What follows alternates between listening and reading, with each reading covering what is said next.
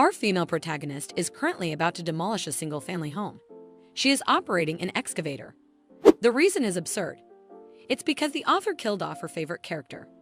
It was the fantasy military novel by the author Park Man called The Dawn of Repentance. It briefly became a hot topic in the early stages of serialization due to intense action scenes, churning out 10 episodes a day, as if it were a factory, but its remarkable readability. Marked by one sentence per paragraph, along with scathing critiques, it became a legendary novel that drove early readers wild. However, there were readers who couldn't let go of this trash novel, even up to episode 3504, including 30 or more people like herself. The reason they couldn't let go of the poorly written novel was simple. The settings and characters in this novel felt so real, as if they actually existed. The author was truly a killer when it came to creating settings. They were real otaku for it. She was such a passionate fan of the author to the point of even becoming the representative of the fan cafe, but she decides even that's over. After today, the author should not have sent her favorite character Seian off like that. She got to herself, her prince doing such dirty deeds, surviving all the way to episode 3503, and they killed that poor kid off with just some measly disease. Yeah, she could understand Mitchell killing off Mitchell by a car, but what really got to her was the fact that the author teased a solo episode for her favorite scene in advance. More excited than usual, she checked the latest episode. However, she received an unexpected surprise gift in the form of her favorite character's death. To her, the author undoubtedly became a devil. And so, with gratitude in her heart, she is on her way to repay the author with the destruction of their house. Suddenly, a screen appears in front of her, causing her to be startled and wondering what is this. Why did the TV suddenly turn on? It shows the breaking news in the heart of the city. It is breaking news, and the breaking news says that in the heart of the city, a significant tremor has occurred, and with many more appearing. This irritates her because it's noisy and she starts banging on the excavator window. As the window splinters from the impact of her fists, she produces a piercing shriek of surprise, realizing in that moment of shock that she has borrowed the excavator from another party, and it is rightfully owned by someone else. She apologizes to the owner, whose expressions are contorted in pure fury. She thinks to herself, but since the owner has never experienced the absurd date of their favorite character, the owner may not understand. She snaps out of her thoughts when she hears the owner's voice apologizing, caught off guard by the unexpected gesture. She asks him, she is the one who should be sorry, so why is he apologizing? It is because he believes, since it's already too late to undo it, they should just go and receive some divine protection. Her mouth drops open, her eyes widen in shock as she struggles to grasp the meaning behind his mention of divine protection, bewildered by his sudden shift into Archaic language. She flinches in shock when she realizes she was just hallucinating about the owner. She wonders, is she losing her mind because it's late and she is tired? She strikes herself in the head with considerable force and tells herself to snap out of it, reminding herself she has to destroy the author's house. Suddenly, her vision blurs, and all she can perceive is a profound abyss of black darkness. She chastises herself that she should not just hit her head recklessly. But to her horror, as soon as she thought that, she opened her eyes. The steering wheel that was in her hand disappeared and countless memories just brushed past her. Perplexed, she wonders, what is this? The memories that come to her mind are not the ones she has experienced. She wonders, could it be that she has gone crazy from stress because of the author? It seems quite plausible that's what is annoying her. As she drove the excavator on the highway, she found herself transformed into Mitchell Nephthys. Not only that, but she was also in a state of being imprisoned. Mitchell Nephthys is a character from the Dawn of Repentance. She is the daughter of Nephthys Duke and the heiress of the Nephthys Dukedom. She is known for her magical abilities. She is the owner of silky silver hair and azure eyes like a lake. In the story, she is a notorious villain known for her widespread infamy and nefarious deeds. She is commonly referred to as the Mad Woman of Nephthys, but above all else, the most important thing is that Mitchell is one of her favorite characters. The fierceness of her personality was beyond description. She even pressured Seian, who was a prince, to marry her. It then comes back to her vividly, as if it had just happened yesterday. Mitchell lured the drunken Seian out of the palace banquet hall and into the bedroom. She then pushed Seian onto bed with such cheesy lines. At that moment, Seian, boasting his impressive 29-inch waistline, led down his long black hair, which cascaded down to his slim waist. Like a condemned prisoner, tears fell from his dark and deep eyes as he spoke. He silently whispered, "Wouldn't it be better if she just did as she pleased?" This confuses our female protagonist because, according to her, at that moment Cyan was supposed to reject Mitchell. She wonders why there is a discrepancy between the novel's content and Mitchell's memories. She cannot help but ask herself what on earth happened. She now realizes the author has left out something so important. And if the author wishes to give a surprise gift, he then at least should reveal this episode. Feeling unhappy that she could not destroy the house. Anyway, she sets her mind back to the present because she is now Mitchell. She thinks about her current situation, that she is currently imprisoned. Well, in reality, even in Sen, there's no job for orphans, so it's all the same. Her mind then ponders the perplexing question of why she suddenly found herself possessing another individual. She then recalls the last thing she heard from the owner, who said since it's already too late to undo it, she should just go and receive divine protection. She can't help but contemplate if the hallucination she heard before hitting her head sent her here. She sarcastically adds, "Well, thanks for transmigrating her into the novel." But why? At this moment, of all times, the fact that Mitchell is currently imprisoned means she's as good as death. Because in the original story, Mitchell taunts and pressures Cyan, and is sentenced to death for insulting the royal family, ultimately dying in episode 121. She thinks so the fact that Mitchell is still alive means it's right before facing the death penalty. But whoever's body she is possessing, she still considers herself a dedicated reader who endured this fallen novel for 3504 episodes.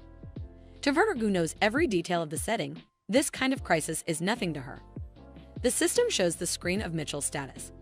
The death row is currently under the protection of Ursh. Experience points are 0. She beams, thinking that is the status window they only get to see in novels. She wonders where she can see it. Having 2 uncommon attack skills is rare. She is surprised. She even has an ultra-rare skill. The skill name is Fusion. She ponders perhaps the reason why her memories and Mitchell's memories have got mixed up is because of the fusion. Her eyes then narrow at the death status. She wonders why is she on a death row. Her jaw clenches in frustration as she tries to find out why she's suddenly on a death row. At least that should be explained to her, right? Suddenly, the system updates and her execution date is announced. It's on D3. She realizes she is the death row inmate, so being on that row makes sense. She is aware right before death, it's natural for some abnormalities to appear in the status. She thinks although there are still 3 days left, if she just gives up like that, there might not be any miracles. She decides first. She can only politely pray for a miracle to happen. Since a while ago, she has been desperately trying to beg for help desperately, but she doesn't know why her tone is suddenly like a historical drama. The screen of the system appears in front of her again. It shows her the dignity of the noble. It states nobles did not bow to just anyone, and as a member of the Nephthys ducal family. One bows only to the nobility of the empire. She thinks to herself, what kind of thing is that? She then mumbles under her breath. Indeed, people are not suited for doing things that don't fit them. She decides from now on she will do things her way. She strikes her feet against the cell. She screams at them and questions, if those guys are deaf, can't they hear she's asking them to save her? She promises them she will do as they say, so please, they should get her out of here. Later in the carriage, she is beaming because she is successfully released after overcoming many hardships. Even though she was expelled from the noble list by imperial decree and rejected by both the family and the empire, she became stateless. Even that wasn't enough. After being whipped 5 times, she was finally set free. Her back felt like it was about to burst, and she felt like vomiting, but she was okay. Now that the death row status has been lifted, she has survived. In the original, rather than discarding the family name, she could not escape the death penalty, but instead chose death. However, she thinks but she's not like that now. She is determined to be alive no matter what happens. However, what she does not know is Mitchell's death sentence has been resentenced to do one.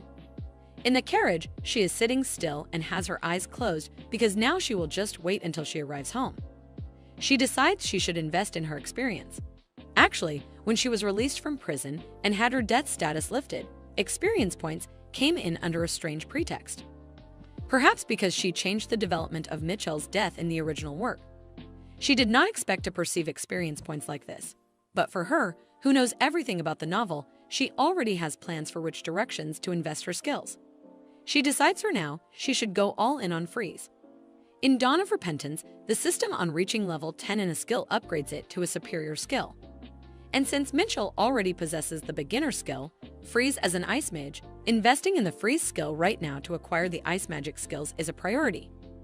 If things go according to plan, using freezing to earn money by subjugating monsters would be possible. Even if she is stateless, she won't have to worry about making ends meet. So for now, finding a means to make money is the priority. When she arrives at the Nethys townhouse, she rushes to home, thinking since she just got expelled from the Duke's house. Soon the story will be heard by Mitchell's parents, the Duke and Duchess of Nethys. She ponders before she gets kicked out with nothing. She will just take all her luxury items and leave. Selling just a few of the jewels should be enough to sustain her for a while. When she goes through Mitchell's stuff, she wonders why did she collect gems instead of hoarding gold, which is much easier to convert into money. Still, this much amount is quite substantial. Suddenly, the door swings open. Her teeth clatter in frustration as she glances behind her to see who it is, scared that it might be the Duke and Duchess. But it's her nanny Eleanor Leif. She thinks that this person ran after her after hearing the news. She has been raising Mitchell since she was a child. She raised her like her own child, scolding her whenever she got herself into trouble. For Mitchell, she's like her own mother. Her gaze falls on the injury on her exposed back, and she demands to know how she got blood on her back. Mitchell cannot believe she's worried about her as soon as she got here. As she was someone who was special to Mitchell, our female protagonist also liked her just as much as she liked any other protagonist, so seeing her in person makes her eyes teary. Mitchell realizes it's way more joyful and touching than she expected. She ends up in her arms, crying her eyes out. She admits it really hurts. Eleanor asks her what is going on. What's all this ruckus?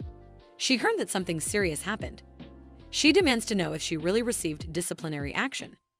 First, Mitchell wants to know if she's on her side. She promises her, of course, no matter what happens. She then admits that she almost got sentenced to death for trying to attack the prince. Eleanor places her hand on her chest in a state of shock. But Mitchell continues that having severed ties with the Duke's house and been deprived of her noble status, she has become a stateless person without any status and having to live without an identity. The nanny stands motionless for several moments, but then suddenly she raises her hand with the intention to strike her. Mitchell states that if she slaps her in the back, she will die and reminds her that she said she was on her side. She asks her through clenched teeth what she is now planning to do in the future. Raising her hand in a shrugging manner, she replies she can do labor that even a stateless person can do, and there's no rule that says she will have to die. She questions how she can say something so easily when she hasn't done anything even remotely hard. She doesn't have a reply to that because of course it is easy to say. She thinks there is no way the person must die because this is an experience story. Mitchell might have grown up noble in the Duke's house, but she is different. When she was young, she was taken in by an aunt after her parents died. After her aunt took all parents' inheritance, there was no part-time job she had not done so that she could live. Dishwashing, serving, she did everything. Even when her living expenses were low, she somehow just managed to survive. She believes compared to back then, the current situation isn't much different. Moreover, in just 3 more years, Mitchell will also become an adult and will be able to handle things. She then confesses, for now, she's planning on taking whatever she can and run away. Eleanor observes her silently for a while and then announces that she has got to go get something, so she should hold on a minute. While waiting, she wonders what she is going to get. Is she trying to give her some money? And that even when she just has a mouse's tail of a salary, does she have any other belongings tucked away? But to her surprise, she brings her suitcase, announcing that if she leaves, then she will leave too. Mitchell freaks out thinking, so she just went to get her baggage. She tries to tell the nanny to calm down, but she interrupts her, declaring that she will do whatever it takes to keep her alive. So they should go together, and when they get to her hometown, they can even stay at her sister's old empty house. Eleanor also reminds her she doesn't know what the world is like yet, so that's why she thinks she can survive alone. Mitchell narrows her eyes at her, unable to say she knows very well how to. She thinks to herself, no, it's actually her who does not know how the world is. To sweeten the deal, Eleanor adds that she has no idea how much pension she could receive as compensation for raising the Duke's child, and she herself cannot even estimate.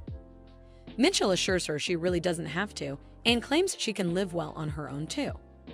But once again, she is cut off by her nanny, who claims but she cannot live. If Mitchell dies, she dies too. Bursting out in tears, she screams at her why would she live without her. Mitchell is momentarily stunned by her affection for her. She then announces they should go, grabbing Mitchell's hand in haste. Mitchell tries for one last time for her to reconsider, but she stubbornly reminds her that no matter what she says, she will still follow her. Knowing she won't budge, Mitchell changes the topic and announces while they're at it, they should also visit the Savoy Hotel from Treasure Island and take the treasure map with them. Eleanor comments she was wondering if she had fixed her bad personality because she somehow survived, but she's still the same. While collecting the treasures, Mitchell thinks she even intimidated the Prince of the Empire. They can handle reading a treasure trove. Above all, she does have the key to the treasure trove, which only the legitimate heirs of Nephthys can use. For her, this is a legitimate treasure hunt. She may have just been stripped off her status, but she can handle this much. Stepping out of the mansion, they find a carriage taxi.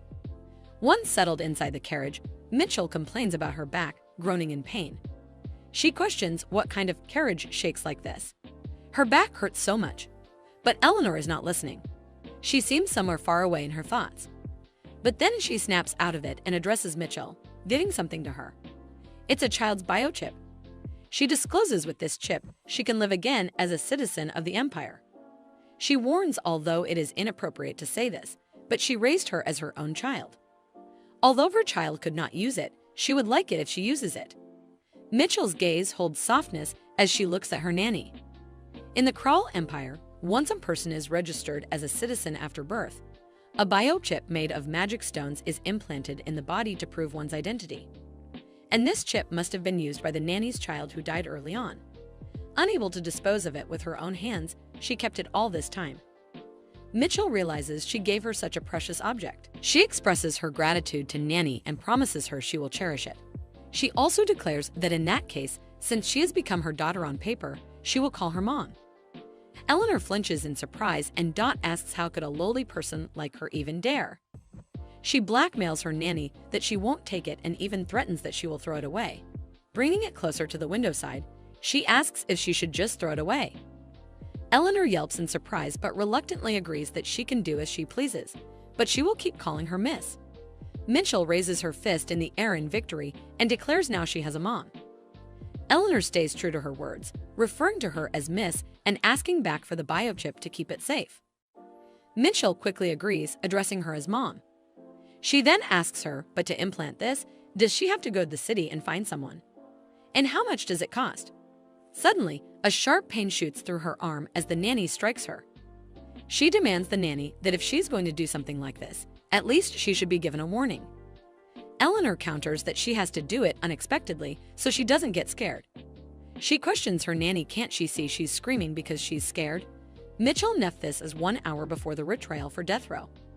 Mitchell grabs her arms as she mentions that her back hurts so bad, but now her arms hurt too. Eleanor tells her to verify if the biochip is functioning correctly. She states that her child's name was Even Leif. Mitchell ponders that it is not a bad name. She wonders what kind of skills does she have this time. The blue screen appears as she wonders if this is Mitchell's status. She wonders if there has been some kind of collision or conflict, although as she thinks about it, she is aware it is not mentioned in the original work. Having one person with 2 biochips is an interesting concept. She wonders could it be that it is just too old for her to recognize. Just in case, she decides to look in the direction where the chip is embedded. It appears as she mentions that Evan's biochip was newly implanted in her right arm and she was able to launch a 1 status window with her right arm and Mitchell's status window with her left arm. A 1 thinks that she's going back and forth again, and it seems like she's in a good mood. Mitchell wonders if Evan is excited because it feels like she's looking for a completely hidden setting. As she looks at Evan's scales, his status is time limited and his training level is 8 to 800 until next level up. Reading level is 8 to 800 until next level up, and can do anything for a living. She thinks about training and writing. To her, it seems like it is leaning towards a specific field, but she decides to skip over that for now. Another skill is that it quickly increases the experience required when leveling up. Mitchell wonders, what is this legendary skill, she thinks? Is not this a skill that nobles usually have? There is nothing one cannot do to make a living, and it makes acquiring skills relatively easy. She thinks even without attack skills, she is still have high-performance top-tier skills, and she's so amazing that Even Leif is awesome. She really thought there was no one else formidable as him. She looks at Evan's status as she wonders why is this attached. Eleanor asks her if it is still not recognized. Mitchell responds, "No, it popped up properly." Eleanor becomes surprised as she questions if that is really the case. She states that if Mitchell is registered as an imperial citizen, she would not be able to live a normal life normally. Mitchell is aware that she lived her whole life in comfort, and from now on, she has to live like a rat living in the countryside. She wonders if anyone had any disease. If that is the case, it causes her to think, is not this practically over there? Dawn has been reset that upon failing to enter the Crowley Academy. She is surprised as, after some time, Eleanor tells her it is dangerous and asks her why is she doing this. She sits in the carriage as she thinks that they should first come down as she has already lifted the time-limited condition one. And she should not overthink about it first. She wonders why not follow that down as she calls out to Eleanor and states she thinks that she should go to the academy next year. Eleanor's responds, "All right, she will prepare everything for admission." She asks Mitchell to only trust her. Mitchell has tears in her eyes as she ponders. The academy's admission fee alone is 100 million crowns, but her nanny could not even secure her retirement pay. How is she going to raise that large amount of money? Eleanor tells her as soon as she enters school she will succeed in life. My child is aware that the problem is that ambition is difficult, and it is not like she is going to enroll tomorrow. She is aware all she has to do is to make some money somehow. She thinks, of course, if she has that much talent to enroll Crowley Academy. As a commoner, she must be incredibly smart, fight incredibly well, or maybe be a good magician. In any case, she has to do extremely well, but if there is a bigger obstacle than that, that is the existence of the main couple in the original novel. From what she remembers, next year is the year those two enter the academy, and the academy that season was nothing short of a living hell. Because all kinds of dangerous devices were put in to help the main character grow. They accidentally activated the magic circle hidden in the academy's basement since the beginning of the semester, opening a dungeon gate. When they were close to graduating, they even summoned one of the 4 great demon kings. Moreover, because of the incident they let, it was said that the number of graduates of that year was only a few dozen. She knows even if she enrolled, it will be difficult for her to graduate alive, but she will die if she does not enroll. Even if she enrolls, there is a high probability that she will die. She is aware that it is definitely worth a try and knows first of all that is the method. She tells coachmen to stop at the first inn. She checks herself in the mirror as she ponders. It is very good. At first glance, she looks like a perfect commoner, and if one's wondering why she ended up like this, it is because she barely briefly disguised herself as Even while stopping by the village. She knows it is hard to understand why someone would go to such lengths, but it was all unavoidable because Mitchell is a very slender and beautiful girl, and she must avoid being noticed by others as much as possible. This was because there was a need to hide this brilliant silver hair and all-like face. So with the money raised by selling the money and valuables, she hid her shining beauty by buying clothes and glasses. Subtly dull blue hair, unsophisticated round glasses, hair braided into 2 pigtails. Eleanor accidentally sticks a needle into her face as she becomes worried. Mitchell tells her to not worry and mentions that this dye will fade over time. She tells Eleanor to give her heads up next time and apologizes for startling her. She informed us even the freckles meticulously engraved. Eleanor tells her that she is really the best at throwing shade. She mentions that Mitchell is the most unsophisticated girl that she has ever seen. Mitchell wonders if it is a compliment. Eliana tells her yes. Somehow she even smells like chicken poop. Mitchell asks her to leave it there. She wonders that if she looked like this, it would be difficult for even people who even knew Mitchell to recognize her. She wonders, what on earth does she smell like? She thinks not everything is ready. They should get going as she gets inside the carriage, mentioning that it looks like it will be a little while again. She sits down as she tells Eleanor that she does not want to get bored on the way. So why doesn't she tell her about her hometown? Eleanor responds this is a list of port cities, and it is such a rural area that she probably have not even heard of. Mitchell is aware that Eleanor thinks she's a fool.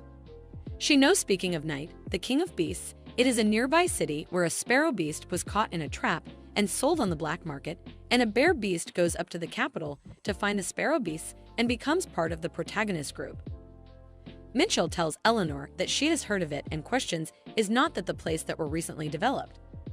She states that she heard it is near the Beast King Tower. Eleanor responds status right. They say that the scope of activities of beast kings and monsters has expanded recently. As Messiot grew in that area, there was more work to do. Eleanor ponders. It is said that the area around the monster habitat becomes a good environment for magic stones to grow. Mitchell responds it is magic stones.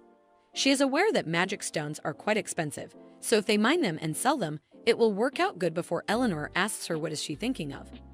Mitchell calls out to Eleanor and tells her they should go and buy a pickaxe. She's aware she has to earn admission fee. Eleanor responds that she knew it would be like this. Mitchell thinks that things done ought to be easier than she thought after that. After resting and going for several days, they finally arrived at their destination, Port City. Mitchell questions if this is the port city. She heard it is a rural village. She flinches as Eleanor tells her that is right. It is a lot more developed than she thought. She finds it unbelievable that the population could easily exceed 10,000 people.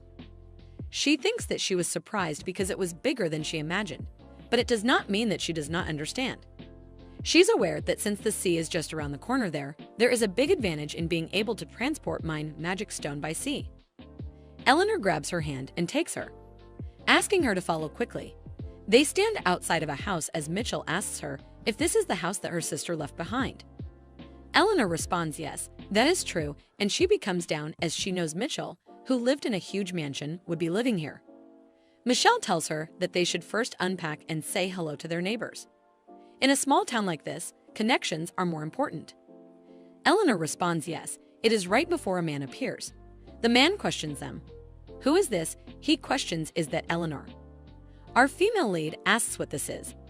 Eleanor responds it is nothing and Mitchell doesn't have to worry about it. The man begins to laugh as he states she left, acting like she would never come back. Considering that she came back with a child, he asks her, does it seem like there was an accident in the capital? Mitchell questions, what is the matter with that man as she curses him. Eleanor tells her that they should just go in and that is how he has always been. Mitchell glances at him as he tells her to not be rude. She mentions, is he not scared of a twisted old house with no safety devices? He states if two women live alone and something bad happens, wouldn't it be sad? That night, Mitchell goes outside with an axe as she ponders. If one is a decent citizen of the Empire, they must have at least one big axe. She was born to us is not unusual for such a situation to arise so suddenly. She thinks it is a good night to get into trouble. And even though that man is unable, she does not particularly like she knows it is true that it is dangerous for two women to live alone, and she guesses that she should follow his advice and eliminate the risk factors. She is following that man as she thinks he's just the type of guy who starts an argument as soon as they meet, and they never know when or where they might pose a threat to them. She knows she cannot leave the guy who threatens the peace between her and her nanny alone. When Mitchell was young, she threw a tantrum to Duke Nephthys and started to raise a drake, a subspecies of dragons, as a pet animal. Young Mitchell took care of the dragon wholeheartedly by limited, as well as providing it food to eat. However, after a year that Drake smashed and escaped from its cage due to Mitchell's negligence. It endured 20 people and was subjugated by the guards, and because of that incident, Mitchell was scolded harshly by the Duke. The reason that she is suddenly thinking about this is because Mitchell has a past record of injuring people. And talking about her, she used to work at an errant center before, so she also has a record of beating up several bad guys in the past to subdue them. This means that if these two people are combined together, they can beat a person to that. And that guy decided to mess with the wrong person. She points the hammer at that person as she ponders she should hit him then throw him in the sea after his body freezes. The man then yells it is all bees and mentions if she wants to live here, then she should go find a good house downtown. She wonders, who is he even talking about? He really stands up and states he is certain that she was fooled by someone because of her personality and everything was stolen from her. Mitchell ponders that she was wondering if he is going towards her house with a suspicious item, but she knows he was just taking care of them. She realizes he was just a normal and decent guy. She thinks that she almost caused trouble here on her first day in this place. She wonders, but what if he is just a tsundere guy and she just wishes he would stop talking rudely? The next morning, he asked her how is she planning to live in such a shabby house with a child. And questions cannot she walk properly, Eleanor asks him to just shut up if he's here to help her. Mitchell wonders what. As she thinks that he was actually close with her nanny, she realizes that she almost caused a big problem. Eleanor calls out to Mitchell and questions if it is noisy. She apologizes to her as Mitchell ponders. They are so close they did not even care even after knowing her real identity, even though they introduced her as her daughter in front of other people. Calls out to the man as he asks her what. She apologizes to him, causing him to wonder what he is apologizing for. She does not tell him much but states she's just sorry to him. He tells her that she is ruining his mood. Eleanor introduces him as Thomas. She mentions that he ran away from his house to become a pirate, but rarely managed to get a ship and came back again. He is just a piece of human trash living as a fisherman. Musk becomes angry as he questions. What does she mean? Mitchell tells him it is nice to meet him and introduces herself also as a piece of trash who almost ruined someone's life. Eleanor becomes shocked as she questions. What does she mean that she's a piece of trash? She phoned us that she almost killed a person who did not do anything wrong. So she is trash and he is a fisherman who has a shape. So she is aware that if she does well, this might help her to earn some money. She tells him that she has throwing skills, so he asks her so what. She states she can catch the fish with the harpoon and mentions that he should let her in his ship. Eleanor opposes it. She tells her that she does not know how scary the sea can be. Tom also states that she is still too young to be a seafarer, so he also opposes it. She ponders, just as she expected. Both of them opposed it. She tells them that she already warned them. Eleanor tells her they have not even finished talking and questions where she is going. She knows that she's supposed to die, but before that happens, she plans on saving Titi and changing the plot. Since she's inside the dawn of repentance, she has to earn points by changing the plot. If she earned points just by changing the plot, then this will give her an opportunity to acquire higher level skills and earn money just by changing the plot she knows. And with that money, she can enroll in the academy and get rid of this time-limiting condition. She's aware if she looks around carefully, she will find Titi somewhere, but she realizes she still does not see him anywhere. She knows that she cannot find him just in one day, and thinks that she should take up the magic stones and earn money then. She begins to work at As and that night and the next day, and the day after that, she continues to work. She notices a person in this educated place and wonders if that is Titi. She wonders if he has white hair. Before she realizes that is not him, she wonders who it is. She thinks about the shape of his pupils and he even has skills on his skin. So she realizes he definitely is not a human, so he does not care about her at all. She continues to stare at him as she wonders what he is doing. Right then, she notices some bees as she thinks he's feeding the wandering beasts and wonders if he's like a cat daddy. She also thinks what is he doing staring in the blank space this time. It's been a week now as she wonders what is going on as he steps towards her, causing her to wonder if he's really coming towards her. He asks her if she's a minor. She ponders that she heard his voice for the first time. She tells him no, she is not before he responds. All right. She cannot believe that he just came here to ask her that. And she was wondering what happened because he approached her so suddenly. She decides to continue digging the magical stones today as well. Mining skill level 1 has been created as she thinks she's not even a miner. So why is there such a kind of skill? She thinks she should correct it by saying that she's a miner. She can do everything to make a living. Acquiring such skills is comparatively easy. She wonders if this is Evan's extra skill effect. Acquiring such skills is comparatively easy, she wonders. Isn't this too easy? She thinks that she should test how well the skill works. The beast that was discovered while mining for stones. She said she was about to go to the King of Beasts territory, and now she knows he's threatening to kill her, as he has challenged her to a match. But this meaningless twaddling seems pretty familiar. She wonders, where have she heard this before? She suddenly remembers as this is how the King of Beasts talk. In the original novel, the King of Beasts was a white fox that seemed more like a supporting character, but he was fundamentally a gentle and generous person. His interactions with humans were clumsy, and he was known for his uniquely awkward way of speaking. Despite his short appearance, he was a popular character. It was to the point that there was an event in the fan cafe where people would imitate the way that he spoke. The first person who got first place during this event presented a congratulatory speech and wrote an analytical essay on the tone of the King of Beasts. He tells her he should kill her as she thinks she never knew that analytical essay would come to use for her. She questions by chance did he mean that since the King of Beasts ruthlessly kills anyone who enters his territory, so he would kill her instead so that at least her corpse can be collected. She asks if that is what he means. He flinches and questions. How does she know that? She wonders if it is a trend for the beasts to talk like their king. She thinks it seems he's not the king of beasts anyway, and he's only following his way of speaking, so he should quit it with the jokes now. She tells him anyway, since he understands he should not worry, as she was joking about entering the king's territory. He asks her if that is the case. She mentions that she will share her food with him as an apology. As he eats it, she then questions how is it. He mentions that he guesses today's meal was a success before he makes any correction, stating that it tasted like garbage before he swallowed it.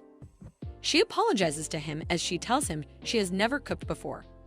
He tells her it is understandable if she does not have experience. She thinks that he can unexpectedly talk nicely. She stares at him for a while, thinking that the beasts are actually quite nice as they provide food for the animals in the wild, and they are a lot better than people who act like they know it all after running into them a couple times. She introduces herself as Evan Leif. She asks him what his name is. As he responds, he is Gret. He asks her if she will come tomorrow as well. She tells him yes, she will, as he tells her he will return the favor tomorrow. The next day, she questions what is all this as there's a lot of delicious food placed. She is aware this is absolutely legit Korean ritual table. He mentions it is the repayment for yesterday. She questions if he made all these. He tells her that is right and asks her to try it. She mentions perhaps it only looks good on the outside as she takes a bite before she realizes it is really delicious. She tells him with this he could get married right away. As he tells her since he has a child, nobody wants to marry him. She questions. Then it means he must be older than he looks. He states that he gave up counting past 500 years. She mentions that he is way older than she thought. She knows the original novel did say that beasts are a long-living species, but she did not know it was up to this extent as the elder of the beast species was 300-year-old, and he looked like a wrinkly old man. She wonders what kind of animal beast must he be to look this young. She asks him what kind of beast he is. Seeing as he does not age, she questions if it is like a snake or something. He does so. She's tried as he is a snake beast. He also speculated that is why he does not age. His skin automatically sheds even if he develops wrinkles. She tells him a snake beast is super honey-like as she is surprised. He questions, what kind of word is that? He tells her, super nice and comfortable and sweet like honey, something like that. Afterwards, he tells her the lunch tastes like super honey. Even while doing other work, he states this seems like super honey and he hopes she returns to a super honey home as he tells her goodbye. She thinks it seems as if she taught him something wrong. She phoned us. It looks like he has taken a liking to that word. It is not really supposed to be used like that, though she understands him, so it does not matter. She just wishes he does not say it in front of others. Because there is no more, she asks if that is all the stones in this area. She knows it has already been a month since she escaped here and there are 126 days until the break of her dawn. She ponders about how due to her tuition fee, her mother or she are taking up all sorts of jobs. But it is so hard saving money. At this rate, she thinks it is unrealistic to gather 100 million crowns and her back is healing. So she should slowly go hide in Sir Thomas' ship to catch some fish. She knows she should go and find a harpoon that fits her hand.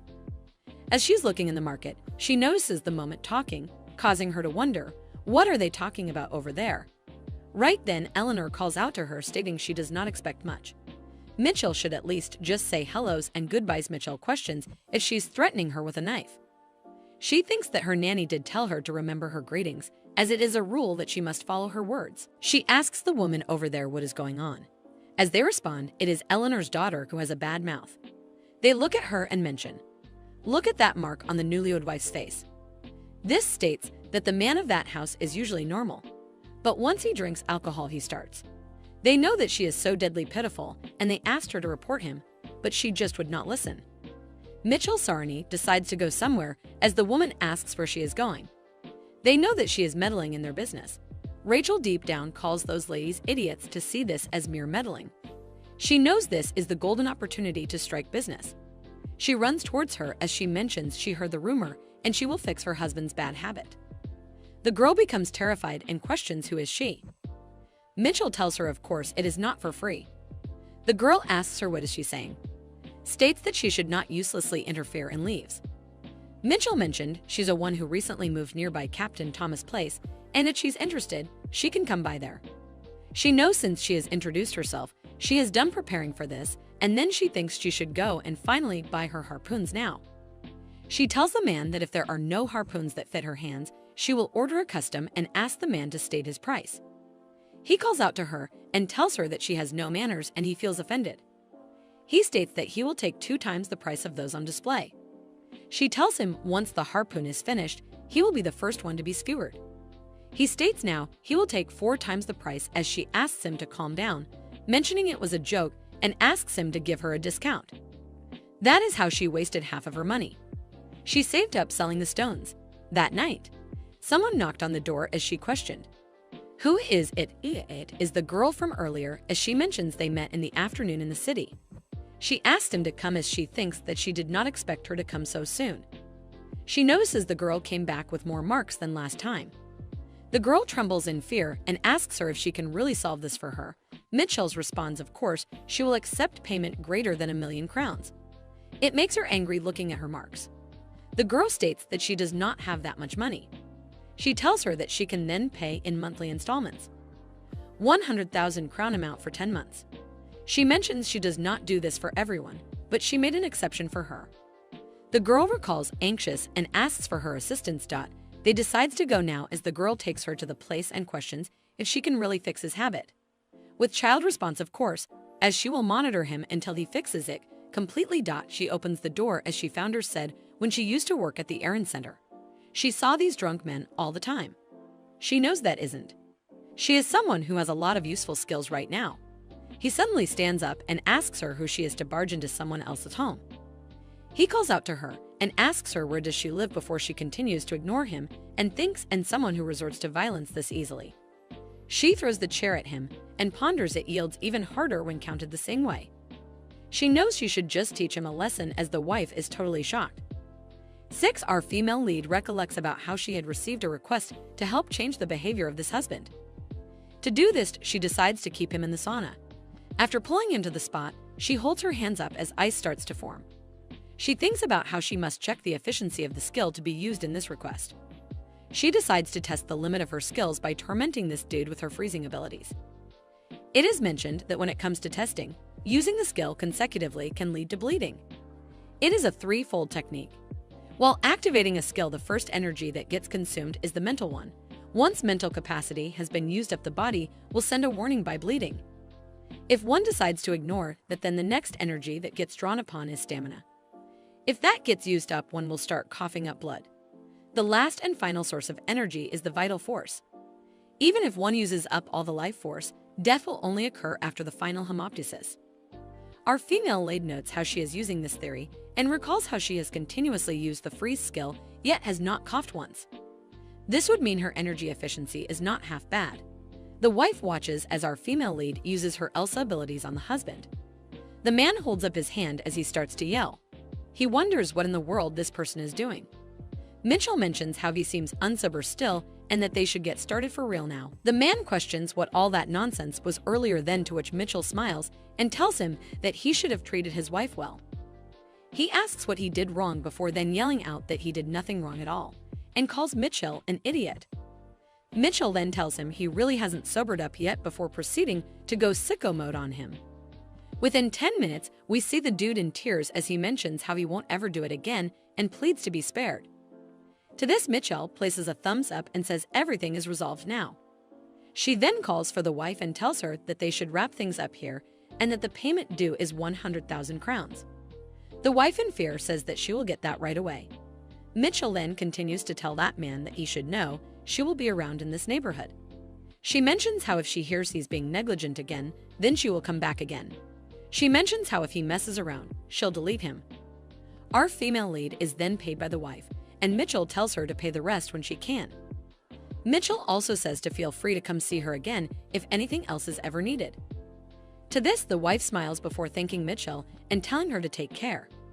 A week would then pass. Rumors moved along rapidly and many requests were sent to the errand center. Our main character was able to solve many problems and earn up to 5 million. Her level also rose rapidly from using the early key and throw skills to help solve incidents. Her throw and freeze are both at level 6 now. As she then starts to stretch, she mentions how quite a bit of money has been earned and that she needs to start focusing on finding Titi. Due to this, she has decided to invest in a health skill, which may look like it means nothing. As she runs, it is revealed that this skill is at level 7. While rapidly sprinting, she mentions how her speed is not half bad and that the health skill is even better than she thought. She smiles, thinking she'll find him in no time if things carry on like this. She then turns her head to find a report saying her detection skill has been started. She comes to a complete halt. She stands silently for a moment thinking about this skill before then wondering why it suddenly appeared. She wonders if it's because of Evan's extra skill and that just by trying it was already there. She moves her glasses up with a smile as she mentions how unbelievable this is. She raises her hand and yells detection as the skill activates. She mentions being able to see the topography and hearing even the slightest sounds. She even hears some birds chirping. Her eyes then turn as she wonders if it is over there. She mentions how she never thought she'd find Titi this fast, but she is very lucky. She notes how this is all for experience, but that she is curious to see a beastman other than Gret. She mentions how Titi is also an important character in the novel and really wants to see what he looks like. The bird continues to chirp.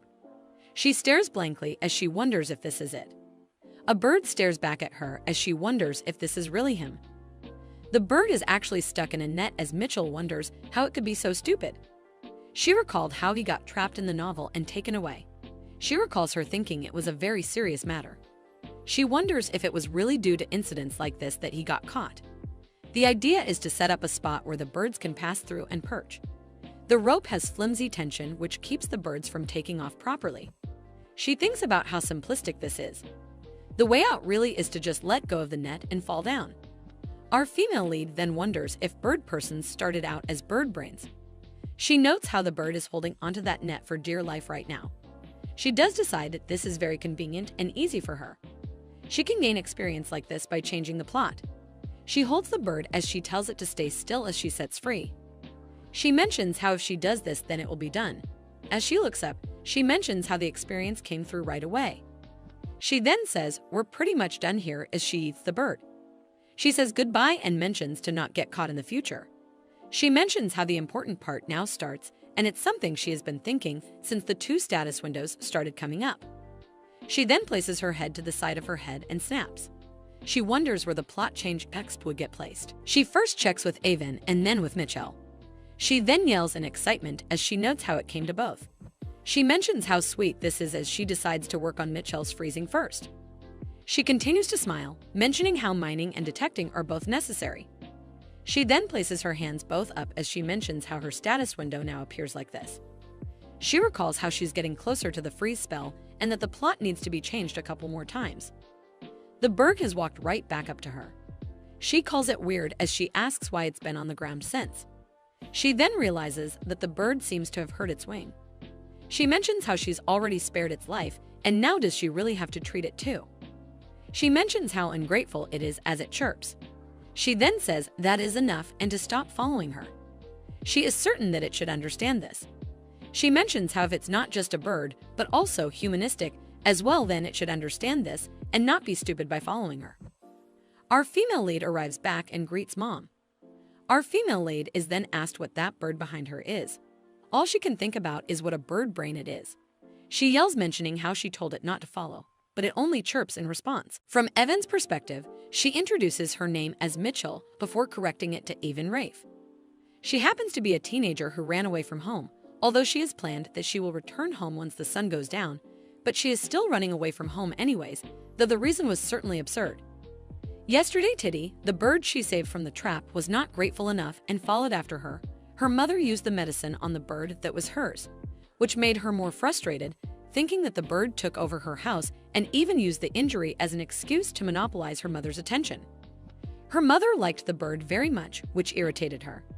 She turned around and told her mother that she didn't want to know anything and they both can just live happily like that, as she decided to leave. Her mother reminded her that she has just come back, so where was she off to all of a sudden? She responded that she was heading to the south. Her mother asked her how can they go to the south, to which she questioned if they shared the same blood. Leaving her mother confused, she asked her what did she mean to say by that.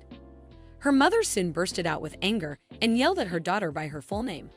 Questioning if she won't stop right there, she was aware that after getting called by her full name, if she happened to be caught, she would surely die. So she decided to save herself and continue to run. That's how she ran away from home. She is aware that this is the second time, but it was not voluntarily. She believes it's not running away as she was planning to go out anyway. A woman notices her and greets her, thanking her for helping her last time. She deep down wonders who is it. Not remembering helping someone, but then is also aware of the fact that she has done so many things so she can barely remember, the woman reminds her that last time after she found her child who ran away from home, her child's habits have completely changed. By this, she remembers that this is the person who asked her to find the youngster that ran away from home. She realizes that for the sake of the chore sender's reputation, it's better that she does not mention that she has run away from home too. The woman states that it seems like the javelin she ordered at the blacksmith shop last time is finally finished, asking if they shall go and take a look. However, Mitchell thanks the woman for noticing her and waves her goodbye. She ponders that getting to know people in the village like this also has many good points and wonders if she shall head there and get the javelin that she had ordered. She reaches the place and takes a good look at the javelin. She tells the shop owner that his personality is completely nonsense, but his things sure are good. He responds that her personality is evil, but she does know how to check things properly. She thinks it's not bad, but if she can get a little discount, then it'll be perfect. Thinking that it seems he also liked her compliment, she tells him that she would like a little discount, questioning if that's possible. He smiles, to which she ponders if things keep going like this, then negotiating will be easy. However, he kicks her out of the store, yelling at her to never step foot here again. She is aware that she could not do it, wondering why is the shop owner so hot-tempered. As she walks, she thinks that she cannot go home like this as she has just received the javelin, so she has to go find a boat. She then realizes she has other work to do as well, thinking how busy she is. She is issuing a skill assessment certificate to prove that she is someone who will be beneficial to the ship, more like proving her skills. A man begs her to join their guild as an adventurer, as there will be no waste of her skills and talent. However, she tells him that she cannot be an adventurer. He questions her why is that the case. She responds it's because she will be a fisherman, causing her to be totally taken aback. She is aware that after all, if one wants adventures and has a strong desire, then there is nothing as tempted as the sea. She notices a boat and thinks of it as the most modern one. Thomas' perspective, he introduces himself as Thomas A. Lamb. The fisherman, he mentions that today he is going to die by Eleanor's hands, as Evan King sang to him that she is Eleanor's daughter, and secretly climbed onto his boat. He knows her mother warned him that if her daughter gets sunburned on the boat, he'll die. He curses at Mitchell and questions why is she on the boat, stating that if her mother knows this, he will be the one getting killed. She seems pretty invested as she has her eyes stuck on a place, mentioning that 15 degrees to the left, about 500 meters, there's a school of fish, and judging by its size, it's a mackerel. He questions what is that nonsense. Before she shows him a certificate, she questions how does she know it. Before answering to her own question that she has the detection skill, it's the skill certificate that belongs to her. He asks her if this is a skill that has been certified by the Adventurers Association. He is totally shocked as he mentions if her detection skill is level 4, it is definitely top-notch grade A, questioning what has she been doing, to which she says she is just a laborer. He commands to quickly turn the boat to the direction she said. It turns out that there is really a pool of fish ahead. Thomas responds, of course, that is to be expected with a detection skill of level 4. He then asks her where should they go next. She ponders that this sundear old man is also an inevitable slave of capitalism. She suddenly flinches and runs ahead, to which Thomas asks her what is she doing. She looks at the sea and asks him how much is the bluefish around here. He asks her why. Before stating it's 10 crowns per kilogram, without thinking twice she tells him she will go catch a bluefish and bring it back, so he should please wait for her. He is totally taken aback and calls her crazy as she jumps down. After a while, she is back on the boat, totally exhausted, as she thinks she drank too much seawater. Thomas yells at her, questioning what has gotten into her. Why did she suddenly jump into the sea? She tells him that there was no other choice, to which he asks her what does she mean. She tells him that there was a bluefish, knowing she cannot just pass on these 20,000 crowns. She knows it might have been more expensive if it were Dorado, but today she will just have to be satisfied with this. Moreover, she knows she jumped into a cold sea and almost froze to death, as her cold resistance level 1 skill has been achieved. Since she also acquired the cold resistance skill, she'd say she did pretty well for her first day's catch. Thomas is done with her as he tells her that he thinks he will surely die because of her. She smiles and tells him it's okay as people do not die that easily. He is really anxious, though she asks him that next time they should go even further as she will definitely catch a Dorado next time. He yells at her, questioning if she just said next time, asking if she wishes to never see him ride on a boat again. After a while, they are in the market to sell the blue fish. It happens that today's fish harvest is worth a total large amount of crowns. After hearing that, Thomas tells Mitchell that they shall be together forever, but then thinks it was too much money for that. That afternoon at Evan's house, Thomas asked her mother that isn't it better that he take care of her rather than her working in an unknown place? He tells her mother that he will take good care of her, so next time, before he pauses, as the expression on Eleanor's face is very frightening, Eleanor kicks both of them out of the house. That is how Mitchell became a regular crew member on Thomas's boat. She thinks that tomorrow she will definitely catch some mackerel. Eleanor's perspective, her name is Eleanor Leif. She is the former nanny of the Duke of Nephthys. She is on my way back after giving the young lady a good smack on the back. She knows that fishing is ultimately just a means to get money for tuition fees, but Mitchell ran away from home, stating that today she must catch mackerel for sure. Eleanor thought, can't she do it a little moderately? Thinking, what on earth does she do to earn so much money, although she earns an enormous amount? Because of the constant visits from the townsfolk looking for Mitchell, her worries are not easy to contain.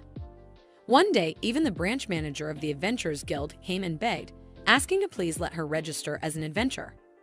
The Youth Association, the Elderly Association, and even the Women's Association, people of all ages and genders, have been searching for Mitchell, leaving them with no quiet days lately, and on top of that, even kids have been offering money to her. She cannot believe Mitchell would resort to taking advantage of kids for money.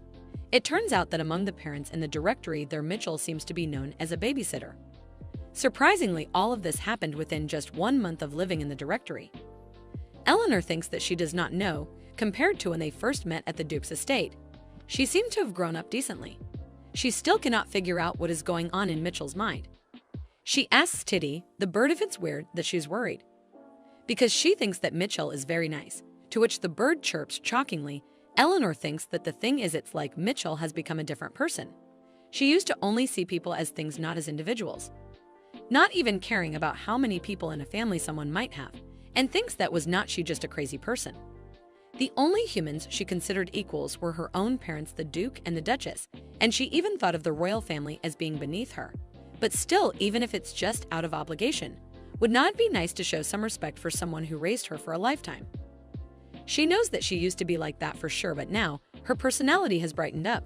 She cannot believe that she gets so along with the people in her neighborhood. It really feels like they are going to live a long time, thinking was being in prison a turning point in her life. She never thought the day would come when Mitchell would become a decent person. Anyway, she is aware that now she has decided to live her own life, so she will not cause any more trouble, right? At the same time, at the distant sea, Mitchell throws something in the sea. Thomas asks her what did she just throw. She smiles and tells him it's nothing. He seems taken aback as he questions if that is the case. He wonders, what is this? An unmistakable feeling of unease. It is really nothing special. Back then, when her mother told her to hurry up, she found something. She found a key and they could open the gate. Her mother had told her that if she has found it, she should come on out quickly. The last thing she brought when she left the house, it was the heirloom of Duke Nephthys family, Magic Nephthys, a long time ago. When water was precious, the Nephthys family would create water. They were able to accumulate wealth by selling water in large quantities to the villages that were suffering from drought. This news even reached the ears of Emperor Cromwell. The Nephthys family was appointed as the source of water for the empire and played a crucial role in supplying water to the capital. So far, this is the story known to the public, but the reality is this. In fact, while digging a well, the Nephthys ancestor discovered a pair of ancient rings. One had the power to absorb anything, the other had the power to expel what was absorbed. The Nephthys family actively utilized these artifacts. Open the gate by throwing a device that absorbed anything into areas with abundant fresh water, and they would sell the water that the device expelled, amassing great wealth. In other words, the magic Nephthys actually means they achieved everything not with magic skill, but with the water of their artifacts. Furthermore, water pipes were laid throughout the empire 30 years ago, making it impossible to trade water. To continue the legacy of magic Nephthys, they incorporated many wizards into the family, finally giving birth to Mitchell, who possessed magic skills. Anyway, currently that relic is being cherished as the Nephthys family's treasure. But she left the house. She snatched it sneakily, the ring that absorbs anything. She threw it deep into the sea using a tool. Now she wears the ring that expels and opens the gate with her freezing skill. Seawater will come out as ice cubes. And if she aims well and throws with her throwing skill, a perfect natural harpoon without spending a penny. She seems very excited as she mentions that today they are really going to catch some swordfish. Thomas asks her why is she so excited about catching a swordfish. She responds that they are expensive, and she's going to the academy, but she does not have the money for the tuition fee. Thomas begins to cry as she asks him why is he suddenly crying. He tells her that he did not know she had such circumstances. She tells him that she is a very amazing person. He decides that he will then sail the boat for her every day. With a determined expression, he tells her to come out tomorrow as well. Next day, they are told that typhoon forecast today, so he cannot raise the sail. Both of them are quiet, as they know boat ride everyday disappointment in just one day. She is aware that the application period for the academy is approaching, so she needs to quickly gather money. So today, instead of fishing, she will go mine for mana stones. As she is walking towards the place, she notices that it seems like most of the mana stones have already been mined in the safe zone. She wonders if she should go a bit deeper before she notices a man. She calls out to him and tells him it's been a long time. She calls him Gertrude. He stares at her, to which she questions why is he staring at her like that. He states that humans really grow up fast. She responds that she is an exceptional. He tells her that she is a fast-growing girl, mentioning that she has become much stronger compared to before and asks her if it is all right. Can he touch her? She notices the animal behind him, wondering where is that animal sound coming from. He tells it that it is oak. She realizes it is a white fox. The fox is growing as Gertrude tells the fox that Mitchell does not misunderstand such things.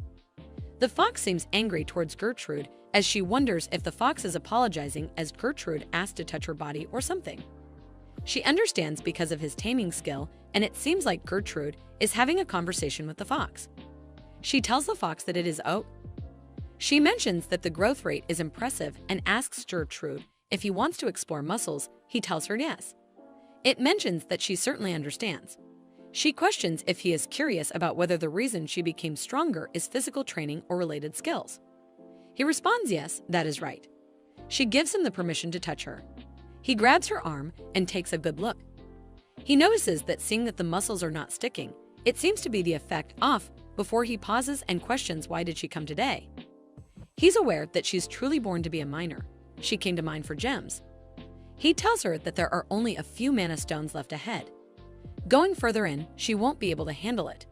She tells him that it is oak. She will only mine for today and won't come again. He questions what as he is taken aback before he tells her he understands. She knows it is a bit hard to understand this time as the fox is noisy. Gertrude tells Fox there is a way. She wonders in the middle of this he understood. Seems like a cat whisperer. He then looks at her and asks her where should he go to meet her dot. She asks he means that he wants to come to visit her. He responds yes. She shows him the location of her house. The fox ponders that he got it and that it is a success. The fox name is Hubert. He is the white fox envoy and the son of the regent and the representative of the 120th generation king. There is a long story behind why he is the regent's representative is here today with his father. A few days ago at the Beast King's Tower, his father mentioned that he is going to meet Mitchell again today.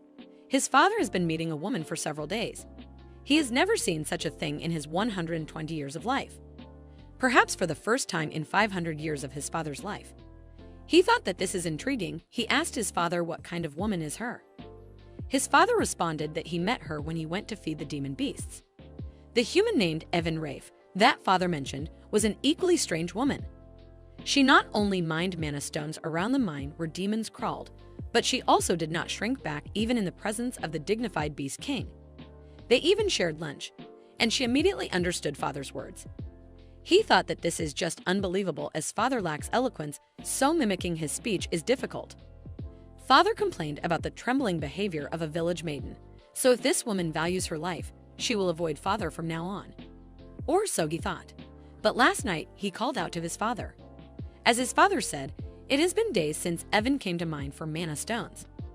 To which he wondered if that was the reason that he skipped his meal because of that woman. Now that it has come to this, no matter how pitiful the woman is, there is nothing that he can do.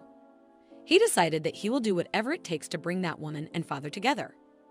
He was just about to set out to catch Evan with father. But to his perspective, Mitchell seems pretty scary. He looks at her as she wonders what is with this pressure, and he cannot believe that this is a 17-year-old human woman. He knows that she is lying, as even a top-notch warrior would not exude such a sinister aura. At this point, it is mana stones that she is mining, not demon heads. It is a relief that she is not here for anything more. He guesses she has about 3 ultra-rare skills. Plus, there's a faint magical aura she emits. If she is like this at 17, how much stronger will she get as he grows? He knew, as expected, his father's eyes are accurate. This woman named Avon is the perfect companion for him. She is qualified to be the mother of 1,000,000 demon beasts. She tells Gertrude that is her home. The fox thinks to be able to recognize a potential mother at a glance. Father is truly a person to be respected. The humiliation and disgrace he has received for not having a mother is now over. He decides that he will support his father with all his power. Mitchell looks at the fox, wondering why is he giggling like that. She tells Gertrude that, by the way, he's not using the term honey anymore. He responds that he scolded his son for not feeling any physical pain. She pondered that he was like that at home too. That evening at Beast King's Tower, Hubert tells his father that here is his outfit. He asked his father to wear this when visiting Mitchell's house. His father mentions that is a ceremonial robe. Hubert states that he should at least try to look young and pretty. Hubert knows that Mitchell looked shabby but had an incredibly beautiful face.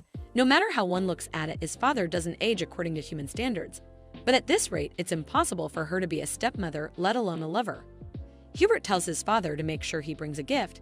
It should be something expensive. Gertrude questions why go to such lengths. Hubert asks his father if he has forgotten. He states that her mother is at that house, and in the human world such manners are important. His father then wonders if that is what is called manners. He has no information at all, wondering what should he prepare. But if she has a similar personality to Mitchell, Gertrude decides that he will bring something expensive. Hubert tells him that he will prepare something expensive. He knows that surely there cannot be another human like that in the world. Next day at Mitchell's house, her mother notices the weather. She tells Mitchell that it's a storm on the day of her appointment. It'll be difficult for her friend to come in such a weather. Mitchell responds no, he will come. She is aware that although it has only been 2 months since they have met, Gertrude does not seem to look like he is going to cancel the appointment. It's particularly because she had expectations for this first appointment with her first friend. She realizes that her friend has came. Mitchell asks him to step in as her mother thinks that she surely has gotten weird friends. Gertrude does not seem in a good mood as her mother asks him what's going on. Is he okay? Mitchell notices his clothes. Her mother asks her to get him inside. Mitchell tells him that he is dressed so fancy. Her mother knows that is not the issue here. Gertrude states that his son insisted that he wear this. Her mother says that there's the same type of nobles over there too. Eleanor questions how can a young nobleman like him already have a son. Mitchell tells her mother that Gertrude is a beast folk. Her mother realizes and says of course he is her friend, so he cannot be ordinary. He ponders that there is strangely insulting feeling about that. Eleanor invites him in. Mitchell looks at his clothes and wonders how come he is not soaked at all in this weather, wondering if it's related to his skills. After some time, Gertrude gives them the gift, mentioning that this is something his son told him to take as a gift. It's a fabric of strong defensive material. Eleanor mentions that he has bought so much. Mitchell sees that her mother seems very eager to receive this, isn't she? Gertrude hopes that she likes it. Eleanor mentions that the fabric is really pretty, it would be perfect for a school uniform. Mitchell mentions that she only wear clothes made in Lionel's workshop, Empire's top-class workshop. Eleanor then asks her what about the clothes that she is wearing right now. She responds that honestly she thinks it's more like rags than clothes. Her mother gets angry at her, telling her that someone sewed it. Gertrude ponders that her mother seems to have a similar personality to Mitchell. Eleanor tells him that it seems like he can sleep here since it's storming outside. He responds that he has to go back home since his son is waiting at home for him. Eleanor asks him if his son is still very young. He responds no, he just became an adult. Eleanor wonders, a literal adult? Eleanor mentions that the beast nobleman looks really young. Mitchell looks at the bird and questions, why did it come out again? Eleanor becomes excited, mentioning that Titi is here too. Gertrude questions Titi. Eleanor mentions that this is the name of the sparrow and realizes that she forgot to introduce herself. She understands that she forgot to greet him properly and tells him that her name is Eleanor Leif. He tells her that he was late with the greetings too. He decides to introduce himself properly. He mentions that he is the Beast King Gertrude. Her mother is totally taken aback before she yells, "What does he mean?" Her mother takes the bird away as Mitchell asks him if he is saying that he is one of the 4 demon kings, the Beast King. He responds that is right. She points at him, questioning if he means that he is the Mechanical King, the Luminous King, the Dragon King, and the Beast King. He responds that she is knowledgeable among the 4 demon kings. He is the Beast King. She ponders that she realizes that he is the Beast King and with a similar way of speaking. She thought it was a trend in the Beast Man world or something. But what if Gertrude is the best king? Then she wonders what happened to the original Beast King from the original story. She asks him, is not the Beast King supposed to be a fox? Suddenly, she's using a formal language. He tells her that is because his son is playing the role of the Beast King in public. She questions why would he do such a thing, mimicking even the way of speaking.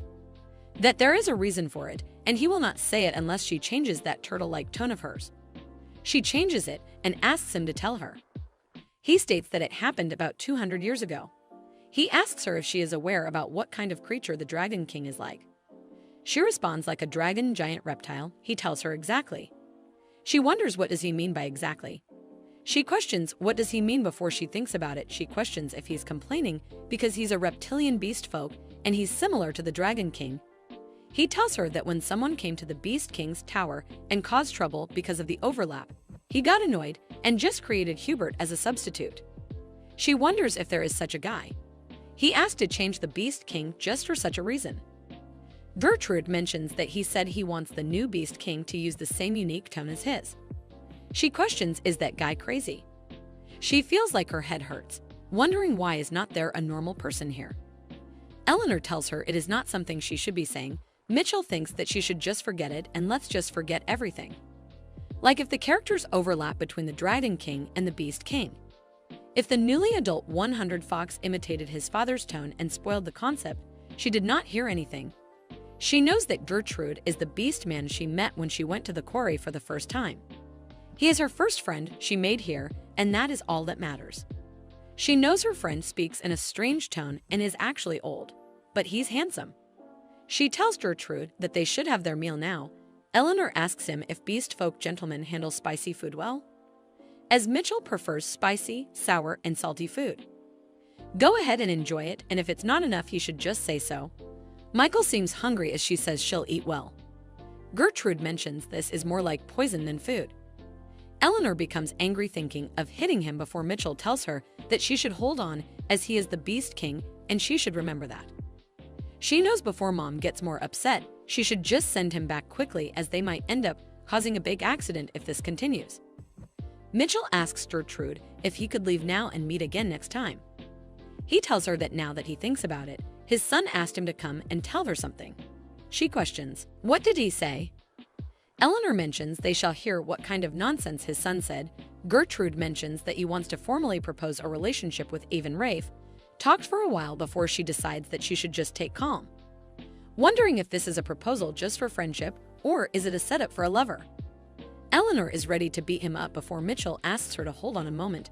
Mitchell tells him if that relationship means just being friends, she already considers him as her friend and it is an unnecessary proposal. He responds if that is the case, then that is a relief. He then says that he would like to make a proposal again. He states that ultimately he wishes to mate with her. The plot has changed slightly and she is awarded 10,000 experience point. The king proposed mating, but the plot has changed slightly. The verdict is a bit salty, but who cares? Free is free. Mitchell tells her mom to just wait a moment as her mom is full of anger, wanting to beat him. Michelle glares at him, knowing that they should talk about this later and he should just leave quietly now, thinking that he should at least have this much sense. He gets a connection error and tells her he will come back to play again later. To which Eleanor becomes really angry, questioning, did he just say that he will come back again? asking him to get out of here right now. And so her mom repelled the king with a broom. She guessed that she should not tease mom anymore. It's the nighttime. Mitchell is thinking of changing the plot of the book in order to earn experience. But suddenly, she is getting 10,000 experience points at once. Eleanor yells at him. What does he mean? He wants to be with Mitchell. She beats him as he tells her that he is not a jerk, but he is King Gertrude. Mitchell knows that mom freaked out. Anyone would be upset if their beloved daughter-in-law was targeted by a pedophile. Mitchell thinks that I didn't think Gertrude's offer was bad. She didn't mean to say that she wanted to have sex with Gertrude. It's just that she gained experience from that bombshell announcement. Since both status windows only have normal skills, it's a lot, but let's use it all up before it turns to crap. Early kick level 10, detection level 10, taming level 10, rise and fall level 10, throw level 10. Health level 10, she is aware that she has used up all her experience points. She knows that she leveled up more skills than she thought. She notices something before she realizes that she is feeling dizzy, causing her to wonder why is it happening. She feels like ringing in her ears. She looks at the status window and wonders why is she getting so many notifications at once. She notices it is the level, and there are leveling skills options. Right then, the director of the Nephthys Direct Information Gathering Agency steps in. He mentions that they have found Lady Michael's whereabouts. His Highness asks if that is true, questioning where is his daughter Michael now. He is Duke Nephthys, filler at Nephthys. He has been given the report. It is said that she is hiding in her nanny's hometown. He questions if that means she is with Eleanor. They have the pictures of her. He looks at them as he questions if she is healthy, right? How can one tell that she is his daughter as he has never seen this country bumpkin before? So what is this last picture?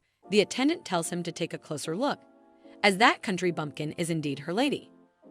He finds it ridiculous, questioning why would his elegant and beautiful daughter look like this. The attendant remains shells. Maybe she disguised herself on purpose to hide her identity. At the same time in Nephthys Duchy, his duke mentions.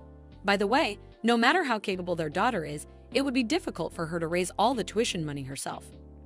If they support her with too much money, it might raise suspicions, so he should find a way to support her through the Adventurers Guild. The attendant states that, however, it happens that she has already raised half of the tuition money.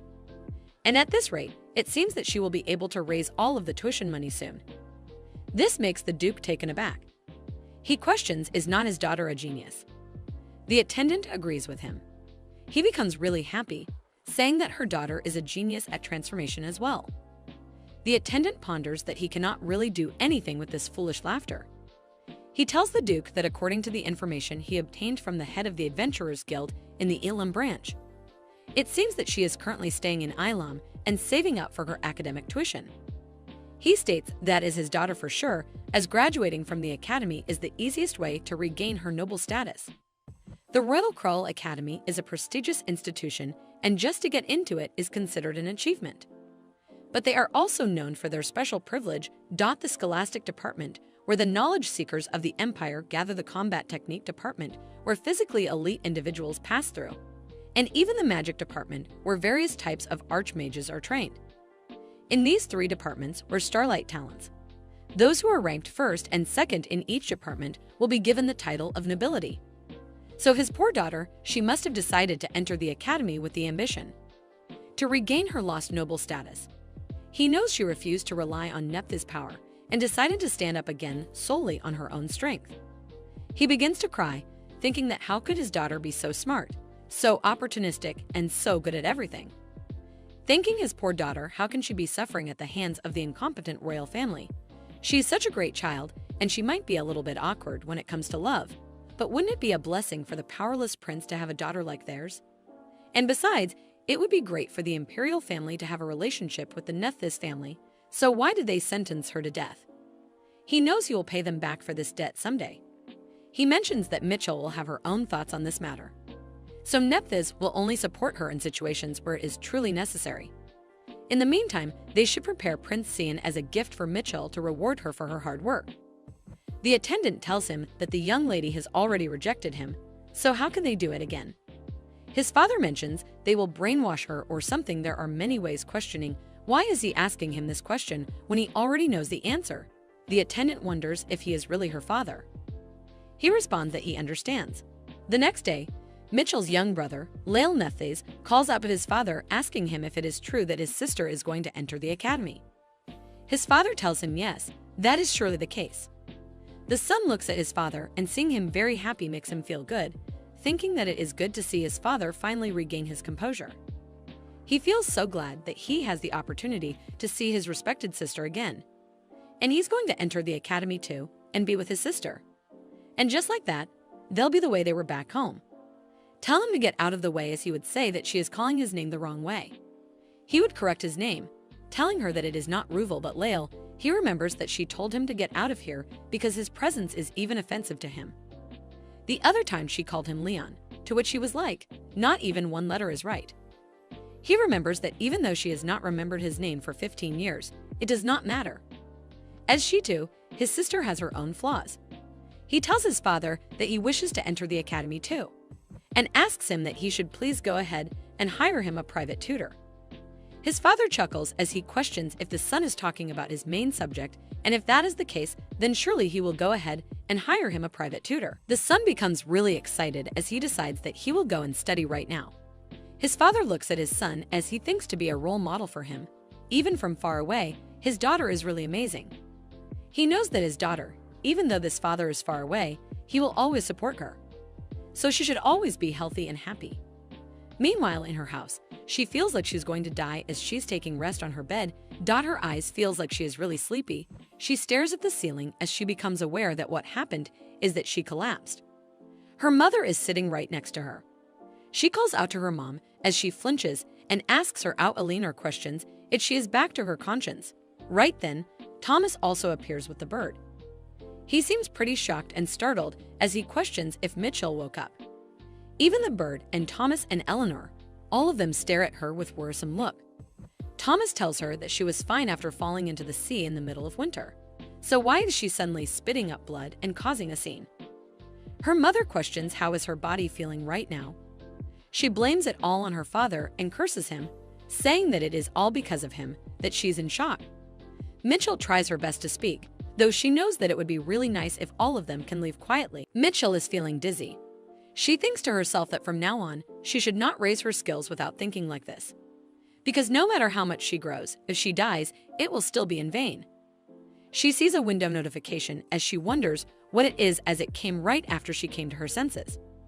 She thinks the charisma of a noble and the charisma of a beast. Is it because of Mitchell's fusion skill that this option appears? She is aware that first of all, the charisma of a noble man can be seen in her name. It is a 100% enhanced version of nobility. Even now, the way she speaks is like this because of that skill, and if it gets any worse, her social life at the academy will be a mess. She imagines herself greeting people like, "Nice to meet you, nobles who suck the blood of the people." She then thinks, so what is left is the charisma of the beast. She realizes it also has an ominous name. Still, she is aware no matter what it must be with the letters King or Huang attached to it, it's better than the characteristics of being treated like a superior. She decides to click on the beast's charisma. She believes that the charisma of the beast is the best. She then wonders if it is time to test this now. She thinks that she should say she is going crazy so they should be quiet. Being aware that if she succeeds in this, she can lead a normal social life. She calls out to her mom as her mom questions if she needs anything. She tells her mom to stop being noisy and shut up. Both Thomas and her mom are at a loss of words.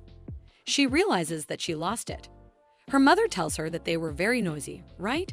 So she's leaving now, and if she needs anything, she can call her. Mitchell curses the system window. She wonders why she is speaking more harshly than before. She then sees the level 1 description, which is she does not listen to those who are weaker than her. It has the effect of intimidating beasts. She questions what is added if the description comes first before the skill. She is getting a headache, but she continues to think that before that, this is also a skill. It takes mental energy to learn. She finds it so annoying as she mutters it out. Her mother listens to it. Both she and Thomas are startled. Mitchell tells herself to come back to her senses. According to her mom, the second time she blacked out, it was said that beast men, who are presumed to Gret's friends, visited. Among them, the spider beast man looked at her, stating that Hubert is going to make a fuss. She said that and left the gift. She does not know why, but the tiger beast came to her excitedly when she was sick, and said, "Let us wait and see," as he turned and walked away. She thinks to herself that Gret seems to have a lot of friends, perhaps because he has a good personality. He is a total extrovert. She is aware that her only friend here is Gret. She knows he said that but did not even come in person to see her. She tells herself that she needs to stop thinking about random things and go out and make money. As she decides to step out, her mother calls out to her asking where is she going when she is not feeling well. She responds she's going to catch tuna. As she is walking outside, she thinks to herself that she's saved up about half of the entrance fee, but it is still far from enough. She knows that first of all today, she will go to her uncle and find out the departure time. Right then she feels something as she turns around and notices a person attacking her. She dodges the attack as the person becomes frustrated, questioning how did she notice. It is the tiger beast. She seems surprised by her speed and power, wondering if this really is her body. She thinks that her reflexes are insane, wondering if that is because of the newly acquired skills. The tiger beast man tells her that indeed, she is doing quite well. She then focuses on him as she looks at the pattern and tail, wondering if this is a tiger beast. She understands that it looks like he is Gret's friend who visited when she was sick. She wonders what does he know and thinks since he attacked first she will also attack. She uses the throwing ice skill. He suddenly becomes worried, trying to dodge her attack. She thinks since she used water drawn from the artifacts rather than water made from mana, wondering if it consumes less mental power. However, she is aware it is impossible to fight for a long time with a body that has not fully recovered. She decides that now she should finish this slowly and launches another attack. The tiger beast tells her to not look down on him, questioning if she thinks she can defeat him with this kind of toy. Right then she runs to him with maximum speed. She ponders right when he knows it. It's in front of him. It attacks him. He falls down on the ground. He mentions that she's a lot more than he thought. She looks down on him as she questions quite what. After a while he is laughing. He mentions that he has lost and he has no choice but to admit it, causing her to be confused. She punches him, asking him what is he admitting to. She also tells him to explain it properly. He apologizes to her, mentioning that since Hubert was making such a fuss about Her Majesty the Queen Mother, he came to see her out of curiosity. She asks him if by Hubert he means to say Gret's son. He responds yes, that is right. He also states if she's a queen who enjoys fighting like this, he also welcomes it. She makes it clear to him, stating that she doesn't know what he is talking about, but she is not the queen. He tells her no way as there is no one like their queen, Her Majesty the Queen. She again repeats that she is not the queen. He then gives her something mentioning this is a small but welcome gift and says he will see her later then. He still calls her the queen. Tells him that she is not the queen but he leaves. She looks at the gift as she seems really frustrated, questioning what on earth is that guy doing. She opens the gift and sees something like a crystal. After a while in the Adventurer Guild, the salesperson tells her it is the core of a demonic beast and he will give her 10 million crowns for it.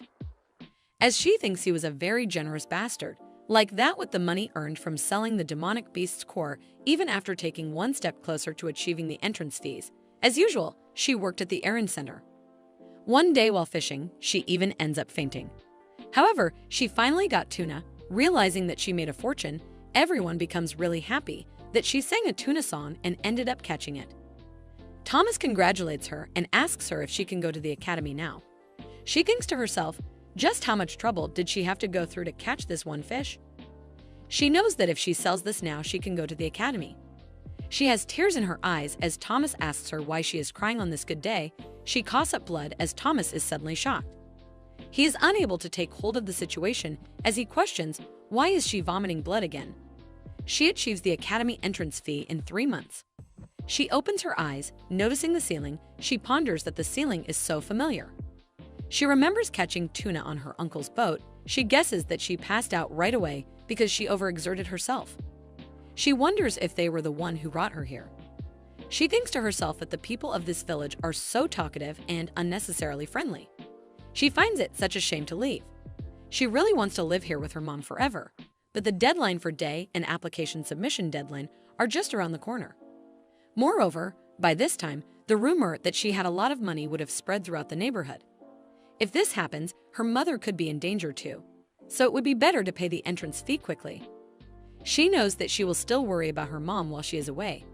Since she go fishing, there is no one to stay with her all the time. She then notices the bird sleeping as she wonders why is the bird sleeping. Her wings have already healed a long time ago, but it seems like she has no intention of going back. She then thinks about it, thinking that this bird is also a beast, right? She wonders why did not she think of this before. A beast man would be stronger than a middle-aged woman anyway. She knows it will be enough to protect her mom. She grabs the bird and tells it to stop crying and open her mouth. She tells the bird that she knows that the bird is aware that she knows about it being a beast man. She tells the bird that if she does not change within 5 seconds, she will kill her. She starts counting before the bird changes her form, asking her to not do that. It is a girl as she starts crying, saying that she's sorry for staying quiet for so long. She is not wearing any clothes as she asks her to please just cover her. Mitchell notices her thinking she looks like 10 years old. She covers her and tells her that there is nothing to be sorry about, as when she goes to the academy, she cannot come here except during vacation, so she'll have to take care of her mom in the meantime. She also tells her if she refuses, then she will break the seal of the human-friendly Beastman village, and because of it, she will write a poster on the bulletin board in her hometown saying that she ran away out of fear of being punished and was caught in a trap. This scares her as she questions how did she know it. She was from a human-friendly Beastman village near Alam. Even if they are friendly to humans, in the end the Beastman was just one of the members of the demon tribe. Most humans have ostracized and discriminated against beastmen. The Ilum people make sure that the nearby beasts don't harm them. She does not really care, but perhaps it is humans who reject beastmen who pass by as there was a barrier set up to prevent the beastman from attacking the village. That is how important the barrier is. She knows the brat who punched her while fooling around is none other than Titi, and who ran away from the village and was caught in a trap. The story about this warrior began known, so she remembers it vividly because it was around episode 290. Right before Titi died, Mitchell tells her that she will take care of the house while she's away, and she knows what will happen if her mom gets hurt, right? Titi agrees to it, and in her mind, she seems pretty happy. She thinks that it worked, thinking she thought she would not be able to return because the village barrier was destroyed. But now that she's here, she'll have to reveal her identity to her mom and live with her forever. She runs to Eleanor and calls her mom. Eleanor becomes shocked, yelling that there is a thief. Titi seems hurt that Eleanor did not even listen to her. Mitchell states she's going to leave her while she goes to the academy. Eleanor goes to her, telling her she almost got her head smashed without even knowing that. Mitchell thinks if she was worrying about her mother for no reason. She knows that is how her mother gave birth to 2 daughters in 3 months. She goes out as she is aware today is the day that Gret invited her to the Beast King's tower as a thank you for inviting him last time. This time, he said he would treat her. She thinks it was disappointing not to see her nose bleed after falling, but she knows the timing is perfect. She is aware that she should say hello and let him know that she will be leaving soon. She calls out to Gret and questions if he came to greet her. He looks at her as she questions if he got home safely last time. She questions why did he come this far to meet her. He does not know how to respond before he extends his hand. He asks her to hold his hand. She's totally taken aback before she questions what does he mean to say. Does he mean to walk hand in hand? He becomes embarrassed before he tells her he does not mean that, stating that beastmen born in the Beastmen Tower can use the return skill. So if she can come with him, she can get to the tower in one go. She understands it. Then she mentions if that were the case, there was no need to be embarrassed as he has touched her body before too. He says that he does not know why he did that either. She then grabs onto his hand questioning if she can just hold it like this. He states yes, and this is her first time, so she might feel dizzy, so she should close her eyes. She then closes her eyes for a moment before she opens it. She finds herself in a different location. He tells her that this is the top floor of the Beast King's tower. She is totally shocked as she questions if this is for real. She knows it is the Beast King Tower. The Tiger Beast Man and White Fox Beast Men she saw last time were all here. She notices the top, finding it luxurious, and thinks everyone is gorgeous. Right then, she suddenly feels like it stinks as she calls out to Gret. He asks her why is she calling him as she tells him she needs to go to the bathroom. He tells her it is over there as she runs to the washroom, wondering what is that smell as her nose feels like it is rotting. She knows it seems to be the smell of rotting meat beasts and other different smells wafting from the tower. Her senses are sensitive thanks to her superhuman skills. He can hear them having a conversation as the tiger beast asks isn't she too sensitive as questioning if it smells too much. The other one is embarrassed as, stating that she said before to remodel and then call her. Hubert always said that he smelled it. They probably do not know because they are used to it. Dirk becomes really embarrassed as he wonders if it really smells to the extent of throwing up like that. He calls out to Even and tells her to get out now. Right then Hubert appears and takes her out while calling his father an idiot.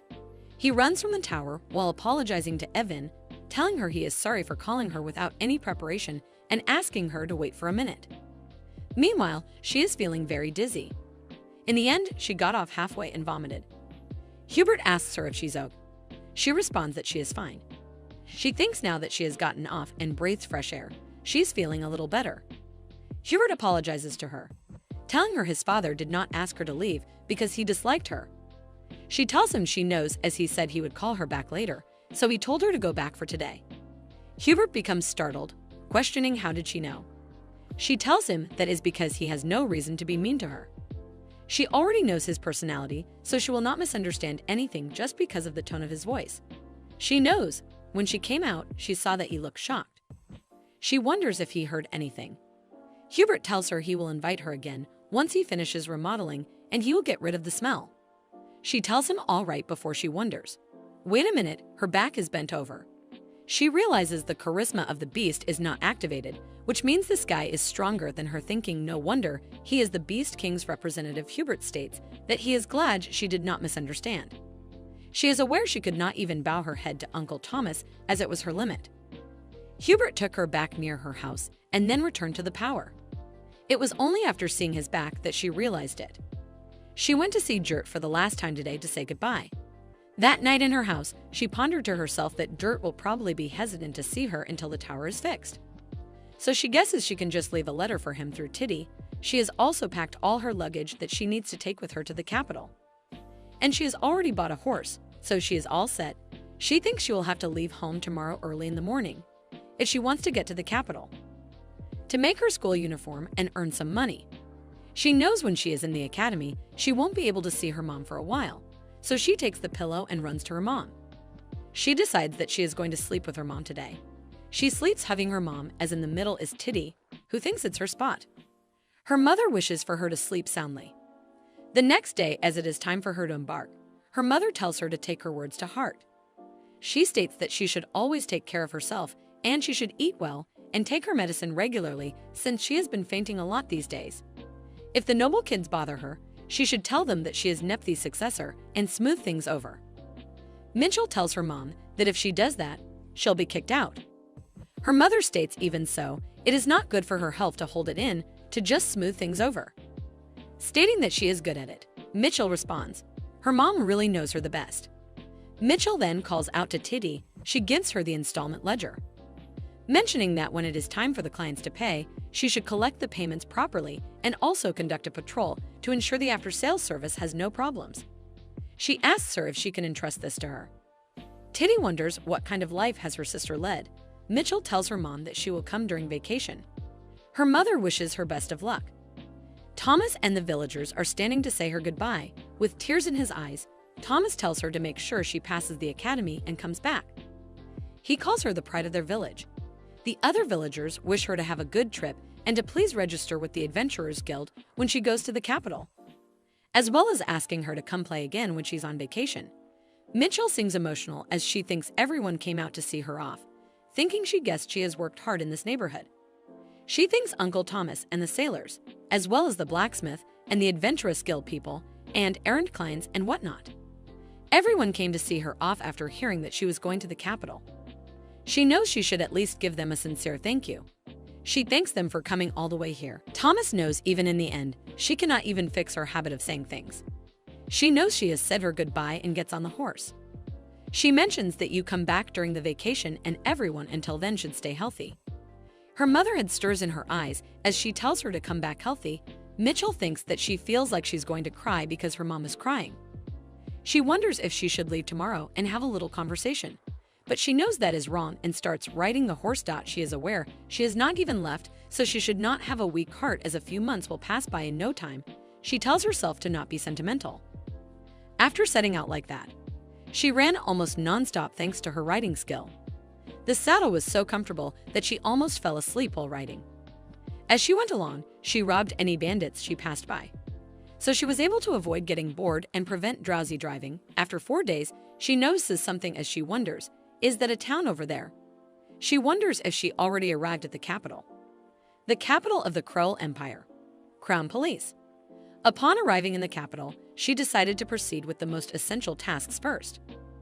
First, she would sell the horse and pack her belongings at the inn, and then, most importantly, make her uniform with the fabric Gert gave her. She thinks it has been a while since she has done this. She says goodbye to her raggedy clothes.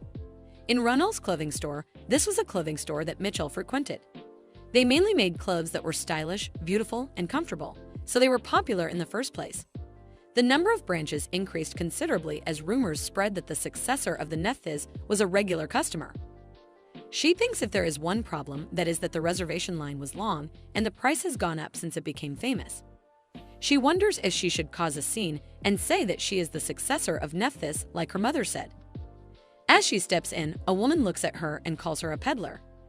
Telling her that she cannot come in here with those shabby clothes, she tells Michelle to get out of here right now before Mitchell throws a dagger towards her, scaring her. The woman asks her what is she doing before Mitchell states she is not a peddler but a customer. The woman states that she is going to call the guards before Mitchell tells her to call them as the academy has extraterritorial rights, so she will not be punished for killing her. The woman then asks, so she's an academy student.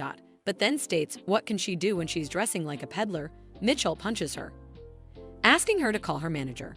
The woman leaves to call for the manager and asks her to have some tea and wait. Michelle knows she got a little angry and just threw her dagger, realizing that she has a bit of a temper. She knows that even though this place is always busy, she has to move her reservation up, but she accidentally caused a scene as soon as she came in. She thinks since she caused a scene anyway, should she try to blackmail them? She suddenly got a prison resistance scale as she thinks no way the clerk put poison in the tea she gave her.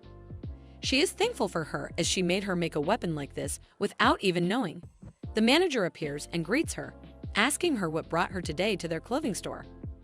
The manager thinks that she can sense something suspicious. Mitchell tells her for now, just to give her one packaging box. She's told that they are a clothing store, not a general store, asking if she came to the wrong place by mistake.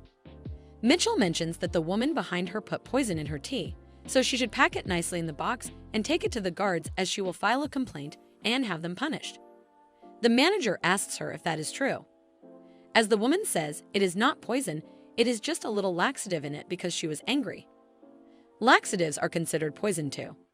Mitchell stands up and takes the cup, mentioning if she doesn't give her the box, she will just take it to the guards like this before the manager asks her to calm down, stating there is no way their employee would do that. Mitchell mentions a precious drop has been spilled before. The manager states all right, she will do anything that she wants. Mitchell realizes that she got her. She tells the manager if she says so she has no choice and asks her if she can make her a Crowley Academy uniform as quickly as possible and in the highest quality. Mitchell gives her the fabric as the manager is totally shocked, stating that this fabric is of the highest quality. She mentions it must have been tough to find and asks her how did she get it. Mitchell Bonders looked at how her attitude shifts. She thinks that all craftsmen are the same. She wonders if it is such a good fabric. Mitchell tells her that she got it as a gift from a friend near the Beast King's Tower. The manager tells her that she has got a good adventurer friend. It is such high-quality stuff and she could make it into clothes without using a blade. Mitchell asks her if that is the case. She wonders if the manager means to say it is that good of a fabric. The manager tells her, however, because the fabric is strong, the needle won't go in that easily. So they have to use an artifact, and it is a bit expensive, so the price will be a bit higher. As she said, she wants to get it quickly, right? Mitchell asks her how will it cost then. The manager questions how long has she been thinking about. Mitchell tells her to not be a rip-off and tell her directly. The manager states it is going to cost 10 million crowns. Mitchell thinks to herself that 10 million crowns is practically her life savings. They even ignore the reservation turn number and make clothes, so she guesses she'll have to endure this. She responds, all right then, she's going to pay in full. The manager states their customer is so generous. She also states she will consider that the store clerk's attempted poisoning never happened. The clerk thanks her before Mitchell tells the clerk that instead, she should drink it to destroy any evidence of poisoning that happened here. She has to drink all that is left in this teacup. The clerk looks at the manager, but the manager ignores her. She thinks to herself, this is the diarrhea medication. She just has to take it in one shot and is trembling as she looks at the cup, so the clerk drank the tea in one shot with diarrhea medicine in it. The clerk went straight to the bathroom. She did not see her until she left the shop. The manager said she would make the school uniform before the entrance ceremony. She told her that she had taken out 17 bandits on her way to the capital. She locked herself in the sewing room, promising to have it ready in a week. There is only a month and one half until the intern ceremony, but they made it so quickly, and as expected of the manager, she never disappoints. She steps out, knowing that she's leaving the school uniform in her hands, and now next is sorting out living expenses. In the Imperial Crowley Academy, the dean of Imperial Crowley Academy seems really frustrated. He is frustrated because of the Duke of Nephthes, questioning what on earth did he send him. In the letter, it is written that it has been a while. And how has he been? It looks like they even appointed him as the dean. If we read the details he wrote in the letter, he is willing to make any amount of donation to help the academy. He is aware that there is nothing ordinary about the letters that the Duke sent him. Even just looking at this one looks suspicious.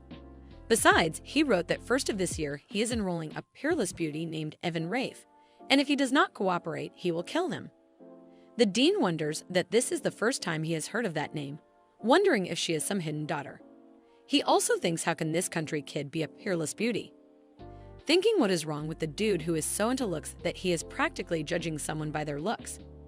He is aware that the dude he knows has not spared a glance for anyone less than 10 seconds since his school days.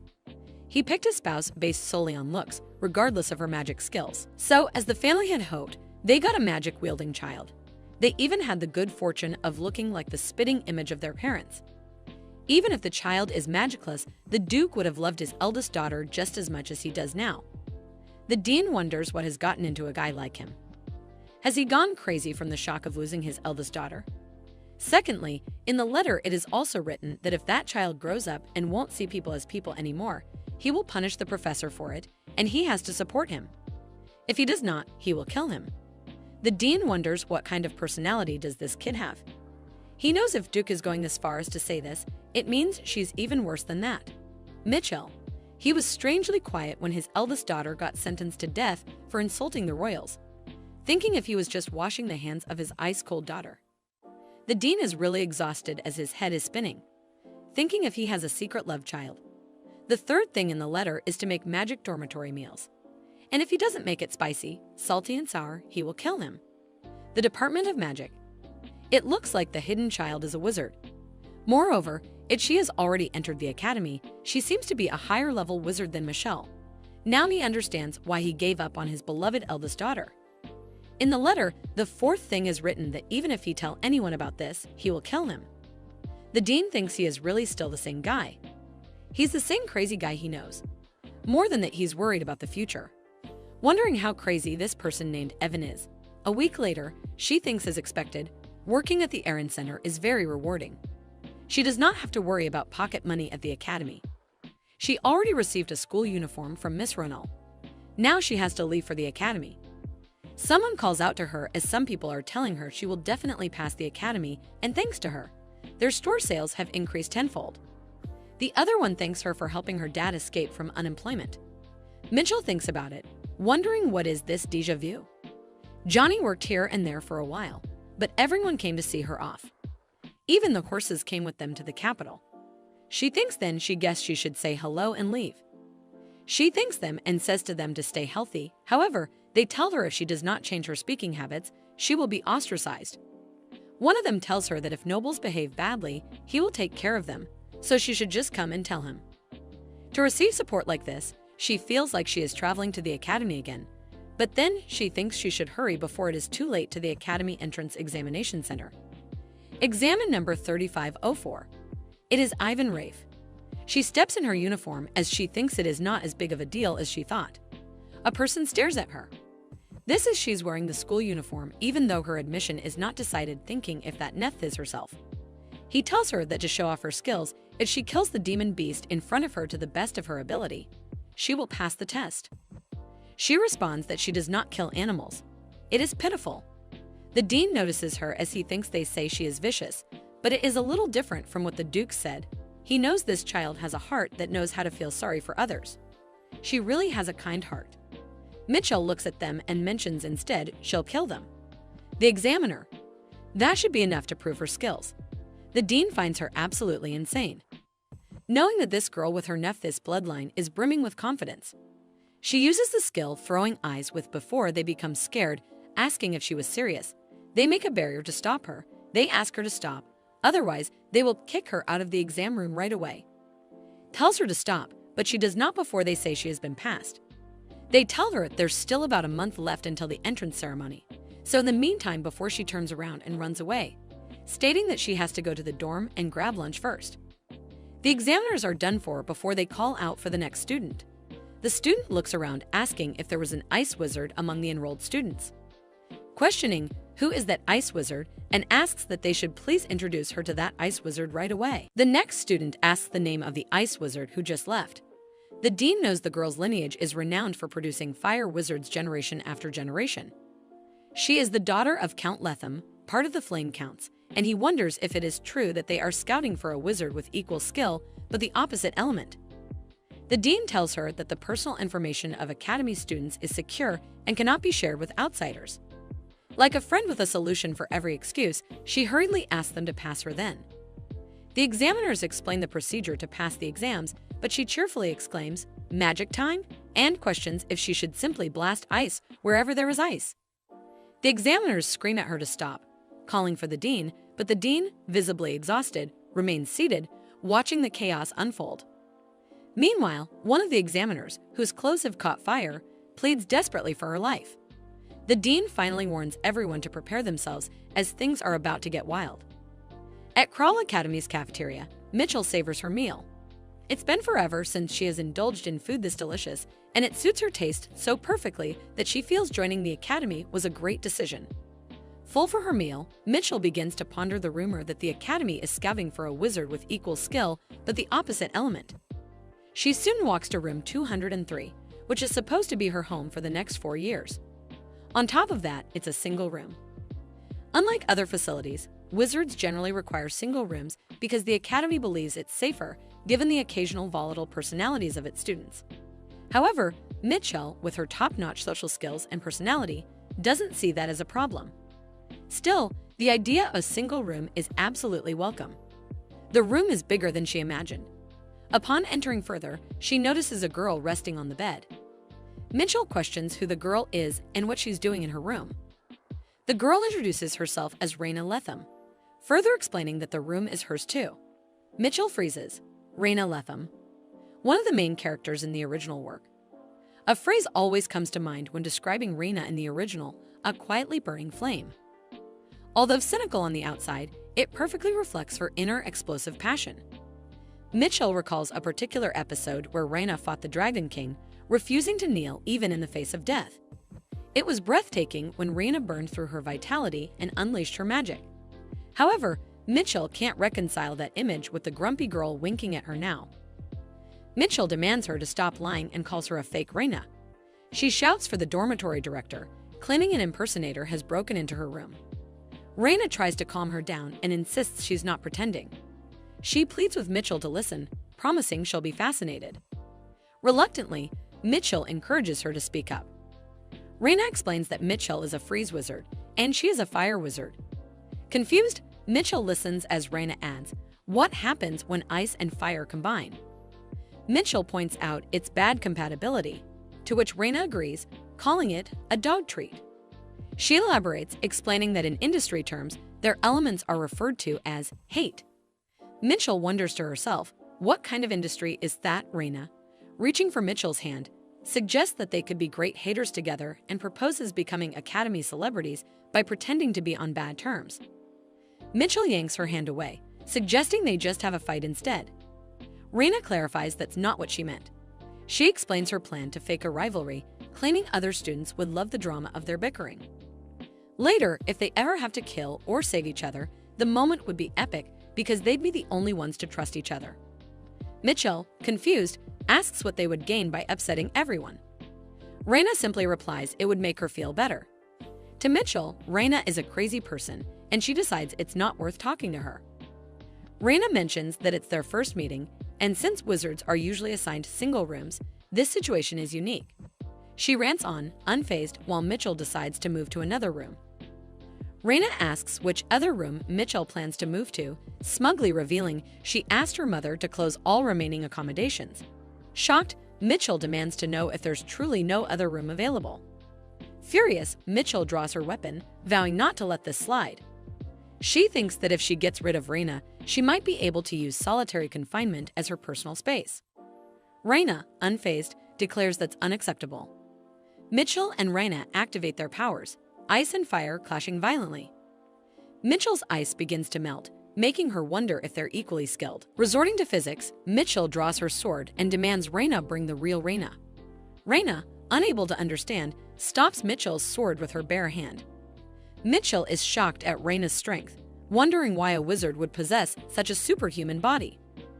The dormitory leader finally arrives, demanding to know what is happening. Raina declares he shouldn't intervene, claiming they're deciding who will own the room. Mitchell is baffled by Raina's sudden shift in personality.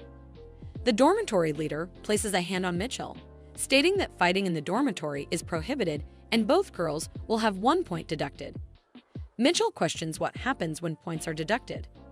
The leader explains that losing 5 points results in expulsion from the dormitory, and expelled students usually live in homeless villages until they graduate. Shifting tactics, Raina and Mitchell suddenly hold hands and claim they were just having a cute little squabble. They plead with the leader to reconsider the point deduction. The leader tells them he will not deduct their points. He adds that there's a store system in the dormitory, warning them not to fight again, and leaves. The girls stare at each other for a moment before Mitchell suddenly launches her fist at Raina. Raina deflects the attack, pointing out that Mitchell started the fight in the first place. Raina makes it clear she's not leaving the room, forcing Mitchell to accept sharing the space. Raina smugly declares that everything is settled and suggests they have a good 4 years together. Mitchell storms off, ordering Raina not to follow her. Raina, cheerful as ever, insists they're going the same way and suggests walking together. Hours later, Mitchell huffs in frustration, unable to understand what's wrong with Raina. Meanwhile, Raina happily reflects on their first night walk together, much to Mitchell's dismay. Mitchell is confused over how can a wizard like her have a superhuman body. She knows she's stuck with the wrong person. Since the day Mitchell and Raina started living in the same dorm, they have become the kind of friends who fight whenever they are bored. Just to clarify, Mitchell doesn't pick fights because she wants to, but can we blame her when Raina herself jumps in with her passionate concepts every time she sets her eyes on Mitchell? As a result, even before the entrance ceremony, everyone at the academy has started paying attention to them. Time passes, and the day of the entrance ceremony finally arrives. In the hall, Mitchell notices Raina is nowhere to be seen and wishes to spend the day peacefully. The announcer begins speaking, drawing Mitchell's attention. The ceremony is long and tedious, and Mitchell finds herself dying of boredom. Eventually, the announcer introduces the freshman representative, Atten Pollard, prompting Mitchell to look up in amusement. Atten, the original protagonist of this world, stands before the crowd. A genius who enrolled in the academic department as the top student despite his exceptional magical skills, he is destined to become the companion of the female protagonist, the third princess of the empire. The princess herself gave him the nickname Companion Bird because of the harmony between his brown hair and green eyes. Seeing him in person, Mitchell has to admit that his coloration really does resemble that of a companion bird. It is during this very ceremony that the princess takes a liking to Atten. A sudden thought strikes Mitchell. She has been so distracted by Raina lately that she completely forgot something important. Snapping her fingers, she summons a status window. A screen appears before her, showing that the abnormal status effect has disappeared from both sides. She is furious. The system should have sent a notification about this in a timely manner instead of bombarding her with useless expiration alerts. Mitchell wonders about the ominous timing of the notification. It's only now that the expiration has been removed. Could it be, suddenly, a pop-up appears? It declares that the dawn has been changed for the top seat of the midterm exam in the first semester of the School of Magic. If the seat is missed, death will occur. Mitchell is even more infuriated. What do they mean by the top seat? It clearly refers to being the top student in the department, not an actual stone seat. Worse, it's referring to Atten Pollard, the companion bird. The system window is maddening. While previous expiration statuses like escaping from death row or getting into the academy were somewhat manageable, this time the task is to become the top student in the department.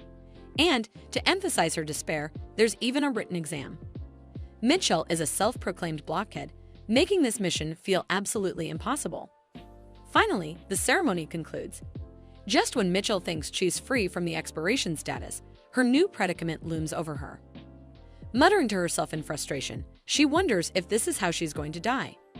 Raina appears behind her, greeting her with a playful kick. What a way to say hello! Mitchell falls to the ground, and Raina mocks her, calling her a disappointment before walking away. But as soon as Raina steps away, she turns back, worried, and asks Mitchell if she's okay or if she needs to go to the infirmary.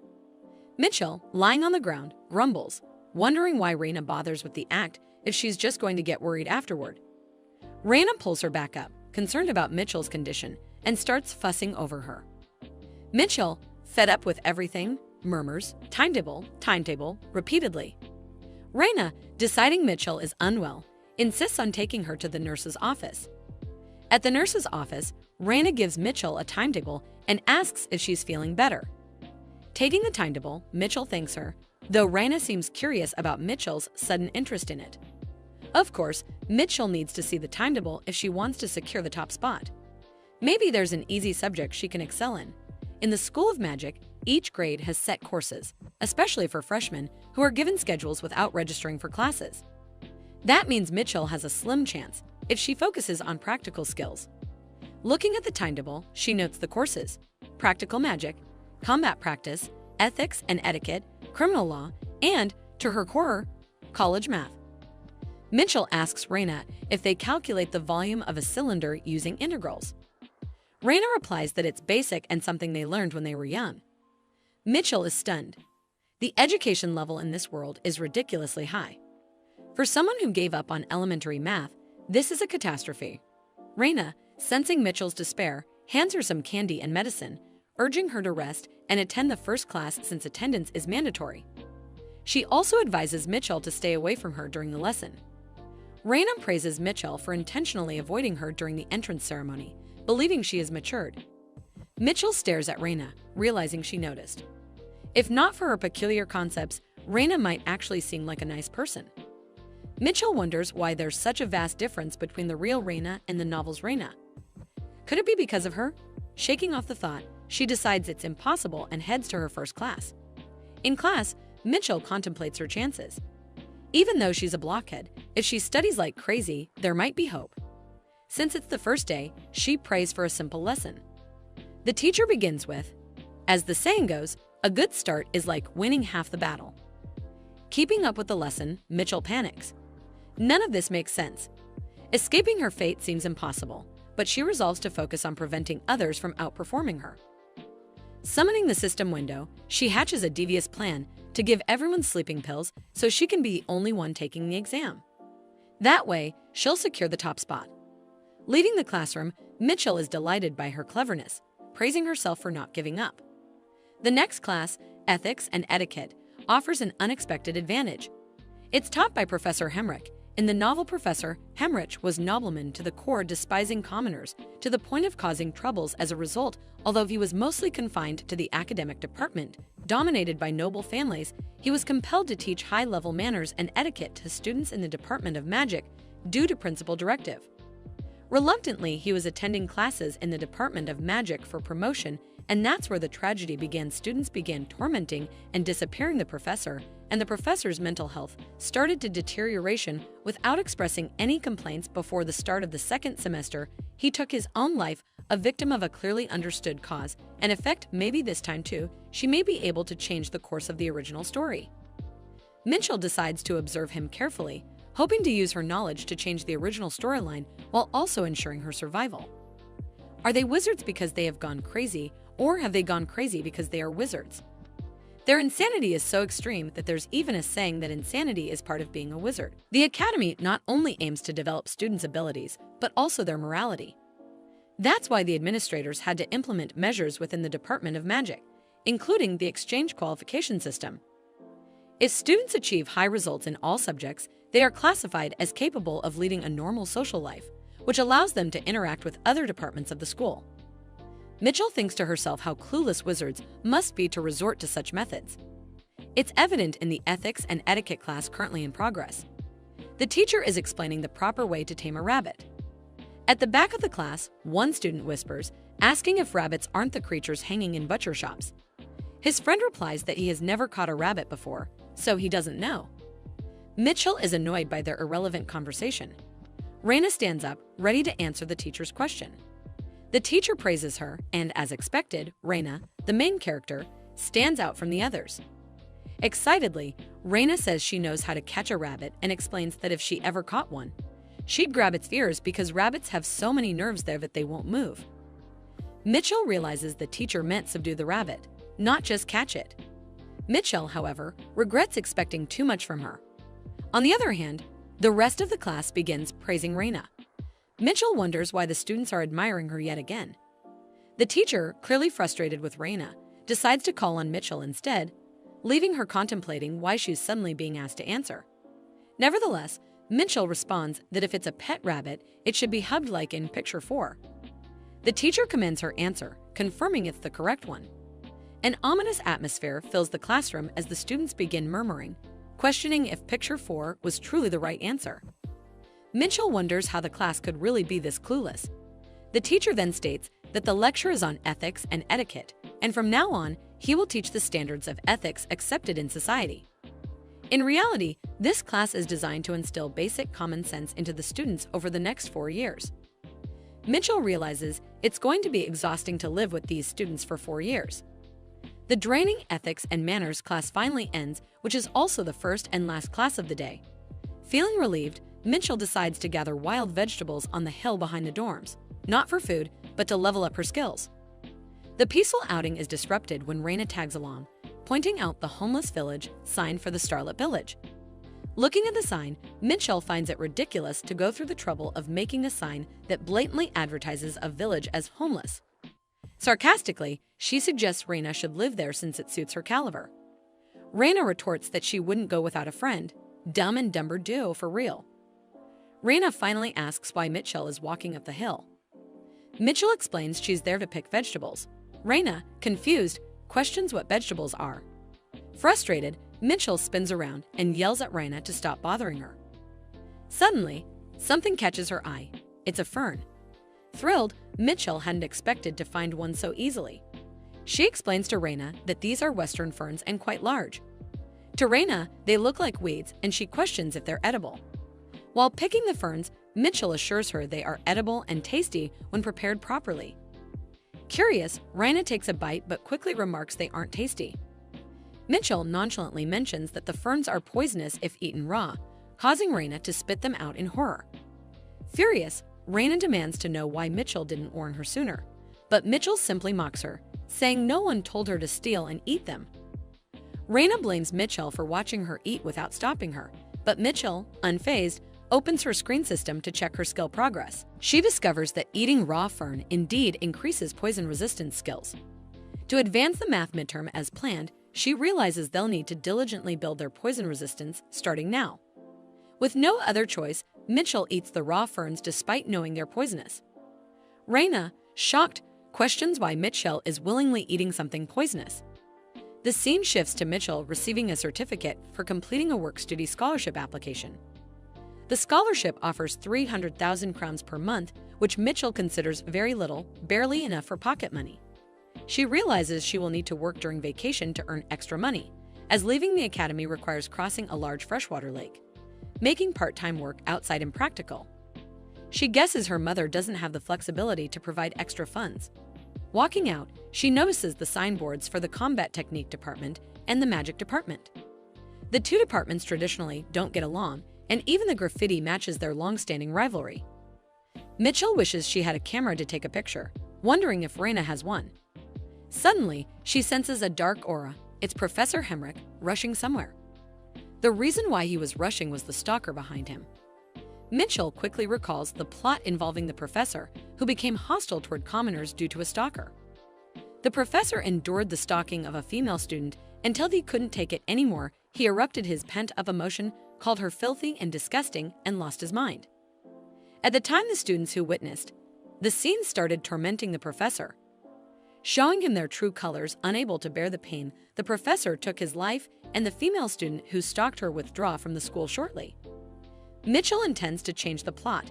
To prevent the professor from taking his life, the simplest way would be to kill him before he commits suicide, but that would just be a different way, which would lead his death. This doesn't change the plot. Unable to bear the torment, he eventually took his own life. Determined to change the plot, Mitchell decides to confront the stalker. Using her ice skill, Mitchell terrifies the girl stalking the professor. As the girl's hair slides away from her face, revealing a scar, Mitchell realizes the girl wasn't hiding her face for fashion, but because of the scar. Mitchell firmly tells the girl to stop following the professor as it makes others uncomfortable. The professor, initially hesitant, mutters that it's fine, but Mitchell presses if he is fine, then can she follow him too? Even after graduation, she will follow him until his death. Professor finally speaks. He detests being followed. Mitchell encourages him to speak up more often instead of bottling up his emotions. Professor points isn't etiquette score more important, to which she replies she hopes he can tolerate the penalty points. While walking away, he praises that she still has some common sense. Mitchell is pissed if he is going to only do this much to save himself. Turning to the girl, Mitchell repeats her actions are making others uncomfortable. She leans forward, not to hide her pretty face, and to walk with confidence. Embarrassed, the girl pushes Mitchell away. Mitchell apologizes, saying if people praise her beauty too much, she might go crazy. The comment only makes the girl blush harder. As Mitchell walks away, she reminds the girl not to do things that make others uncomfortable and adds that she hopes the stalking will stop. Mitchell feels satisfied with herself, thinking it's a perfect execution and an even more perfect exit. Meanwhile, the girl places a hand on her chest, her mind racing. She marvels at how entirely different Mitchell is from the professor. Blushing again as she recalls the compliment, a small smile creeps onto her face, and she finds herself longing to know Mitchell's name. Mitchell is cleaning, but there isn't much to clean. The weather is nice, and with Raina not around, there's no better place for Mitchell to be. To understand how she manages to ditch Raina, who sticks to Mitchell like gum, one must go back to the story of Mitchell's first real combat class. A real combat class is a time set aside for assessing and training individual abilities in preparation for actual combat. Everyone brings whatever skills they have, but the class often descends into chaos. When the professor announces that he will be selecting a class representative during the first lesson, the attack magicians, including Raina, go wild. Eventually, the first class is abruptly halted. The teacher shouts at the 3 students who attack and imposes disciplinary action. They are prohibited from leaving the dormitory except during class hours. That's how Mitchell gains some peace without lifting a finger. Not only that, but her calm demeanor during the chaos catches her teacher's eye. The teacher approaches her, stating that she is the only one who remains composed. He says there is no one else but her who can handle the responsibility and offers her the position of class representative. Unfazed, Mitchell replies that if she is to kill the rest of the class, then she will consider taking on the role of first class representative. But Mitchell doesn't like the idea, nor does she want the position, even if it means death. She despises the very thought of being the class representative. Frustrated, the teacher walks away, calling her a hopeless magician. Mitchell finds the situation amusing. Why is he acting this way when she declines politely? Later, to earn some pocket money, Mitchell faces another crisis when she applies for a work scholarship. The head questions whether she, as a magician, can handle the paperwork tasks. Mitchell admits that she might be a blockhead who can't even calculate the volume of a cylinder through integration, but she promises to do her best if given the chance. The teacher, overhearing, whispers that paperwork can be tough and wonders just how much of a blockhead she is. Despite the drag-out situation, Mitchell manages to secure the position.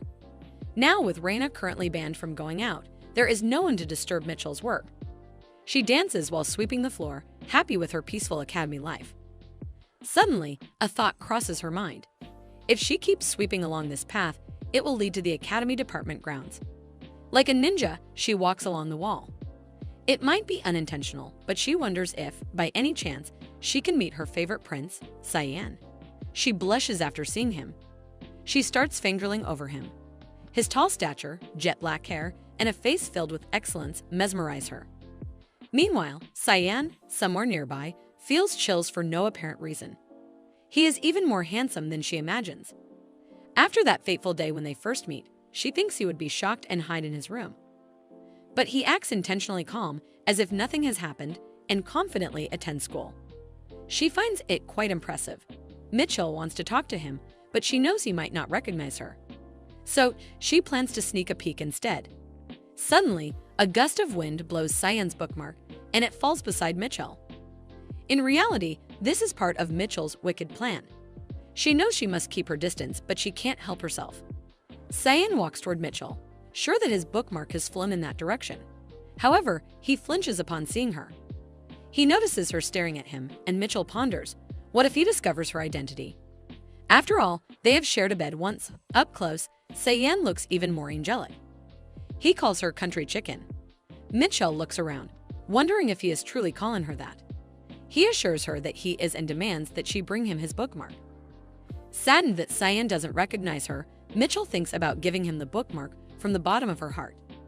But if she takes one more step, she'll enter the academic department premises, and doing so without permission will result in penalties. She states that if he truly wants the bookmark, he should crawl on all fours to get it. In her mind, however, the translation is, "Dear Cyan, please come closer." Cyan asks if she knows who he is, to which she answers no. She then asks if he knows who she is, though internally she thinks, how could she not know her favorite prince? Cyan grows angry, wondering how she dares to act this way toward him. Mitchell finds his red, flustered face cute. Normally, members of the royal family have guards with them at the academy to avoid dealing with commoners. But Cyan appears to be a destitute prince without a guard. Mitchell surmises that nobles must mock him behind his back, leaving him full of inferiority complexes. Cyan moves forward and slaps her across the face. Mitchell is stunned but quickly realizes the slap doesn't hurt at all. Instead, it tickles. She wonders if he is some kind of baby kitten. How can he be so weak and insignificant? Cyan stutters, saying he will let her go this time. Mitchell finds his embarrassment adorable and thinks she might die from how cute he is. Cyan, however, demands that she return his bookmark. Just a little bit longer, Mitchell thinks she wants to tease him more. She puts the bookmark back in her pocket. There is a speechless silence before Cyan asks what nonsense she is trying to pull. He reminds her that he has mentioned he is from the royal family. Before he can finish, Mitchell mocks him, asking if he is going to run to his daddy because he is royalty. That comment is kinda personal, but I like it. She points out that she has heard that the Majesty doesn't acknowledge princes unless it's a special occasion. This flusters Cyan even more. Jumping away, Mitchell mentions that she will keep the bookmark as a souvenir. If he still wants it, he can find her in the School of Magic. Cyan shouts after her, calling her an insane girl. Meeting Cyan and looting his bookmark is her favorite thing of the day. She feels like she can even take a hit from Reina now. Mitchell returns to her room, calling out to Reina. Reina fires her magic, annoyed at being disturbed in her depressed state. Reina asks what Mitchell is doing there. Mitchell tells her she has just finished her work as a working student. Reina expresses her desire to do that too, but Mitchell informs her that the deadline has already passed. Mitchell has applied secretly, knowing Reina would try to compete if she had told her earlier. Reina throws a tantrum over this, and Mitchell calls her a bourgeois noble. There is a knock at the door. A boy asks if Mitchell is there. She opens the door, curious about what has happened. The boy informs her that the dean is looking for her because she has stolen something from Prince Cyan. Mitchell is confused about how Cyan even knows her name. The boy explains that Cyan has described her as a magic department student with split ends, freckles, glasses, and a strange way of speaking. Even Reina can tell it's her. It looks like Reina has to accompany Mitchell to the dean's office now. At the dean's office, Cyan sits, ready to make Mitchell face the consequences of her actions. However, Mitchell is happily dancing, seemingly carefree, having met Cyan twice already. The dean points out that he should listen to Mitchell's side of the story as well, which flusters Cyan. He questions if he is doubting him, adding that if they don't want to ignore the words of the royal family, they should punish her immediately. Although he is a powerless prince, Mitchell still finds him cute. The dean looks at Mitchell for a while before questioning if she really stole the prince's bookmark.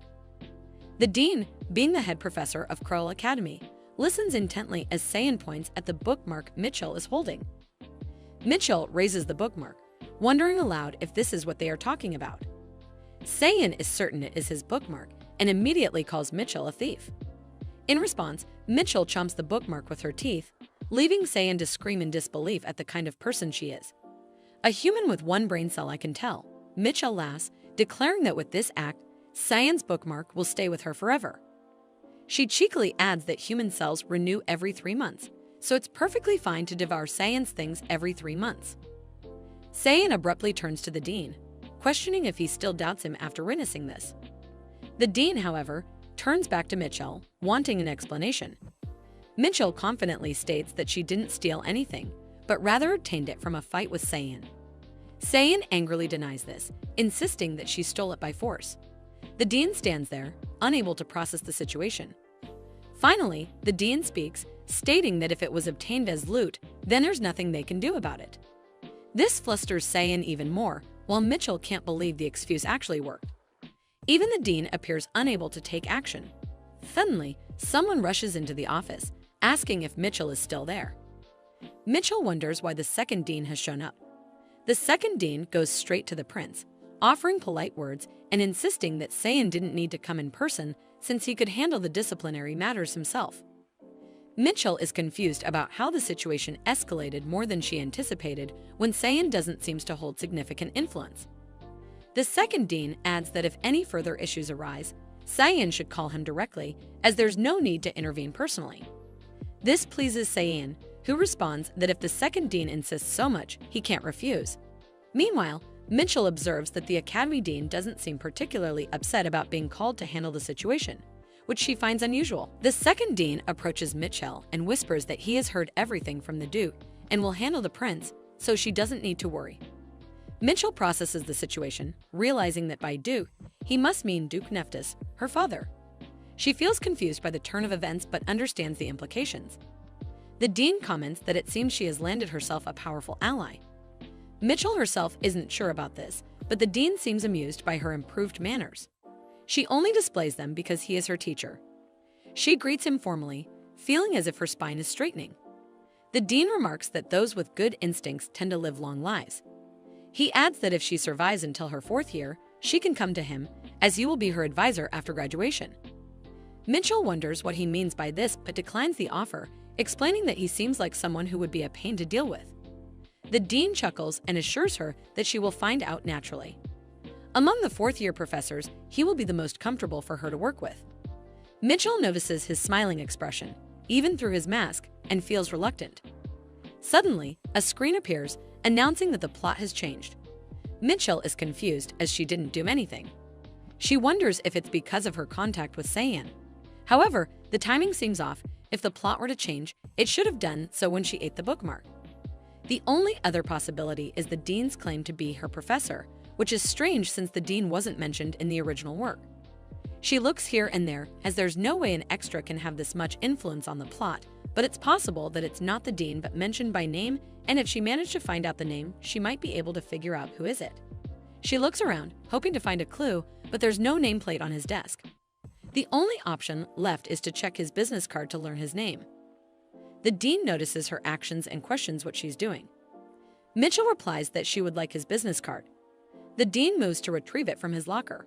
Meanwhile, Mitchell grows more anxious, wondering why her waist keeps sinking. Her forced combat power measurement skill, Beast Charisma, gauges an opponent's level based on the stiffness of her neck and waist. For example, even saying hello is the limit when facing Reina, and Mitchell can barely lift her head in front of the second dean. Yet with this dean, her waist bends more than it did in front of Hubert, the deputy director who fought the main character of the original work for 2 consecutive nights. Mitchell realizes that this dean is an even greater monster than Hubert. She feels she must measure his power carefully. Kneeling was fine, headbutting too. However, the dean tells her there's no need to kneel just to get a business card. Mitchell insists that she just wanted to kneel. Her knees and everything was trembling because she was really scared. The dean finds her behavior strange, but finally hands over his business card. Mitchell quickly takes it and leaves the office. The dean watches her go, calling her a peculiar student. Outside, Mitchell runs to hide behind a wall. shivering from the entire experience. She pulls up the card, eager to see the dean's name, only to find the words, "Common Professor." Mitchell bursts into laughter at how absurdly generic the name is, concluding that it must be a pseudonym. Realizing the business card was meaningless, she slumps to the ground, comforting herself by pleading internally for the professor not to misunderstand her intentions. She prays the professor doesn't get any dreadful ideas. Mitchell comforts herself with the thought that in life there might exist a professor named simply Professor, as she also lives with 2 biochips implanted in her body. Although unsettling, this isn't important to her right now. Her focus is on becoming the top student in her class, as it is the only way to escape the time limit she is under. To achieve this, she has been diligently working on her toxin immunity, though she cannot determine exactly what level 5 entails. She ponders where she might find something stronger than ferns and wonders if she should visit the academy department and test whatever poison she comes across. Her eyes catch sight of the little shiny stalker she noticed earlier. It seems the girl has given up on her vision-blocking hairstyle. The girl comes running toward Mitchell, making her wonder if she has ever told the girl her name. If not, how did the stalker manage to find her? The girl eagerly asks Mitchell how her freshly cut bangs look. While Mitchell finds her beautiful, the bangs themselves look like a mess to her. The girl panics and Mitchell grows curious about what she used to cut them. Hesitant, the girl eventually reveals a pair of scissors. Not only are the scissors large, but they are also vicious-looking, prompting Mitchell to wonder where the girl could have possibly gotten them. Mitchell takes the scissors from her and asks the girl to close her eyes, assuring her she will fix the bangs. Once finished, Mitchell is relieved to find that her part-time job skills have not rusted. The bangs now look absolutely perfect. As expected, she thinks when the model is stunning, the act of cutting becomes enjoyable. Mitchell calls the girl her customer and adds that from now on, she'll be the one cutting her bangs. Raina, standing nearby, casts her flaying skill toward them, prompting Mitchell to call her a crazy girl for almost ruining her masterpiece. Raina, however, blames Mitchell for standing in that direction. Declaring that they will settle things once and for all, Raina prepares to fight. However, the commotion is interrupted by a loud bang on the classroom door. The teacher enters, calling them darned brats and ordering them to stop moving as the class is about to start. As expected from the magic department, even the professors have terrible personalities. Before starting the lesson, the teacher introduces a guest.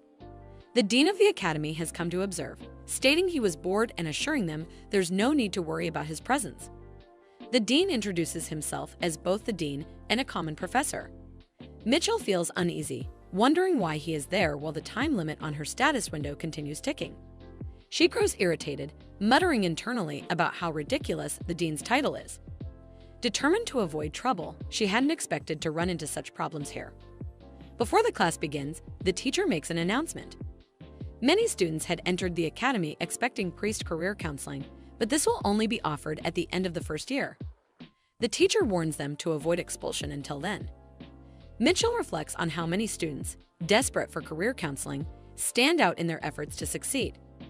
The teacher explains that at the end of the year, the academy invites priests to conduct career assessments to evaluate the students' growth. In this world, called the Dawn of Repentance, serving the one true God is central. This God is believed to be the creator of all things and the absolute being who governs all destinies. Those who serve this God are known as priests of fate. They are said to predict a person's destiny, not by seeing the future, but by consulting the God to determine the flowering or growth potential of a skill. Biochips, made using mana stones, are considered a link to the god of fate. Priests can use their abilities to evaluate an individual's potential through these stones. Students endure the hardships of academy life, which feels like imprisonment, for the chance to undergo these assessments. Returning to the lesson, the teacher mentions that overusing magic will cause students to bleed. Mitchell recalls her earlier plans as the teacher distributes one counter meter to each student. Confused about its purpose, Mitchell listens as the teacher explains that the meters will monitor their magic usage and continue until they vomit blood. The room falls silent as everyone wonders at the absurdity.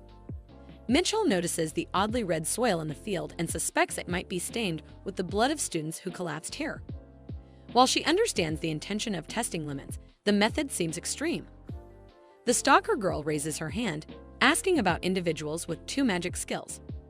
Mitchell turns to her in awe, surprised that the girl possesses not 1 but 2 rare abilities. According to the student records, only one of her skills is listed. Mitchell, remembering the sharp scissors, ponders if her skill is to sharp objects. Hesitant, the stalker girl reveals her skills: sharpener and poison combination. Mitchell is confused as to why someone with no ties to an assassination lineage has such a dangerous poison-based ability. Suddenly, she realizes that this poison combination might help her test her toxin immunity. Placing a hand on the stalker girl's shoulder, Mitchell asks for her name. Reluctantly, the girl introduces herself as Kana. Mitchell praises her name and beauty. At that moment, Reina fires another flame attack at Mitchell, who counters it with an ice throw. Though the moment is critical for Mitchell, Reina continues to be a nuisance.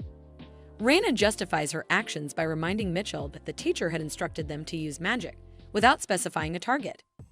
Mitchell gladly accepts the challenge. Mitchell then decides to end it all today for the better. They begin dueling, exchanging magic attacks. After a heated battle, Mitchell emerges victorious. Reina, visibly frustrated, cannot understand the vast skill gap. The reason was that Reina started with just fanning the flames. It's absurd as it can't beat Mitchell in a volume shadow because she was using tricks. Mitchell mocks Reina, advising her to better analyze her opponent next time. Mitchell was able to win the battle because she was drawing water from Nephthys' heirloom. The dean interrupts and orders Mitchell to take out the heirloom she used. Silence falls as Mitchell grows frustrated, wondering how the dean could have known about the heirloom.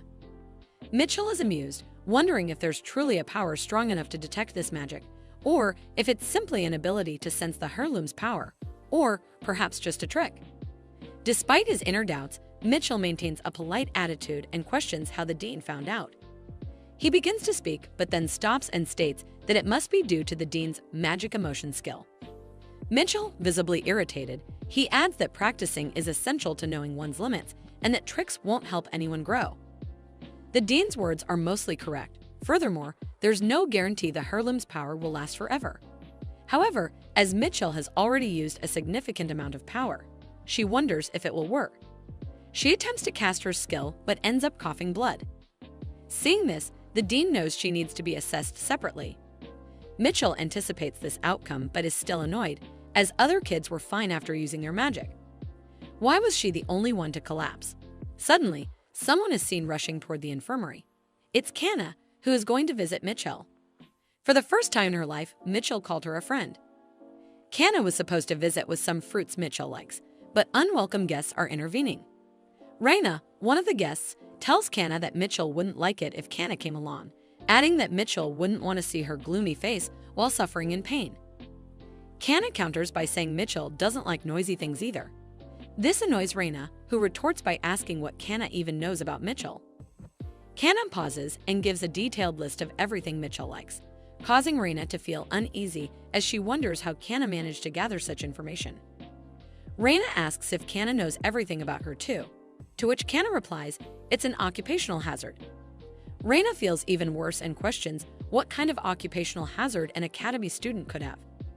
Kana stays silent, not wanting to reveal her secret. She belongs to an assassination organization. If Reina knew this, it might put Kana on Mitchell's bad side. While Kana knows Mitchell is not someone who judges others based on their past, she still doesn't want to risk getting caught. Mitchell has done so much for her without expecting anything in return, even calling her a friend. Kana recalls her father once telling her that no one would like her if she were ugly. If someone did like her, he had said, they must be a good person and should be made either a friend or a spouse. Back then, Kana had sought kindness from Professor Hemrick, who treated her well for the first time. She used to follow people around, trying to make them fall for her. But after meeting Mitchell, she realized that the kindness Hemrick showed was superficial, something anyone could offer. Mitchell, on the other hand, gave her genuine advice, telling her not to do things others disliked. Mitchell even complimented her, calling her pretty despite her disgraceful reputation in the family. Although it hasn't been a month since they met, Mitchell means the world to Kana. She shifted her target to Mitchell, and so far, everything has gone according to plan. Intentionally, Kana messes up her bangs to catch Mitchell's attention and subtly shows her a combination of magic spells she discovered through research, successfully piquing Mitchell's interest. When Mitchell trimmed Kana's bangs last time, it gave her a strangely pounding heart, something she interpreted as a bond of friendship. Kanna's next plan involves helping Evan develop immunity to poison while secretly mixing in brainwashing drugs to secure a lifelong friendship. However, everything was ruined because of Raina. If Raina hadn't provoked Mitchell in the first place, she wouldn't have collapsed. Kanna plans to kill Raina. Although Raina is a noble, Kanna believes that if her family handles the aftermath, there won't be any problems. Suddenly, Cyan arrives. Raina is furious, wondering who would dare to interrupt, but upon noticing him, she realizes it's Prince Cyan. Both Raina and Kanna greet him and ask why he's here. Cyan explains that due to Mitchell's clueless actions, he has been assigned 30 hours of campus volunteer work. He needs to borrow books from the library and insists that Mitchell accompany him. Raina is confused about what this has to do with volunteering. She tells him Mitchell is sick and in the infirmary, and Kanna seconds this. Unfazed, Cyan demands to know what they expect him to do after learning about Mitchell's situation and asks to be guided to the infirmary. Both Raina and Kanna silently wish they could kill him. Raina knows that even though he is a prince, he holds no real power. He is often called Prince in name only Cyan Crowley. There are several reasons why he is known by that name. Generally, household with advanced skills are successful by women. This fact has been proven genetically after 1,000 years of trial and error with a high probability of the same lineages, skills being expressed through the mother's line. Sometimes there are cases where men succeed to ensure concerns about hereditary diseases and the influx of stronger skills, but this occurs rarely, once every 3 generations.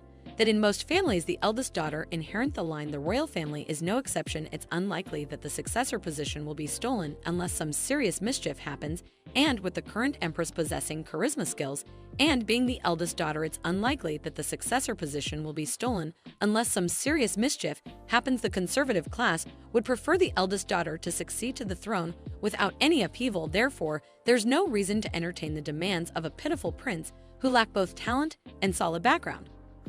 Raina doesn't want unnecessary trouble, but decides a brief visit to the infirmary won't hurt. Confident that Mitchell will choose her over the others, Raina agrees to guide Cyan. Kanna, however, worries about Mitchell's opinion. When they enter the infirmary, Raina demands to borrow Mitchell's camera. Cyan insists Mitchell accompany him to the library, and Kanna suggests Mitchell might need more blood. They all argue about who Mitchell will choose. Sitting with the dean, Mitchell is confused by their sudden arrival and the nonsense they are speaking. When forced to choose, she surprises everyone by choosing Cyan. Raina calls her a crazy girl and demands an explanation, but Mitchell jumps out of bed, eager to go to the library. Unfortunately, she collapses from dizziness. Determined not to let something like dizziness stop her, she begins crawling. The dean advises her to wait for the medicine to take effect, but Mitchell stubbornly refuses. Raina wonders why Mitchell chose the prince over her, while Cyan smirks sarcastically and tells Mitchell to get going. Raina contemplates killing him out of frustration. Kanna notes that the royal family is peculiar, which makes Raina suspicious about how Kanna could say something like that. She begins to wonder if Kanna would truly kill a noble without hesitation. Meanwhile, Mitchell feels overjoyed at the prospect of a library date with Cyan, thinking it must be her lucky day.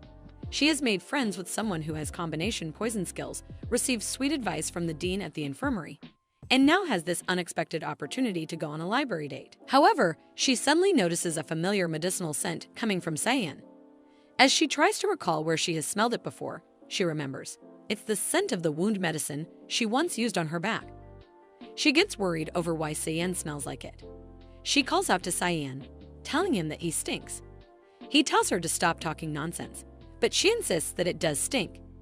He turns to her, stating that his whole life is cleaner than hers, pointing out if she is trying to insult him. To Mitchell, his grim face appears cute, and she wonders how he can be so prickly with such a beautiful face.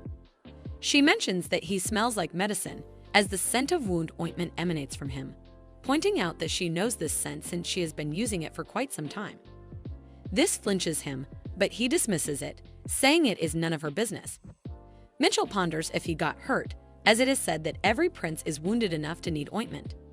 Nevertheless, he hands her a list of books she needs to borrow, pointing out that she should borrow them in her name, not his.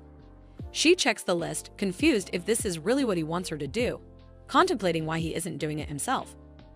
Gripping the situation, she understands that Cyan wants to borrow books that are all in the field of criminal law and political science. If he gets caught borrowing such books, it could be revealed that he has not received proper education as a member of the imperial family, which might turn him into a laughingstock. That is why he doesn't want to do it himself. Since the imperial family doesn't teach governance studies to Cyan, it seems he wants to study them on his own. It's like the great Cyan making futile efforts to climb a tree he cannot climb. Cyan questions what she is looking at, wanting to know when she will leave to fetch the books. Pointing at the list, she mentions that a new edition of the General Theory of Criminal Law has been released. She knows this because she was forced to study it at magic school. In the original work, Cyan was embarrassed due to his wrong knowledge during a fight with the third princess, and perhaps he got this misinformation from outdated books. The new edition contains other modifications as well. As she leaves, she points out that she will ask the librarian to get the book for him. Meanwhile, Cyan mutters, calling her a scoundrel, saying that's not even funny. When she returns, she raises a book titled 30 Ways to Win an Argument, mentioning that they gave her this book as a reward, and she thought he might need it in the future. Cyan is visibly furious over her mocking him.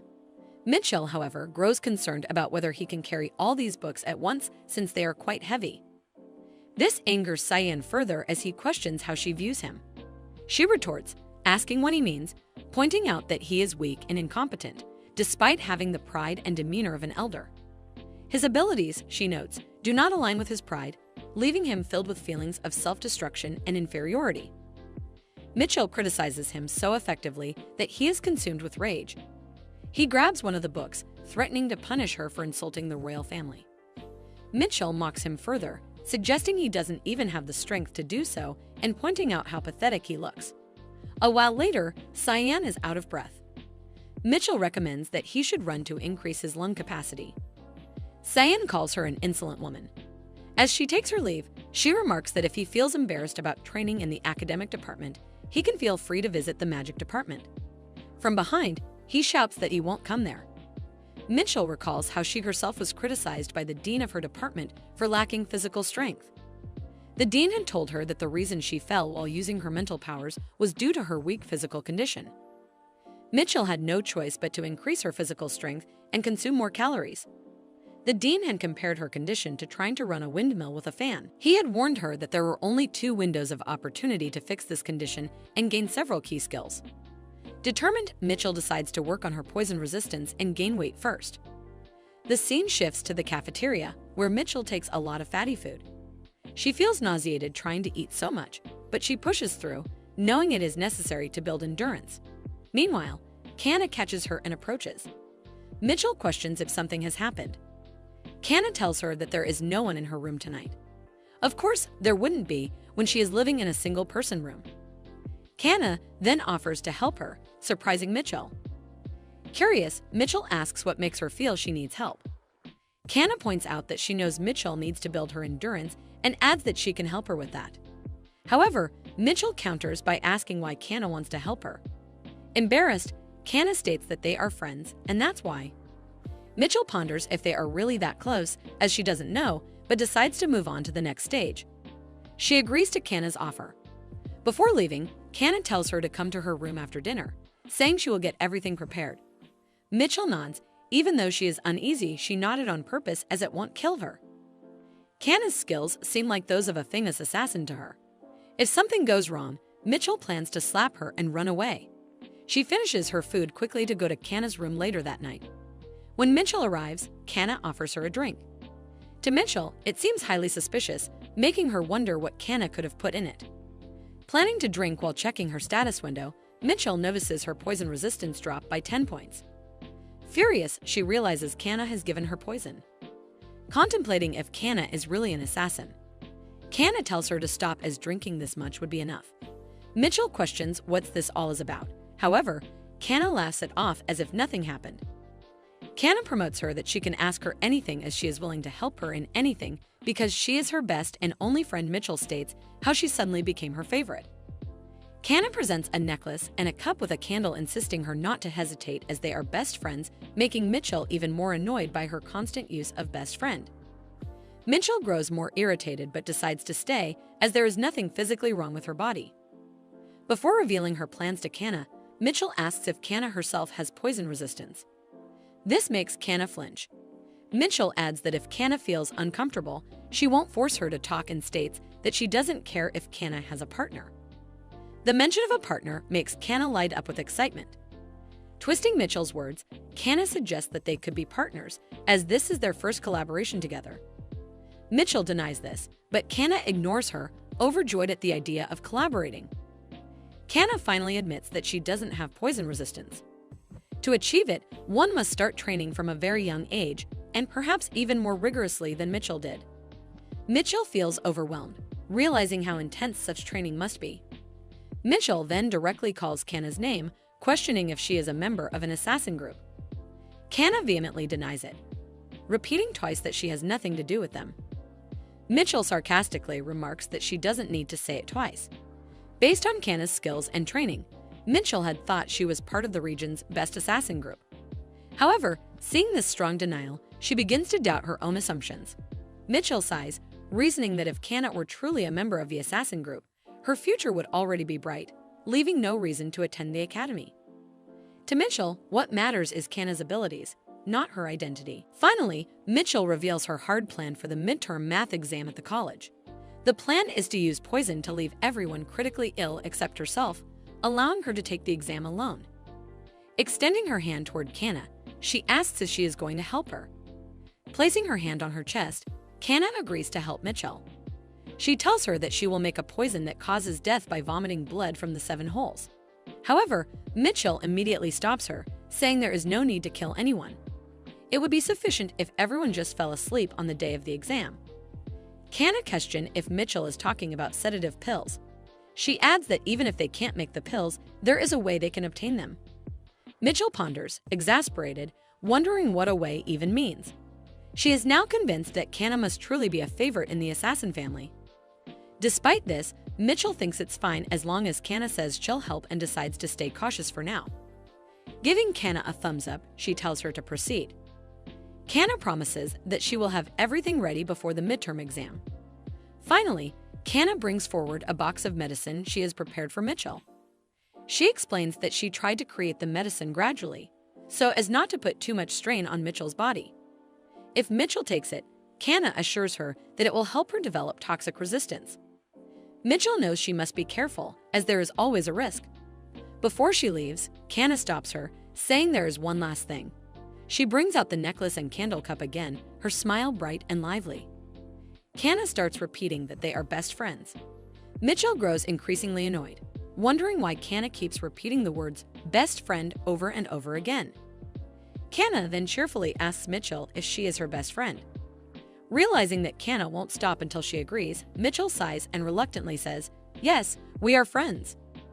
Kanna beams with pride and declares that she is Mitchell's best friend, prompting Mitchell to call her a best friend too. "Long live our friendship," Kanna exclaims. She seems absolutely delighted, as if she has achieved something great. Turning her back, Kanna giggles quietly. As expected, the drug she prepared must have worked.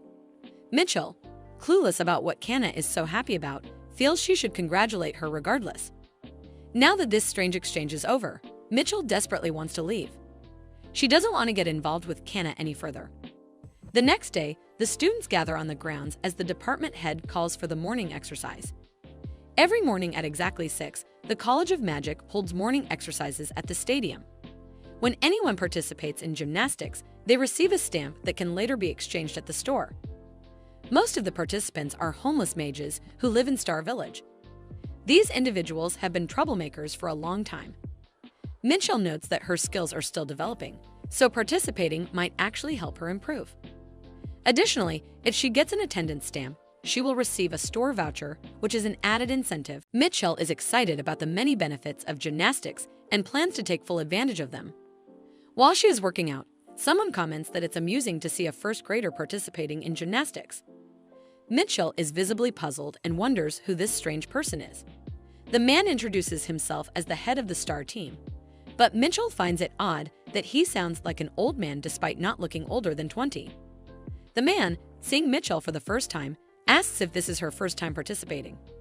When she confirms, he assumes she doesn't even know the origin of the songs used in their routines. He explains that the song they are using is a historical piece, with lyrics and melodies written by the president of the university faculty. He adds that it's called magical aerobics. He excitedly warns her that it's a bit challenging, so she'll need to keep up.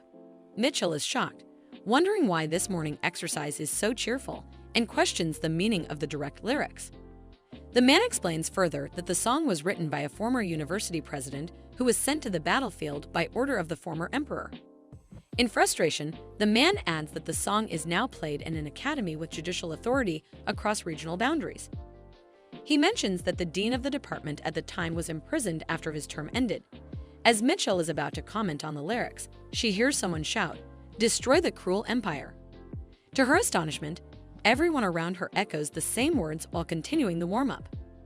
The man encourages her to join in and try to keep up. Though shocked, Mitchell joins them, wondering if this is really acceptable, despite crossing regional boundaries. Still, she finds her heartbeat quickening, feeling strangely excited. The man, addressing Mitchell as a newcomer, assists her and instructs her to point her finger to the sky in the next segment. She agrees to follow along. Memories flashed in her mind of her school days when they were taught that killing someone would lead to punishment. Yet now, everyone hails her as a hero for supposedly killing 1,000 people during a war. With a final dramatic blast, the morning exercise ends. Mitchell remarks to the man that the exercise was exciting. The man, impressed, calls her promising and tells her the star team welcomes her anytime. She jokes that she refuses to be homeless.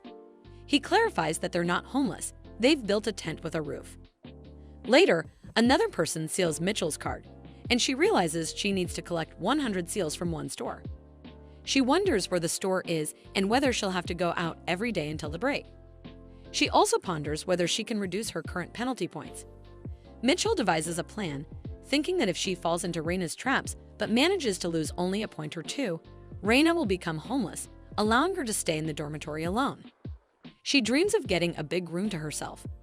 Knowing that she needs to build stamina to continue participating in gymnastics, Mitchell decides to eat a high-calorie meal for training purposes. A high-calorie meal for training her body, she also examined the skills she couldn't do last time and also participated in gymnastics. Every day, she had been busy all the time and before she knew it. Mitchell is seen sweeping the floor when she notices the cherry blossoms have completely disappeared. She wonders if it's already midterms. It is said that many things happen in other departments before exams begin. She recalls attending the OT, orientation, the general opening meeting, and MT, membership training. She reflects that nothing out of the ordinary has occurred in the Magic Academy. It's normal here, though, because when people gather without a reason, they might end up killing each other. Mitchell questions whether this place is truly a university or a prison. She knows that with an exit permit, she could freely visit other colleges. Suddenly, she spots Professor Henrich, who looks very old. Despite the disappearance of former persecutors, it seems difficult to instill ethics in wizards. With exams approaching, Mitchell knows the professor must already be overwhelmed. Henrich suffers from a condition that causes seizures when touched by ordinary people, making it even harder for him to manage without assistance. Thinking aloud, Mitchell remarks that someone skilled could earn money with a part-time job helping him. She recognizes that his issue is psychological and cannot be helped easily. Determined to assist, Mitchell knocks on the professor's office door. When there's no response, she wonders if he'll ignore her entirely. Without hesitation, she kicks the door open, startling the professor. Henrich, shocked by her audacity, calls her actions improper. Mitchell defends herself, claiming no one told her not to enter. The professor scolds her, saying she still needs permission, even if no one is inside. Mitchell brushes him off, explaining that she has work to do. Henrich, visibly frightened, warns her that he might cancel her exam if she continues to behave recklessly. Unfazed, Mitchell walks up to him and questions why he doesn't delegate tasks to his teaching assistants. The professor wonders how, and Mitchell replies that she will help him. The professor protests how will she even do that. Without waiting, Mitchell removes his gloves and grabs his hand. Henrich screams and trembles. Mitchell wonders if his issue is truly psychological. She reasons that since he struggles to interact with ordinary people because of his condition, she, being different, shouldn't pose a problem. Though she acknowledges that her actions were reckless, Mitchell had intended to help. Now, the situation has only grown more chaotic. Mitchell can't believe the professor is acting like this just because she held his hand. She wonders if this is acceptable behavior from an ethics teacher. The professor, on the other hand, is visibly confused and questions what is happening. Mitchell is equally puzzled as to what he means by that. The professor then asks why nothing is happening to him even after holding hands with her. Mitchell ponders if he is avoiding commoners due to some skill issue. In many ways, she thinks that's fortunate. The professor calls out Mitchell's surname, Rafe, and points out that he isn't familiar with any noble person by that name. He questions if she is an illegitimate child of some noble family. Mitchell, however, believes he doesn't need to know. The professor insists, stating that if she tells him the truth, he will treat her accordingly. But Mitchell remains indifferent, satisfied with the treatment she's already getting. Finally, Mitchell proposes working as his assistant, adding that the hourly wage of 30,000 crowns isn't a bad deal for him either. Mitchell reflects that this is the least she can expect from a person like him. If she performs well, she might even get a chance to sneak a look at the exam questions. However, the professor bluntly dismisses her hopes, stating that he will never entrust her with the question papers. Even so, Mitchell accepts the position and becomes busier than ever. With her morning exercises, campus work, classes, errands to the science lab, assistant duties, and preparation with Kana, she can't even remember the last time she rested in her dorm. As Mitchell is walking to Reina's class, she wonders what Reina wants. Reina, looking worried, asks why Mitchell has been acting so indifferent toward her lately. These words give Mitchell chills, finding them creepy and unpleasant. She thinks she would prefer Reina to curse at her rather than speak like this. Reina, saddened, points out that Mitchell hasn't been spending time with her, asking if she is taking the concept of obsession too seriously. But Mitchell insists she has never had such a concept. As Mitchell tries to leave, Reina suddenly jumps on her, clinging to her and crying, begging to be taken along. Mitchell pushes Reina away, telling her she's taking this obsession thing too far. Reina insists she will cover her face so no one will know it's her. But Mitchell counters that everyone will recognize the tall, red-haired girl clinging to her. Reina, the heiress of Letham, retorts by asking why her house is so famous. Mitchell sighs and replies that Reina isn't famous because of her lineage, but because of her personality. She then wonders how Reina ended up like this. Mitchell tells Reina she's going to her part-time job and that Reina can do whatever she wants. Reina, undeterred, decides to tag along. Walking down the corridor, other students pity Mitchell for dealing with so much. Mitchell snaps back, stating that it has always been like this. Everyone around her greets her, laughing at how funny it looks. Reina comments on Mitchell's sociable and cool personality, but Mitchell corrects her, saying she isn't cool or intelligent. Reina refuses to believe her, arguing that her blue eyes, blue hair, and ice magic give her an undeniably cool aura. Mitchell insists otherwise. Reina jokes that Mitchell is lying because someone cool and intelligent like her wouldn't push Reina away. Mitchell, fed up with Reina's earlier corny remarks, decides to ignore her and focus on her work.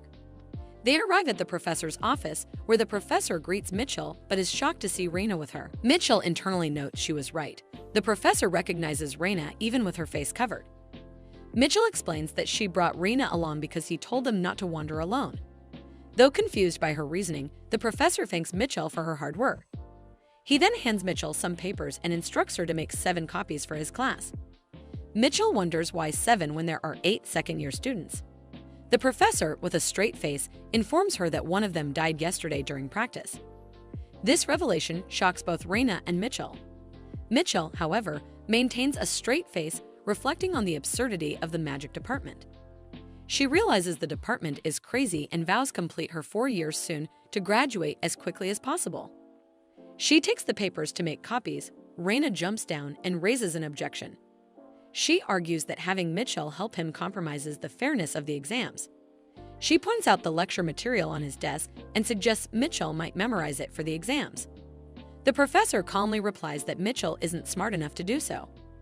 Mitchell seconds this, questioning why Reina is so angry over it.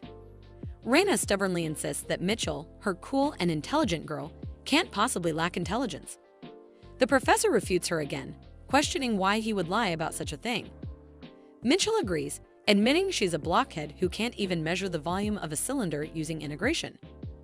Reina, confused, asks Mitchell if she's ever done such a thing. Mitchell counters by asking Reina if she even knows how to solve a cylinder problem with integration. Reina panics, wondering if that question was supposed to involve integration. The professor mocks Reina's intelligence, making her scream in frustration. Mitchell feels slightly guilty, as it seems both of them are at fault. Deciding to focus on her work, Mitchell completes the professor's errands. Her next task involves borrowing books for Cyan. Looking at the list, she finds it amusing and notes that Cyan's dreams are unrealistic. She recalls reading similar books in a corner of her room, smiling at the stories, only to cry under her blanket when faced with reality. Mitchell vows to keep Cyan's book list a secret. Later, Mitchell and Kanna finalize preparations for their upcoming experiment. Kanna explains that they'll inject medicine into tomatoes to observe the results.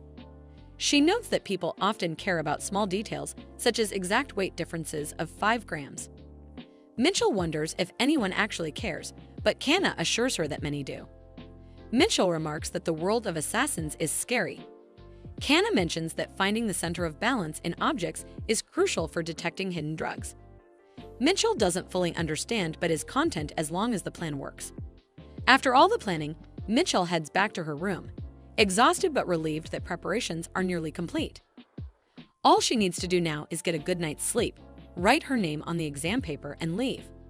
She enters her room thinking even if she just wrote her name only and leave, the only one who would be giving exams would be she and Kanna, and even if she scores 0, the grade will be still confirmed as a plus. Mitchell decides to quickly wash up and go to sleep. Mitchell prepares to sleep. Reina suddenly shows up wearing glasses and a different outfit. Reina mocks Mitchell, stating that her cool and intelligent girl is actually not smart, and Mitchell is confused as what in the hell is this situation.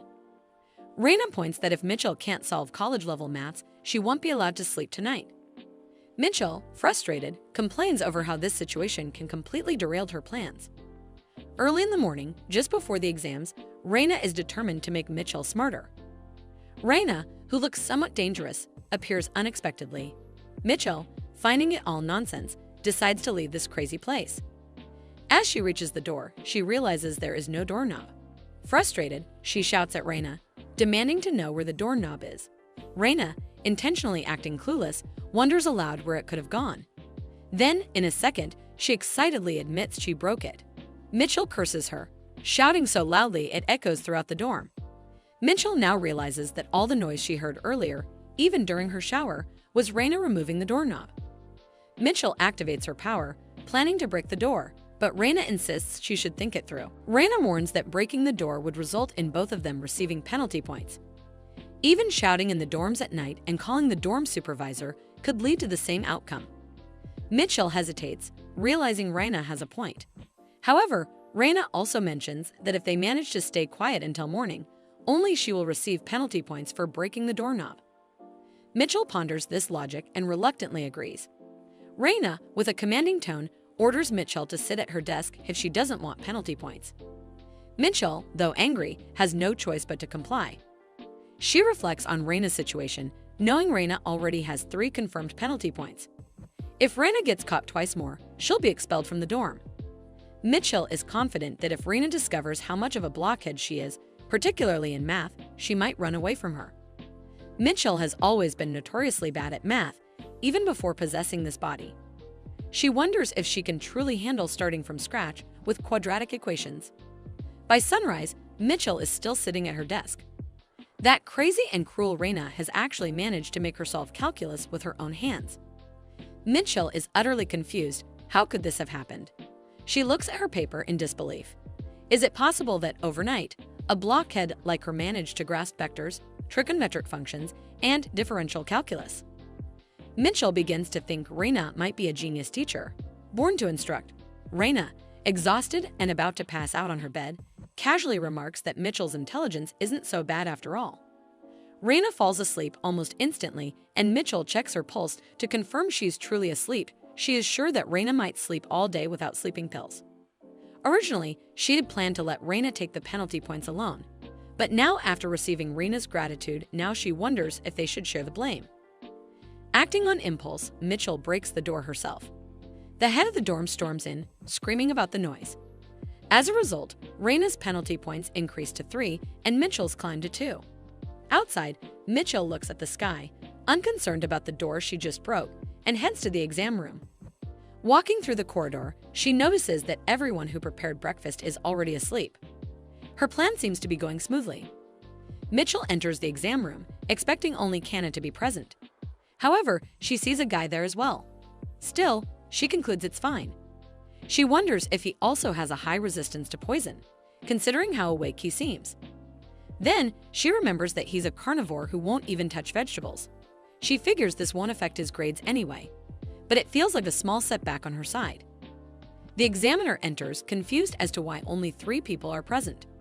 However, he was easily convinced as he states it looks like magicians are weird by nature and instructs them to write their names and start the exam. Mitchell looks at the question paper utterly amused and starts crying, startling the professor. He's worried about why she's crying, but Mitchell's tears are of relief. The questions are all problems she knows how to solve. She vividly recalls Reina teaching her one function, one integral, one extreme value, one integer, and one particularly challenging problem. All now burning brightly in her mind, Reina showed her this problem. She also warned Mitchell that it's a trap since it's just a matter of hard work. She decides to do it. Mitchell flips through the pages and realizes she's already done with the paper, with 20 minutes still left. It feels like a miracle. Teacher Reina has created a miracle for her. Mitchell finally understands the grace of a good teacher, comparing it to heaven. The scene shifts to Mitchell preparing for another challenge, a practical exam, a battle. She brings her sword forward, declaring that this is entirely separate from the earlier math exam. Reina appears with her own sword, ready to fight, claiming she'll defeat Mitchell and gain the right to eat snacks on her bed. Mitchell counters, stating that if she wins, she'll put up a partition in the room.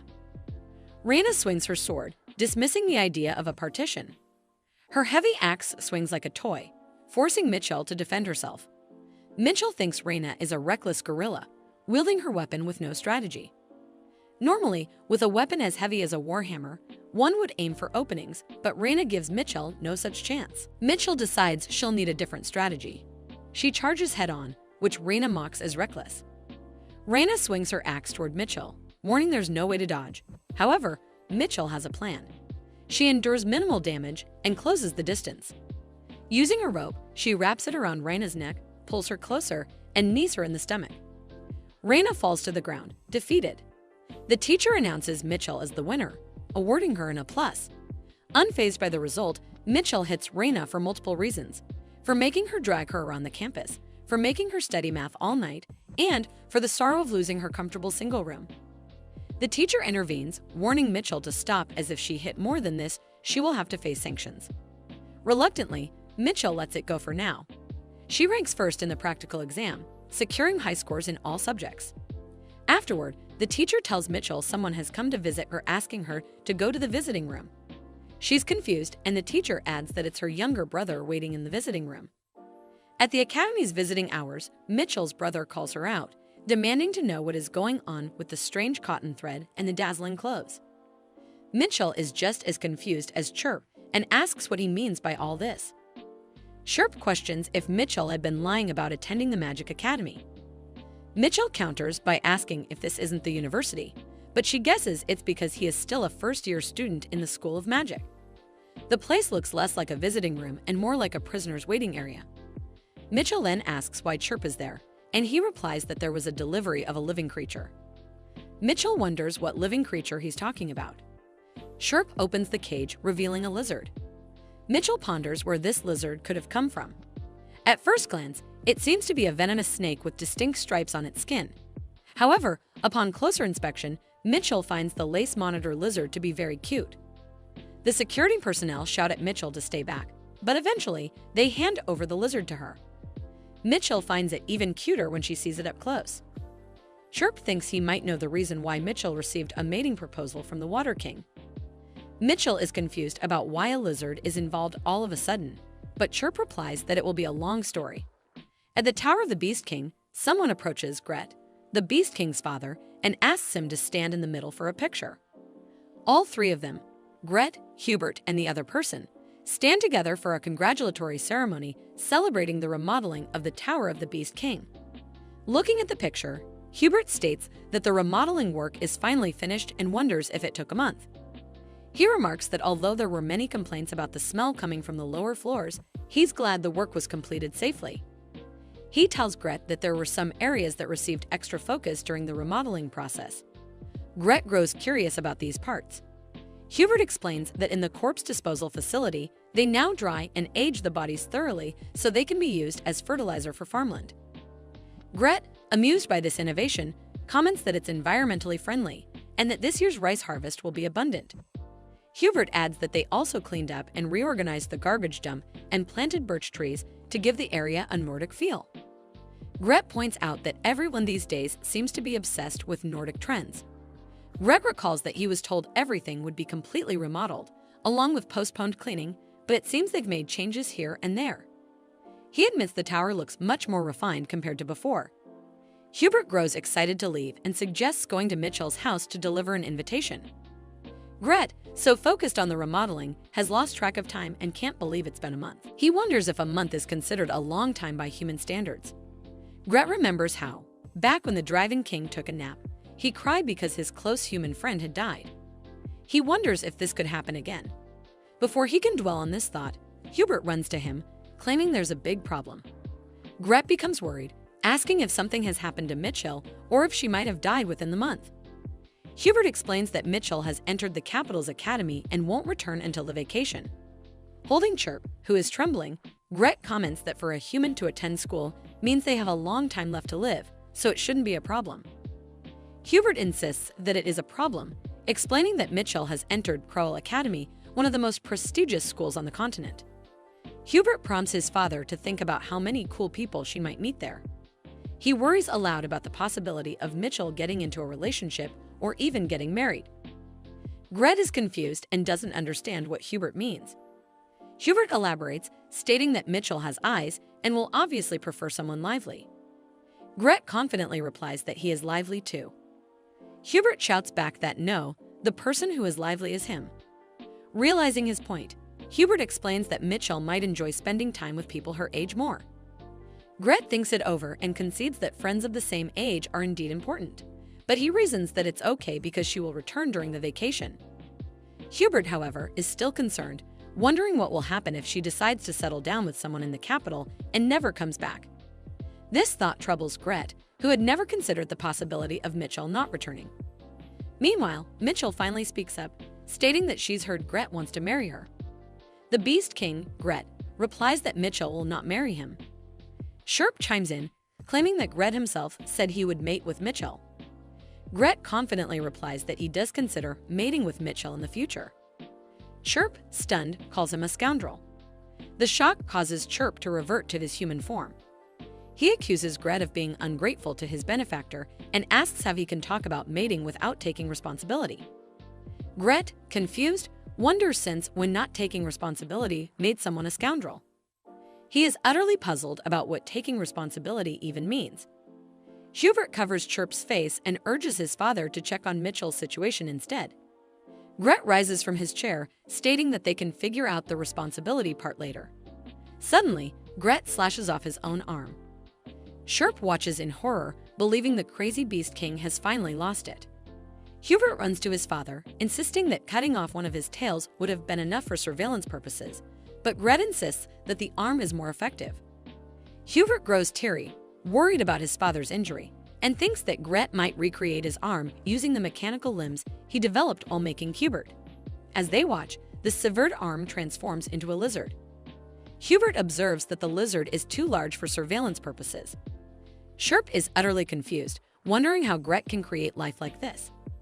Even if he is the Beast King, one of the 4 great demon kings, creating life should be a power reserved for the gods, not an alter ego. However, this lizard is not like an alter ego. It acts independently, with its own consciousness, and seems completely separate from the Beast King. Chirp wonders who on earth Gret truly is. Gret orders Chirp to take the lizard to Mitchell. Chirp questions how he's supposed to carry something so heavy, but Gret provides the costs for a round-trip carriage and living expenses. Both Gret and Hubert bid him farewell. Chirp tells Mitchell the story, but with a version that's slightly different from reality. Mitchell is happy that Gret went to such lengths for her to enter the academy. She mentions that, according to Chirp, she can randomly share visions or convey messages with Gret. Sherp confirms this but silently wonders if Mitchell truly doesn't know anything about the surveillance. He states that now the delivery is complete, he will take his leave, but Mitchell tells him to stop. Narrowing her eyes, she accuses Chirp of rushing off suspiciously fast and wonders if he is hiding something from her. Chirp looks back and flinches. Mitchell demands Chirp to tell her the truth. She states that she knows Chirp not only received transportation fare, but also pocket money from Gret. This shocks Chirp, leaving him to wonder how she knows this. Mitchell questions how much he received, but Chirp, believing it's not much, states that it's 50,000 crowns. However, Mitchell points out that he must have received 100,000. Mitchell demands that he hand it over, and Chirp cries, asking why, as it is the pocket money he was given. Mitchell clarifies that she isn't trying to take it away. Instead, she explains that if he just carries it around, he will lose it, pointing out how many pickpockets are in the city. Chirp grows worried about the possibility of being pickpocketed. Mitchell suggests that if he gives it to her, except for the fare to get back, she will keep it safe and return it to him when he goes home for vacation. She adds that if he doesn't trust her, they can write a contract. Chirp becomes excited at the idea of writing a contract. He raises his hand and agrees, stating that she must return it to him during vacation. Mitchell promises, but internally, she thinks what a foolish boy he is for truly believing she will return it. Instead, she plans to spend it all and never return it, with no intention of denying it. Mitchell believes it's wonderful to have younger siblings. As Mitchell walks, she thinks about naming the little lizard she has. Since it's white, she considers calling it Whitey. Just then, someone calls out to her. Hearing Cyan's voice, Mitchell becomes excited, but Cyan angrily shouts at her, asking where she has been, as today is the book return day. Mitchell ponders about the book return day and remembers that today was indeed the last day to return that embarrassing signboard. She has been so busy that she completely forgot. Cyan yells, asking if she wants to embarrass him on purpose. At that moment, the lizard jumps off Mitchell, lands on Cyan, bites his leg, and makes him run around in a panic. Mitchell shouts at the lizard, demanding it calm down, pointing out that Cyan is no different from a paper doll. She catches the lizard and scolds it, asking who told it to behave like that. Then, she turns to Cyan, questioning if he's fine or hurt anywhere, though it's clear that he's not okay at all. Mitchell wonders if Cyan, even as a powerless prince, might be executed this time. In the nurse's office, Cyan shouts that he will kill her, declaring that this time he will definitely have her executed. Mitchell thinks to herself that if he keeps making a fuss like this, someone will hear them.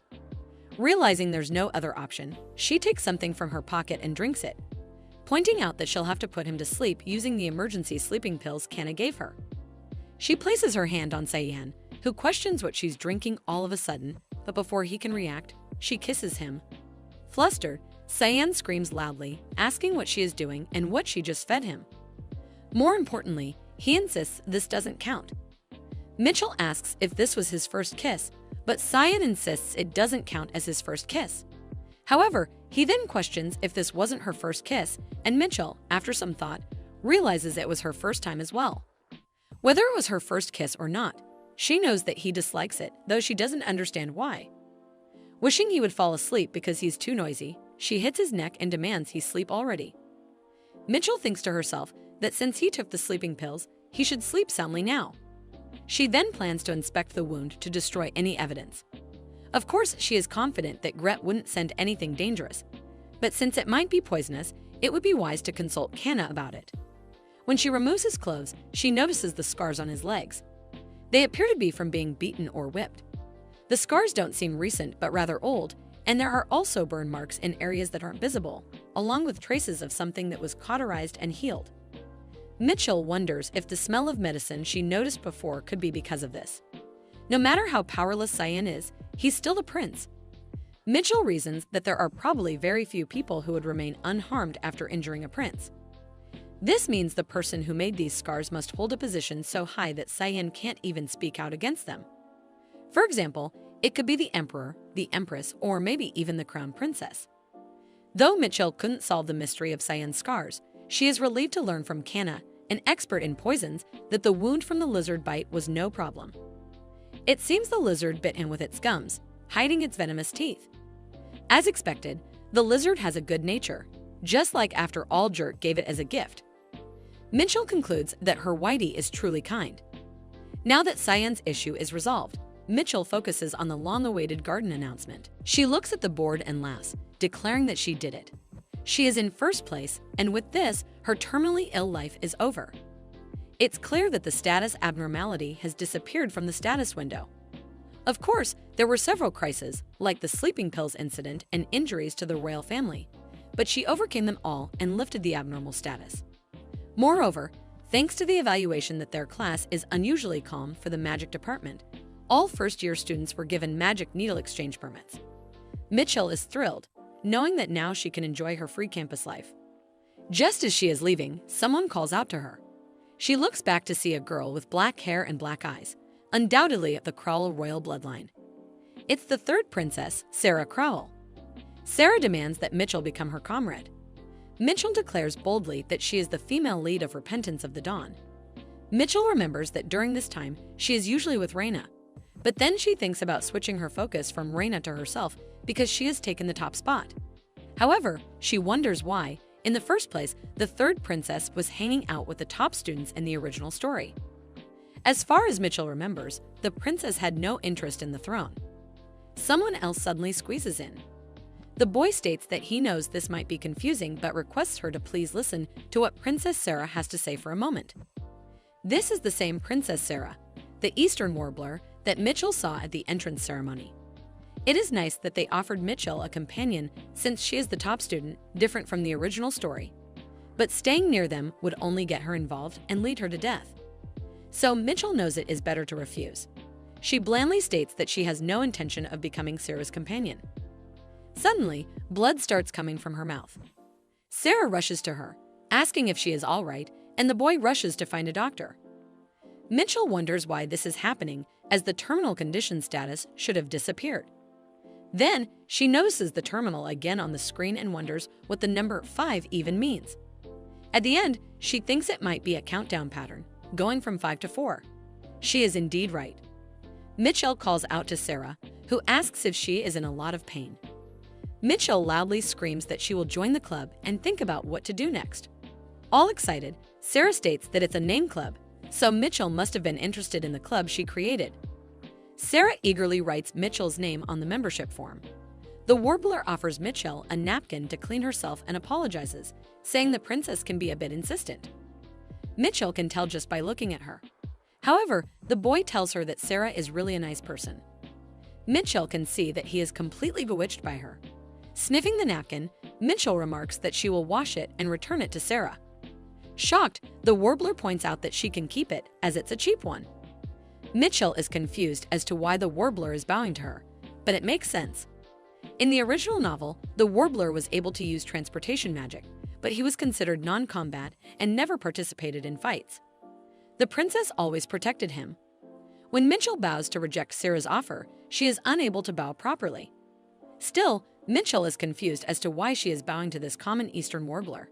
She looks at him, determined to know what kind of creature he is. Anyway, since everything seems suspicious but she is already joined, she decides she might as well fulfill some of her own desires. Mitchell has a condition for joining the club. Sarah questions what the condition is. Mitchell wants Sarah to include Cyan in the club as a member too, but Sarah seems not to know who Cyan is. The Warbler whispers to Sarah that Cyan Crowley is her elder brother, who is older than her by 1 year. Sarah is shocked to learn that her brother attends the academy. Meanwhile, Mitchell cries over how insignificant Cyan seems. Sarah clears her throat and assures Mitchell that making Cyan join the club is easy. They all move to Cyan's residence, which is located within the academy's residential area. Sarah screams from the outside for Cyan to come out. The Warbler, ever innocent, suggests that since Cyan isn't responding, he's probably not home. But Sarah is sure Cyan is at home. She kicks the door, breaking it, and barges in. As expected from the princess, famously called the back alley princess in fan cafes, the Warbler innocently advises her that breaking the door was unnecessary. Cyan appears, coughing, and demands an explanation. He asks Sarah what she thinks she's doing and reminds her of how much the front door cost to fix. Sarah dismisses his concerns and bluntly tells Cyan to join her club. Cyan angrily questions her intentions. The Warbler, acting as a peacemaker, asks both the prince and princess to calm down. However, Cyan furiously snaps at him, questioning how a low person like him dares to interrupt. This makes Sarah twitch with anger. Mitchell, clearly enjoying the scene, thinks that at this rate, it might end up as a bloodbath. She calls Cyan stupid for daring to tease the warbler in front of Sarah. Sarah suddenly turns away and walks toward Mitchell, making her wonder why. Sarah slaps Mitchell and tells Cyan to watch what he says, adding that the warbler is not lowly and that Cyan cannot belittle him just because he was born into the royal family. Cyan is furious and demands to know why Mitchell was dragged into this. Sarah coldly replies that since the warbler is precious to her, she decided to humiliate someone who is precious to Cyan in return. Cyan flinches, confused by her words. When Sarah raises her hand to slap Mitchell again, Cyan grabs her hand and says he will apologize to the warbler if she stops. However, Sarah insists that if Cyan is truly sorry, he must join her club. Cyan grudgingly agrees but states he will only write his name and nothing more. Turning away, Sarah apologizes to Mitchell, admitting that even though she needed Cyan's permission to join the club, she was wrong to slap her. She offers Mitchell a chance to hit her back as compensation. Mitchell is amused, wondering if Sarah realizes she is a princess. After all, who would dare hit a princess with full force? Still, Mitchell decides she will gladly do it. Warming up, she warns Sarah that she is strong and the slap will hurt. Sarah, prepared, reminds Mitchell that she hit her off guard, so the shock must have been greater. Mitchell slaps Sarah as hard as she was slapped. Cyan grabs Mitchell's hand, scolding her for not going easy. Sarah raises her hand and points out that there's still one hit left. Mitchell replies that it's fine. After all, Sarah is truly a princess. All swallowed by hits, Sarah announces that she will now go recruit other members and wishes Cyan and Mitchell a good time together. Cyan, visibly trembling with anger, shouts have a good time his ass and points Mitchell to get out of his house. Mitchell, the innocent female lead, gets kicked out of her lover's house. She wanted to explore Cyan's house more. Suddenly, a voice speaks, startling her. Mitchell wonders where this voice is coming from. It's Gret, who says it's been a long time since they last met. Mitchell recognizes Gret's voice but wonders how it's possible. She speculates that it might be the random functioning communication chirp mentioned before. Gret asks how she has been.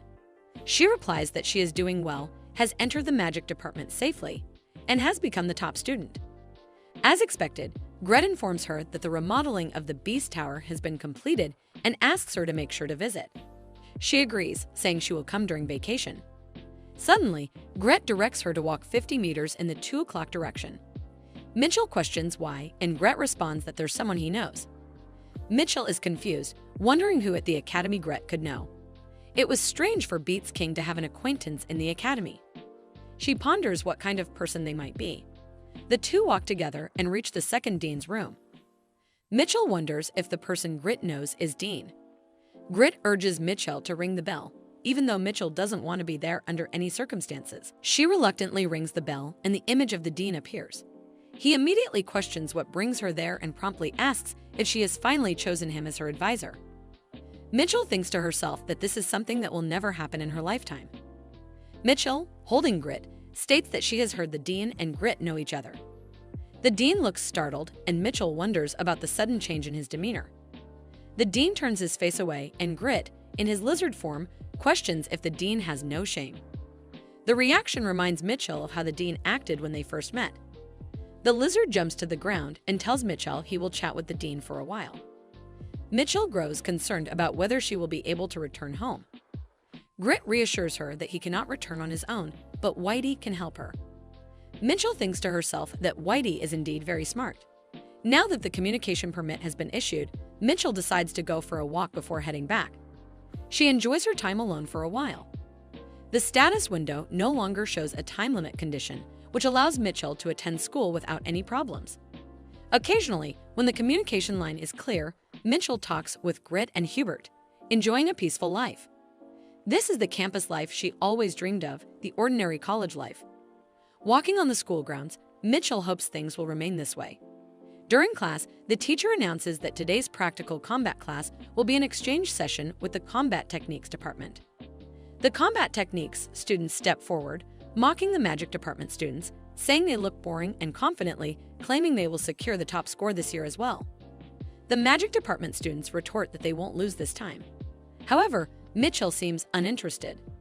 The combat techniques, students boast that their group includes the famous Northern Grand Duke, Eugene. Mitchell is shocked and turns around, wondering if the Northern Duke has really come forward. Eugene clarifies that he is not a Grand Duke but a Marquess, and his father is still alive. His classmates proudly exclaim if anyone has heard of him, referring to him as Killer Eugene. Eugene, embarrassed, insists he is not a killer but simply Eugene, the Northern Spear Duke. Eugene is a character from The Repentance of the Dawn. In the novel, he was heavily utilized on the battlefield, earning the title of Grand Duke of the North. He fought silently to protect his wife despite being exploited by the imperial family, but ultimately died a tragic death due to his sins.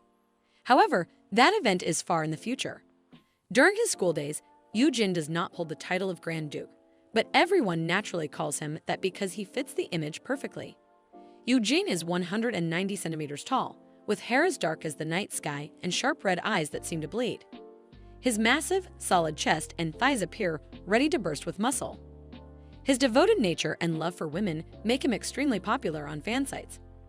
Mitchell never understood his popularity when she read about him, but seeing him in person, she thinks the combat techniques uniform suits him well. The way it clings to his sharp collarbones makes Mitchell involuntarily whistle. Gret, irritated, asks what is making Mitchell so excited. Startled, she replies aloud that it's fun to watch. Gret questions if she likes looking at fat men. Mitchell corrects him, saying it's not fat but muscles. Gret retorts that he has muscles too. Mitchell explains that while Gret's muscles are natural, Eugene's are built through hard work, making them completely different. Gret, feeling sad, mutters his disappointment. Mitchell wonders if Gret's mood is due to being suddenly summoned for communication and advises him to get some rest. Gret takes his leave and Mitchell tells Whitey they need to work on their timing. But Whitey seems disinterested. Frustrated, Mitchell reminds him that she feeds and takes care of him, yet he always sides with his father. Someone from the combat techniques department steps forward, proposing a challenge. Whoever beats their Grand Duke will earn the glorious coat. Mitchell thinks she wouldn't take that ugly coat even if they begged her. They ask who is the strongest in the magic department and who ranked first in the practical combat midterms. Mitchell points to Raina, stating she got first place. Raina, confused, wonders if Mitchell has finally accepted her as a rival or as a comrade in times of crisis. But Mitchell's reason is far simpler. She finds the situation embarrassing and annoying. Raina, excited, declares she will win. With everything seemingly resolved, Mitchell decides to watch from a distance. Suddenly, the teacher calls out to Mitchell, informing her that the combat department professor is looking for her. Mitchell is introduced to the professor as the student who ranked first in the midterms. The professor opens a briefcase and reveals a prototype gun from the magic workshop, boasting that it could sell for millions. She asks Mitchell to imbue the bullets with magic. Mitchell refuses, explaining that doing so would leave her coughing blood for an entire week. The professor sighs and says if it's that difficult, there's no helping it. However, as the professor prepares to leave, she casually mentions that the gun is worth $100 million. Swayed by the money, Mitchell reluctantly agrees, even if it means coughing blood. She locks the deal and starts the task, soon coughing blood as predicted. She regrets her decision, thinking she will die at this rate, but consoles herself that the money was too good to pass up. More importantly, Mitchell is relieved there's no news from Sarah. She was worried about joining a club full of incidents, but it seems Princess Sarah and her aide are attending school without issues. In the original story, they would have been caught up in a dangerous dungeon by now. Suddenly, Mitchell hears a familiar sound. She believes it can't be happening and scolds herself for thinking something bad would happen, calling it too cliché. However, the status screen updates, showing Dawn has updated. Dr. Bruno's secret dungeon must be cleared or she will die. Trembling with anger, Mitchell screams in frustration, wondering if she will ever get a moment to rest. Dr. Bruno's secret dungeon in the original story is first encountered by the princess and her party while searching for the clubroom. In their attempt to locate the secret laboratory inside, they face death multiple times. One might assume, as with any dungeon, that they must battle monsters. However, this dungeon is unlike any other. There are no monsters, not a single one, because the dungeon is meant to house forbidden books, and these books must remain undamaged. Releasing monsters would risk destroying the books. So the real question arises, how does this dungeon protect the books from intruders? The answer lies in the countless traps and the maze that lines the path. Artifacts cause confusion while interfering with skills, and the environment itself is inhospitable, offering not even a drop of water. It is truly a setting designed for survival battles. The main characters consider these episodes more dreadful than the scene where they fought the Demon King. Voluntarily entering such a dungeon seems unbearable. Yet, here we are. Mitchell, having meticulously packed bottled water, food, antibodies, and other essentials, is perfectly prepared for the challenge. She has successfully completed the professor's assignment and decides that the weekend is the perfect time to enter the dungeon. Since there was no mention of needing multiple people to conquer it, Mitchell resolves to go alone, clear the dungeon, and return. At the former School of Magic Dean's laboratory, Mitchell stands at the entrance. She knows the lab has been abandoned for over 10 years since the previous dean was imprisoned as a political criminal. Just looking at it gives the impression that ghosts might appear. There is a reason this sinister place hasn't been demolished and remains untouched. Whenever attempts were made to demolish the building, people went missing. It's believed they were warped into the dungeon while inspecting the dean's office. If the disappearances were the only problem, that would be one thing.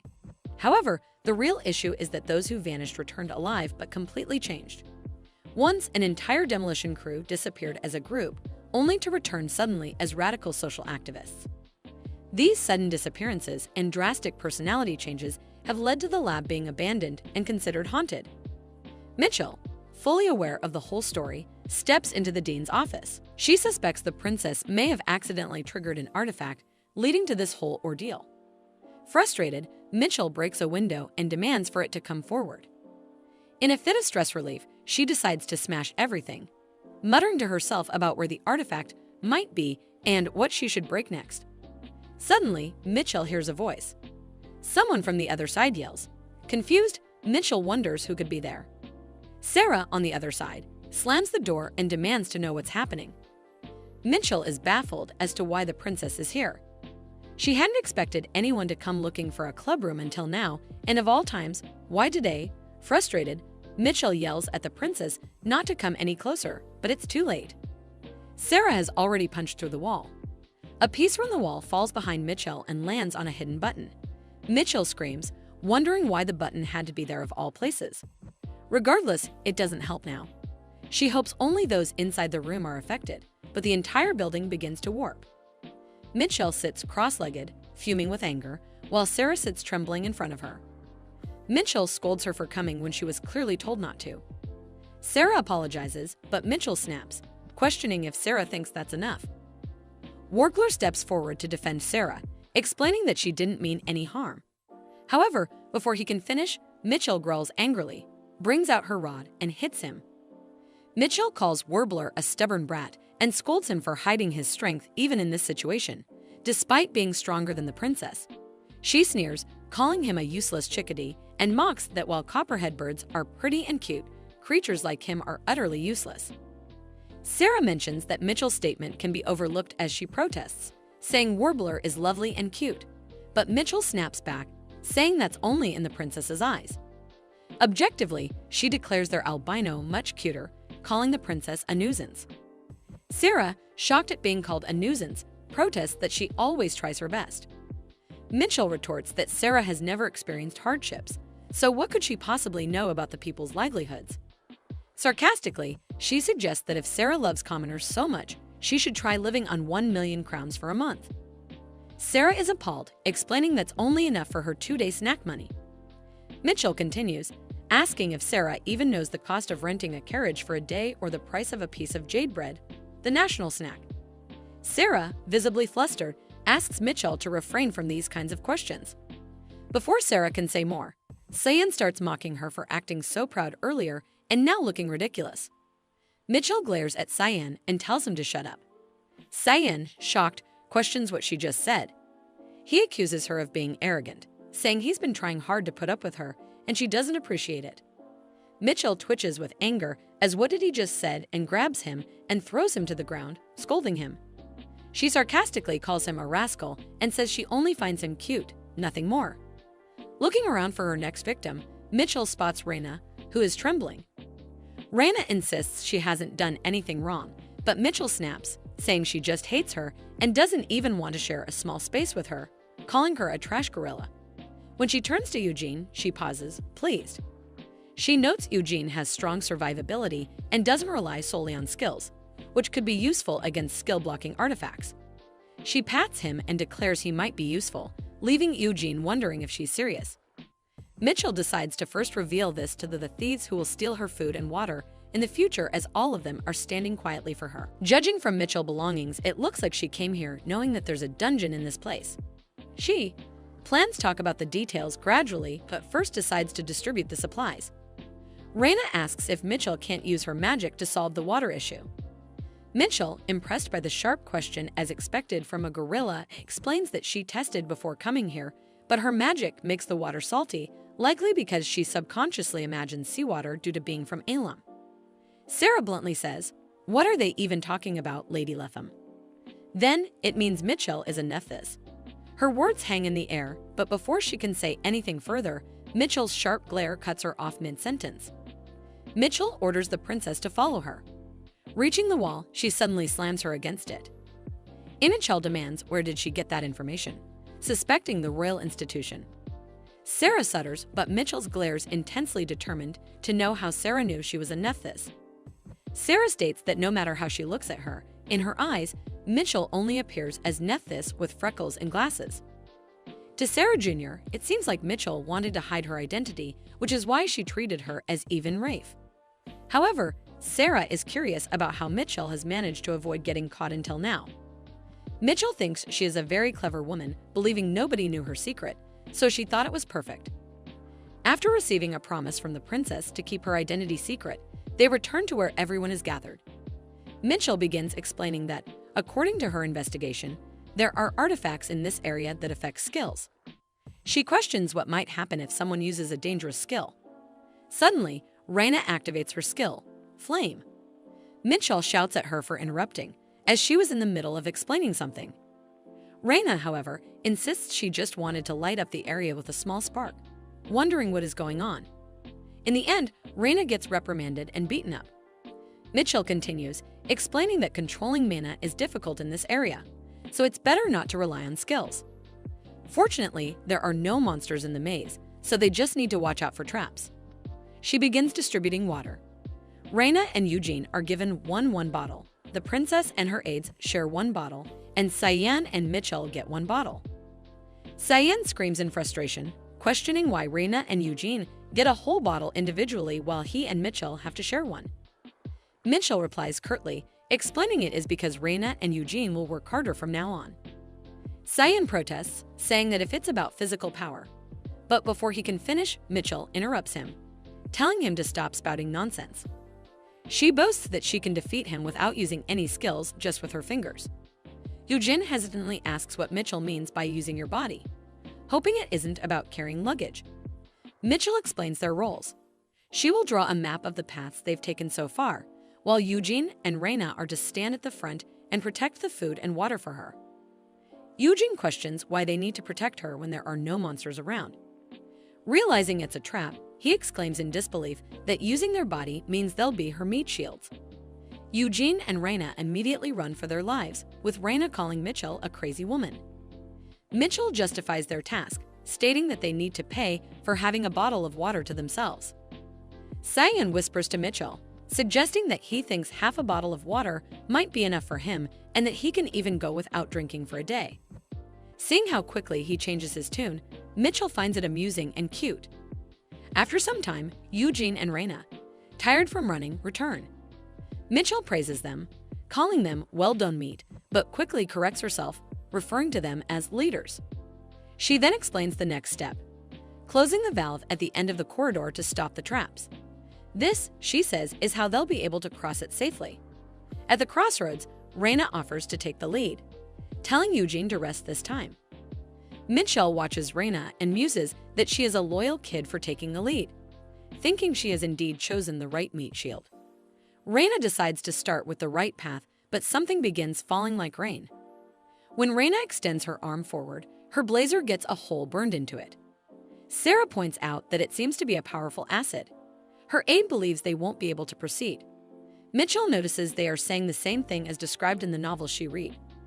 The corridor reacts to impacts on the walls and floors, releasing sulfuric acid rain. Because of this, the original team had no choice but to take the left path and wander for over a day before discovering that the valve controlling the acid rain was at the end of the right passage. This made the right path the shortest route to the destination. Determined, Mitchell decides to move forward. Raina shouts at her, asking what she thinks she's doing. Mitchell knows that Arachine fabric won't dissolve immediately from the acid, it will melt if it accumulates. Raina, concerned, questions her plan. Mitchell covers her head with her blazer, explaining that she's preparing to run. Instead of wasting time taking a longer path, she plans to charge ahead at full speed and reach the valve.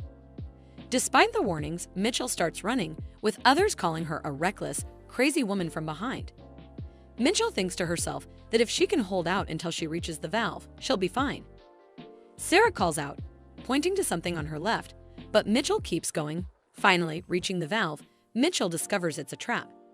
She debates using her gun as magic is too risky.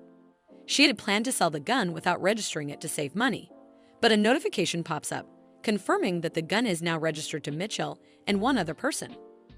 Frustrated but determined, she reloads the gun, aims carefully, and hits the target, praising her accuracy. Luckily, the magic stored in the bullets isn't affected by the artifact. However, something is wrong. She screams in pain as the acid rain begins to take its toll. On the other side, the others notice Mitchell's worsening condition. Despite this, she manages to turn the wheel on the wall, stopping all the traps. She calls out to the group, telling them it's safe to come over now. Upon reaching her, they all question her recklessness. Noticing her clothes full of holes, Cyan covers his face in embarrassment, wondering what she's doing. He quickly offers her his coat to put on. Eugene also tries to give her his jacket, but Raina steps in, insisting that Mitchell wear her clothes instead. Raina begins to take off her clothes, causing Mitchell to scream in disbelief, questioning if Raina has lost her mind. Mitchell demands to know why Raina has taken off her skirt, wondering aloud if Raina possesses some sort of exposure certificate. Raina, however, calmly replies, asking what Mitchell means by an exposure certificate when she is still wearing underwear.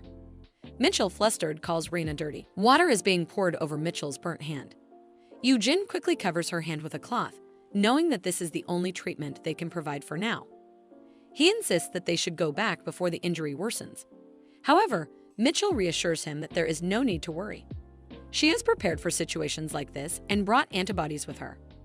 Without hesitation, she consumes them, confident that even in a world of magic, antibodies remain the best treatment for inflammation. Sarah praises Mitchell's foresight, impressed by her thorough preparations. Mitchell then recalls an incident from her childhood when she suffered from a high fever for 10 days after being scratched by a tree branch. Sarah laughs, commenting that she must have been through a lot. Before she can say anything further, Mitchell tries to stop her by signaling, tightly gripping the bottle in her hand. Cyan immediately yells at her for wasting their precious supply, while Sarah, panicked, gives a thumbs up, calling Mitchell their ace member. Miktel thinks to herself that Sarah was just about to call her Nephthys mad dog. They all continue moving further into the cave.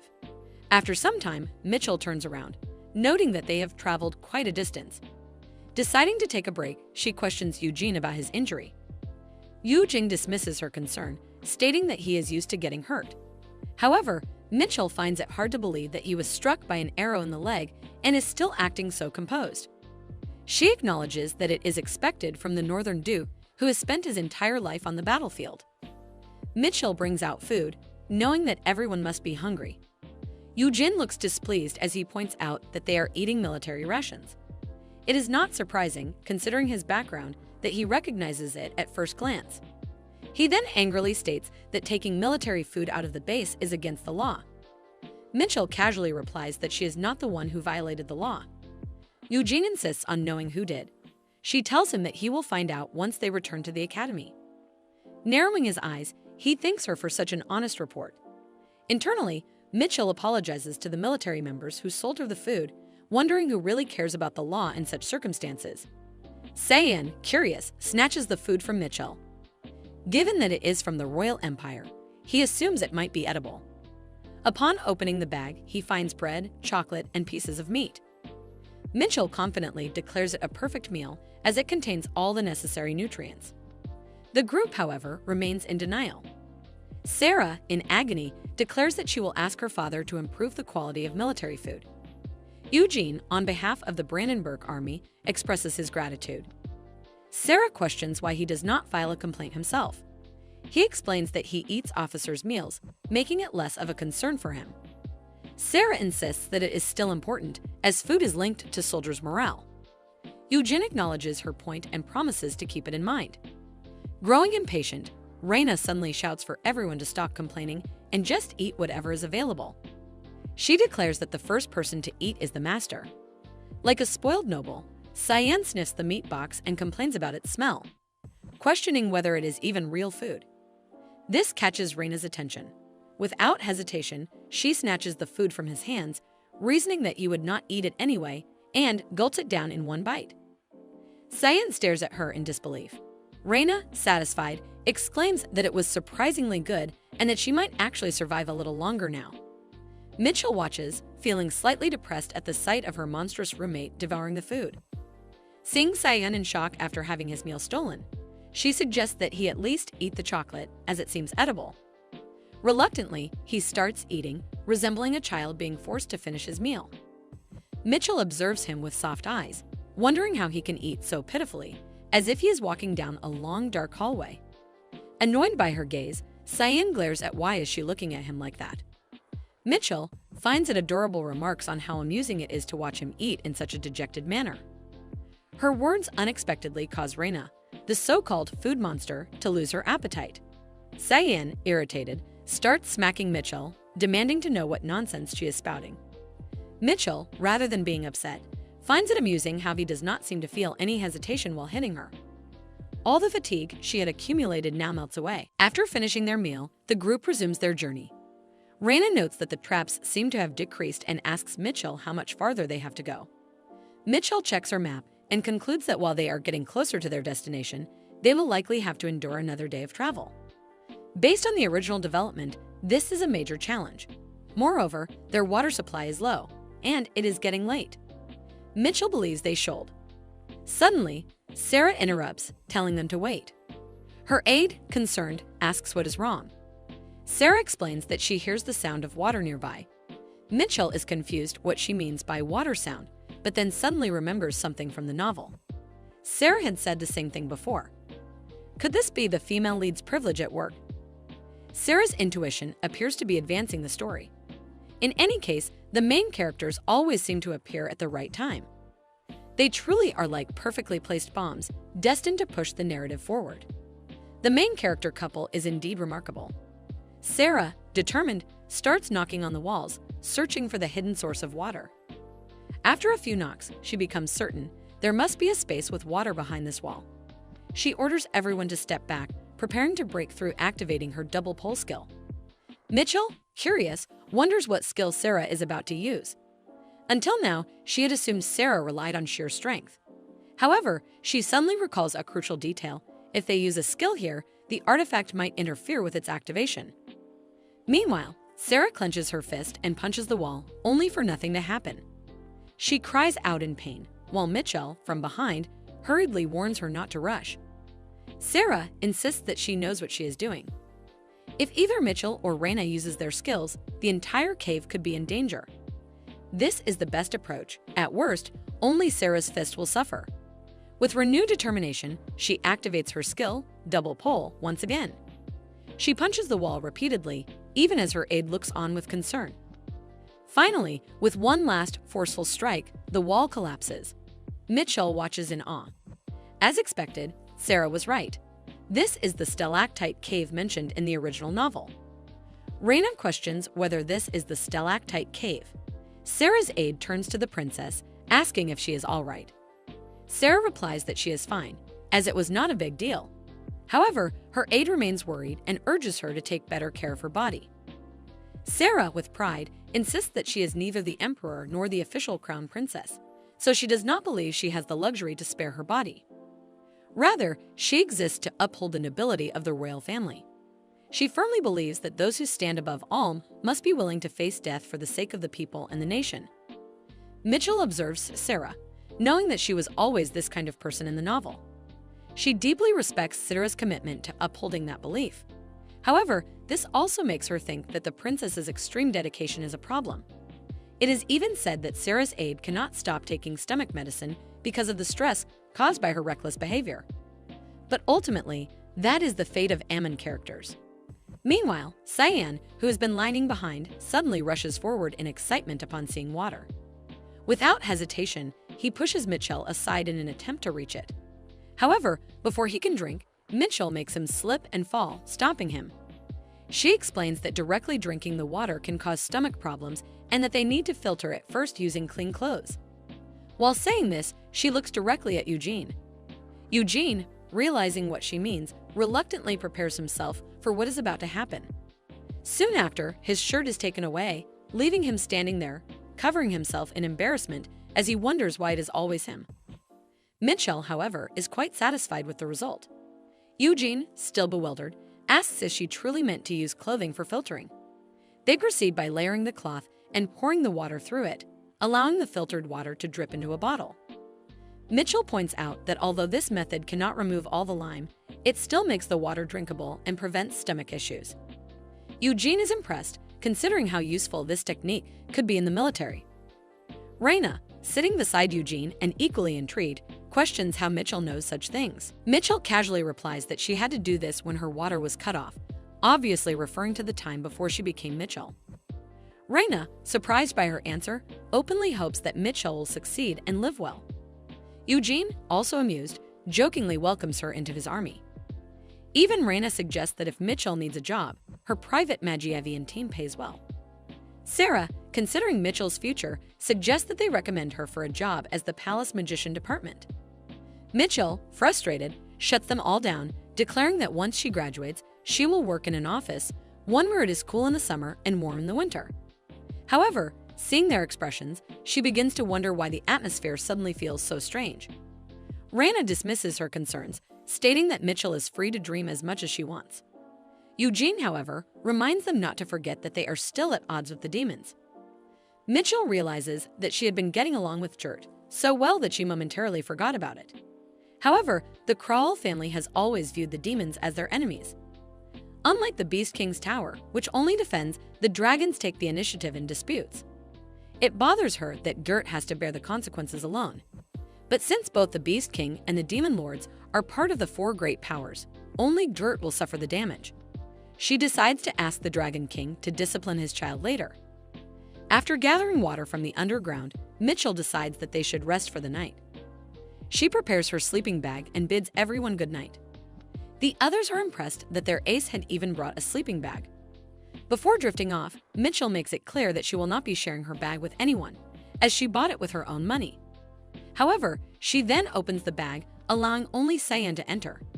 Flustered, Cyan immediately calls her a fool and declares that you would never do such a thing. But as the night progresses, the cold floor makes it unbearable to sleep. The small, spoiled royal rat begins to shiver, just as Mitchell expected. She finds it quite cute and is certain that by tomorrow, they will clear the dungeon. The next day, after wandering for what feels like half a day or more, they finally find the door to Dr. Bruno's laboratory. Upon opening it, the inside looks more normal than Mitchell had imagined. It resembles a study room rather than a wizard's laboratory. She glances around, searching for the device that leads outside. In the novel, it was described as a handle. She knows she must complete the dungeon conquest to finish the time-limited quest. At that moment, Sarah picks up a book, curious about its contents. This immediately alarms Mitchell, as she realizes what the book might be. She rushes forward and slaps it out of Sarah's hands, quickly covering the princess's eyes. She cannot allow Sarah to see the book because, as she suspected, it is a revolutionary text. Mitchell now fully remembers that in the original story, Sarah read this book after bringing it back from the dungeon. Its contents had such a profound impact on her that she ended up giving up the throne. From that moment on, Sarah's opponents sided with Cyan, leading to his unexpected rise. In other words, this book is the source of the false aspirations that misled Cyan. Mitchell immediately turns to Raina and instructs her to use her fire skill to burn the book. Raina, confused, questions why, especially since Mitchell herself had told her not to use magic care. Nevertheless, Reina activates her skill, making it clear that she will not take responsibility for whatever happens next. She gathers all the books in one place and sets them ablaze. Once the books are destroyed, they find the switch that leads outside and finally escape the dungeon. Cyan, relieved, is happy to be out, while Mitchell, exhausted, feels the same. However, she suddenly notices the partially burnt books that managed to survive. Horrified, she begins shouting at Reina to burn them completely.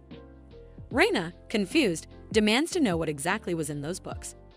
Mitchell whispers to her that they contain knowledge that could empower commoners. Hearing this, Reina immediately intensifies her flames. Eugen, seeing her so flustered, asks her the reason. Reina whispers to him what Mitchell told him. Hearing this, he joins in two, tearing apart any remaining pages. As expected from nobles, they quickly recognize the danger these words pose. Sarah, still confused, questions Reina and Eugene about the book's contents, but both firmly reply that there was nothing of importance. Eugene and Reina then turn to Mitchell, suspecting that she entered the dungeon solely to get rid of these books. They remark that this is what true nobility looks like. Mitchell, however, denies being a noble and mockingly calls them filthy aristocrats. Reina, shamelessly, accepts the insult, stating that most wizards align with nobility anyway. In reality, Mitchell had entered the dungeon simply because of the time-limited quest. However, since everyone now seems to have come to their own conclusions about her motives, she decides to go along with it. After safely escaping, they all receive treatment together in the infirmary. Sarah calls in her personal physician and a dedicated healer. Finally, Mitchell is left alone in bed, only to have the system screen appear before her again. Annoyed, she wonders why she barely had any time to rest before another notification appeared. She speculates that since she burned the books, she might have changed Cyan's disastrous future. However, the notifications seem delayed, making her wonder if this time she will receive a huge amount of experience points. The screen finally displays the results. The plot has only changed slightly, and she has gained 1,000 experience points. Annoyed at how little she received, she grumbles about the low reward. However, at the very least, she is relieved that the condition has been safely lifted. Mitchell, after navigating through the dungeon and recovering from the status effects, finds that there are no skills that urgently require leveling up. As a result, she postpones gaining experience. Perhaps due to the scars left on her hands by Cyan, he stops using volunteer work as an excuse to boss her around. She decides to put more effort into her tasks after gaining access to the academic department. Confident in her abilities, she believes she can handle laundry and cleaning. As she carries out her tasks, she suddenly hears a voice. It is Cyan. He appears angry, insisting that the guy besides him should be punished for stealing from the royal treasury without having done anything wrong. Sarah interjects, pointing out that this is incorrect according to the recently revised legislation. Cyan immediately understands what she is referring to, recognizing the new law that limits the royal family to within 12 degrees of kinship from the emperor. Since he falls within those 12 degrees, he questions whether the legislation has any real effect. From his perspective as a direct descendant, anyone beyond 12 degrees is essentially an outsider. Mitchell watches as Cyan becomes flustered, realizing this is the scene where Cyan gets embarrassed for not knowing the revised law. She finds it impressive that he is still holding his ground despite his embarrassment.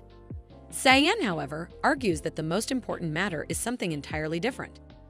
He points to a supposed relative and, with evident disdain, declares that he refuses to acknowledge him. He claims he dislikes him not only for his actions, but also because he finds him ugly. Even Mitchell is baffled by Cyan's outburst, wondering why he is suddenly spouting nonsense. Sarah, on the other hand, finds Cyan's anger fascinating. She believes that, as a prince, he should be straightforward, even if that means being unpleasant. Sarah Ade notices Mitchell's arrival. He sees an opportunity to use her as a mediator.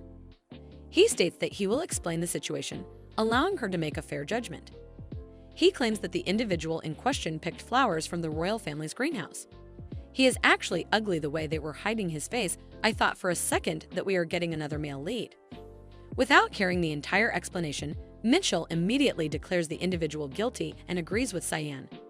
Cyan, feeling validated, is pleased by her judgment while Sarah grabs her hair in frustration.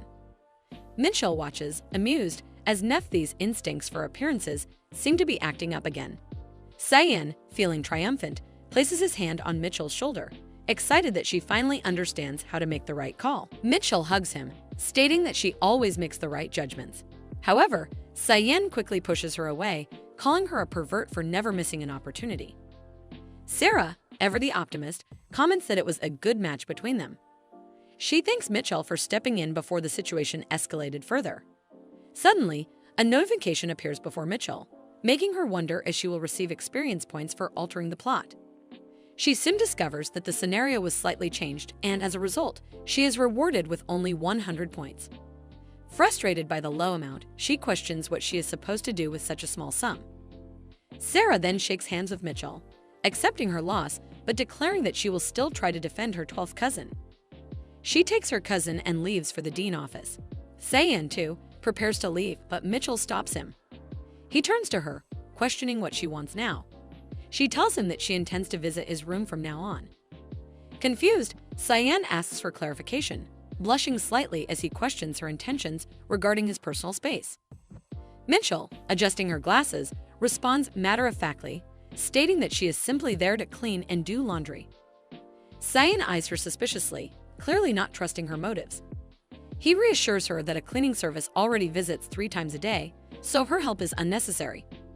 Mitchell, disappointed, questions why he is refusing her assistance, reminding him that she has a duty to help through volunteer work. Cyan tells her that if he ever needs help, he will call her, so there is no need for her to make a fuss. However, Mitchell insists, arguing that he might not realize how much proper laundry care affects the durability of clothes. It is, after all, one of the perks of growing up poor. She claims that if he allows her to do the laundry, he will witness a whole new level of skill. She exclaims that just because he hand washes his underwear does not make it clean. He immediately realizes her intentions and calls her a pervert once again, shouting at her to leave him alone. This is Cyan Crowley, and his once peaceful academy life has been utterly shattered, all because of Sarah and Mitchell. From the very beginning, he never had the luxury of indulging in club activities, as the royal family had opposed his admission to the academy and provided him with no support. To secure his maintenance allowance and living expenses, it was crucial for him to remain at the top of his class. Because of his financial struggles, he even requested compensation for a bookmark that cost 1,000 crowns per piece. Getting involved with Mitchell was the start of his misfortune. Joining this SMNAS club, which Sarah was also a part of, dragged him into various absurd activities.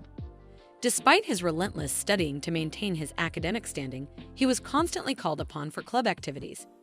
He found himself in ridiculous situations, almost dying in dungeons, participating in board games, and going on treasure hunts. To him, the club was utterly devoid of life. Determined to escape, Cyan resolves to find an excuse to quit. At the cafeteria, he makes a promise to himself. No matter how much they call him, he will remain firm and refuse to participate. As he moves toward his seat, a group of students behind him begins to mock him. They jeer at how the prince is once again eating a cheap meal in the cafeteria. Though it is the same routine as always, Cyan considers overlooking their remarks. After all, as a royal, they would not dare to harm him. However, one of the students stops the others, asking if they have heard that Cyan has joined Sarah's club. Another student confirms, questioning if they mean the club where all the top members of each department gather. The first student clarifies that not only the second-ranked student, but also Reina, another prominent figure, is a member of the club. They recognize that Reina is a senior member of the conservative faction and begin speculating. Could Cyan be using his face to flirt with the girls from the magic department? This assumption is something Cyan cannot overlook. He immediately turns to face them, demanding to know who accused him of flirting. One of the students stands up, questioning whether it is true that he is acquainted with the third princess. At that moment, a girl arrives with a glass of water for Cyan. Grinding his teeth in frustration, he dismisses her offering, telling her that she can drink it instead. Without hesitation, she obeys and drinks the water, shocking him. The entire cafeteria erupts with murmurs, questioning how Cyan became close to the third princess. Having had enough, Cyan chooses to escape. He dashes out of the cafeteria, running for some time before reaching an alleyway. Looking back, he checks whether he has managed to shake them off. Frustrated, he mutters curses under his breath, calling them disgusting. He has lost his meal ticket because of them. Despite his frustration, he reassures himself that his only goal is to graduate from the academy without any trouble. However, as he continues walking, someone suddenly strikes him from behind with a stick, knocking him unconscious. One of the attackers hesitates, wondering if they went too far. Another dismisses the concern, stating that Cyan is merely a royal by name. They confidently claim to have a true royal family member on their side, none other than the 12th cousin. This 12th cousin seemed fishy to me from the start. Cyan, a prince with an attitude, faces a harsh reality. As his vision blurs, he knows he cannot lose consciousness. He forces his eyes open, trying to make sense of his surroundings. Blood is everywhere, not just from his head, but from his entire body, leading him to wonder if his captors took out their frustrations on him while he was unconscious. He struggles to stand and reaches for the door, but it does not open. Desperation takes hold as he starts kicking it in frustration. He clenches his fists, reminded of how effortlessly Sarah would have been able to open it with a single kick. Yet, he finds himself powerless, unable to escape on his own. Self-loathing consumes him as he realizes that, aside from his royal blood, he has no useful skills or strength. His title means nothing when there is no one to assist him in times like these. Disgusted with himself, he recognizes that failing to resolve this situation will only give the Academy grounds to consider him unsafe. If that happens, Cecil will surely drag him back to the Imperial Palace. Cecil, the crown princess of the Crowley Empire, his full-blood sister. A memory of a past event involving her threatens to surface, but he quickly suppresses it. He has no desire to see her, for she is the very reason he left the palace. Just as despair begins to creep in, a voice calls out, asking if he is there. He immediately recognizes it as Mitchell's. Confusion takes hold. How does she know he is here? The door remains stubbornly shut as he struggles with it, while she instructs him to step aside. A moment later, Mitchell uses her ice ability to break open the door. Standing before him, she announces that she has finally found him. Meanwhile, Cyan, battered and exhausted, remains seated on the floor like a female protagonist who is waiting for her love to come and save her. Mitchell extends a hand toward him, asking if he is all right. Hesitantly, he reaches for her hand, his voice barely above a whisper as he calls her name. She raises an eyebrow, noticing his watery eyes, and remarks that there is no need for him to cry alone in a corner. If he must cry, he can do so in front of her. After all, she has already missed an important event. Cyan, flustered, immediately denies that he is crying. Innocently, Mitchell tilts her head and questions whether the liquid in his eyes is simply from a runny nose. Enraged, he shouts at her, calling her a crazy woman. Mitchell merely smirks, unfazed by his words. She knows he never speaks kindly, not because of his personality alone, but because of who he is, a bad-tempered country boy with dry, unkempt pigtails and freckles scattered across his face. From any angle, he is rough and unrefined. He hesitates, trying to form a coherent thought about volunteering. Catching on to his unspoken words, Mitchell immediately questions whether he intends to make her work more or cut her hours. Finally, after much hesitation, he mutters that if she wants to come to his house to clean, she can, but if she does not want to, that is entirely up to her. However, before he can clarify, Mitchell abruptly rushes outside. He barely has time to react before she is gone, leaving him to wonder why she is always in such a hurry. But it is already too late. He resigns himself to the fact that she might come another day. Not that it matters if she does, he can simply take her there himself. At Cyan's house, he leads Mitchell to the reception room, instructing her to wait there while he steps away. Mitchell, however, asks for permission to explore the dressing room. He allows her to do as she pleases, thinking little of it. Meanwhile, he retrieves the house keys, convinced that if she is so eager to clean, he might as well let her. However, just as he prepares to hand her the spare keys, he remembers she mentioned being in the dressing room. Making his way there, he steps inside, only to be met with a sight he never expected. Mitchell is holding his underwear. For a moment, Cyan stands frozen, unable to process what he is seeing. The sheer absurdity of the situation renders him speechless. Then, reality sinks in, and he begins screaming. Mitchell calmly explains that she is not stealing them. She simply believes that boxers do not suit him and intends to replace them with silk ones. Cyan, utterly exasperated, throws the key at her in frustration and demands that she get out of his house. Without hesitation, Mitchell leaps out of the window, cheerfully thanking him for the keys and promising to return. He yells after her, demanding that she never come back, while she, unbothered, assures him that she will replace all his belongings with finer things. Desperate, he begs her at least to leave his underwear behind, but she is already gone. In the city, at an undergarment shop, Reina watches in disbelief as Mitchell eagerly selects boxers for Cyan. She questions whether Mitchell truly traveled all this way just to buy underwear for him. Mitchell, undeterred, explains that now that she has permission to go out, she intends to enjoy it. She really have a unique taste of enjoying. Kana notes that the boxers seem a little too sexy. Mitchell dismisses the concern, insisting that they will suit Cyan's erotic face. Reina, now even more bewildered, questions whether the prince would actually appreciate such a gift. Mitchell urges her companions to imagine a tall man with long, unbound black hair, wearing nothing but snug black boxers and a robe. Now that Reina envisions it, she finds it difficult to see anything else. Mitchell further remarks that the natural red under Cyan's eyes makes him look cursed. Kana, who has been silently observing the exchange, stands dumbfounded, struggling to comprehend their conversation. Reina shifts the topic, recalling that just the day before, Mitchell had been making a fuss about wanting to kill royalty because of Cyan. As Reina continues to process the situation, she inquires whether Mitchell even has the money to make these purchases. Mitchell shamelessly asks Reina to lend her some. Brimming with excitement, she declares that she will grant the privilege of using her best friend's magic department card. The shop staff, realizing that they are serving a VIP, immediately become more attentive. Kana, watching the declaration unfold, finds it astonishing. Mitchell turns to Kana, announces that she will declare Kana her best friend at the magic department precinct as well. Overcome with emotion, Kana eagerly hands over her money, allowing Mitchell to use as much as she desires. Soon, both Reina and Kana become caught up in a competitive frenzy, each trying to buy more gifts for Mitchell than the other. Mitchell, meanwhile, watches in amusement, reflecting on how heartwarming friendship can be. Thanks to the power of friendship, Mitchell successfully purchases several pairs of underwear for Cyan. To avoid suspicion, she also buys some for herself, as they are technically couples' underwear. Afterward, the trio enjoys a casual girls' day out at a cafe. While browsing the menu, Kana insists that anything Mitchell likes will be fine. Reina teases Kana about her habit of deferring to others' preferences. Kana, annoyed, declares that she hates her, to which Reina responds by asking why she is suddenly being so blunt.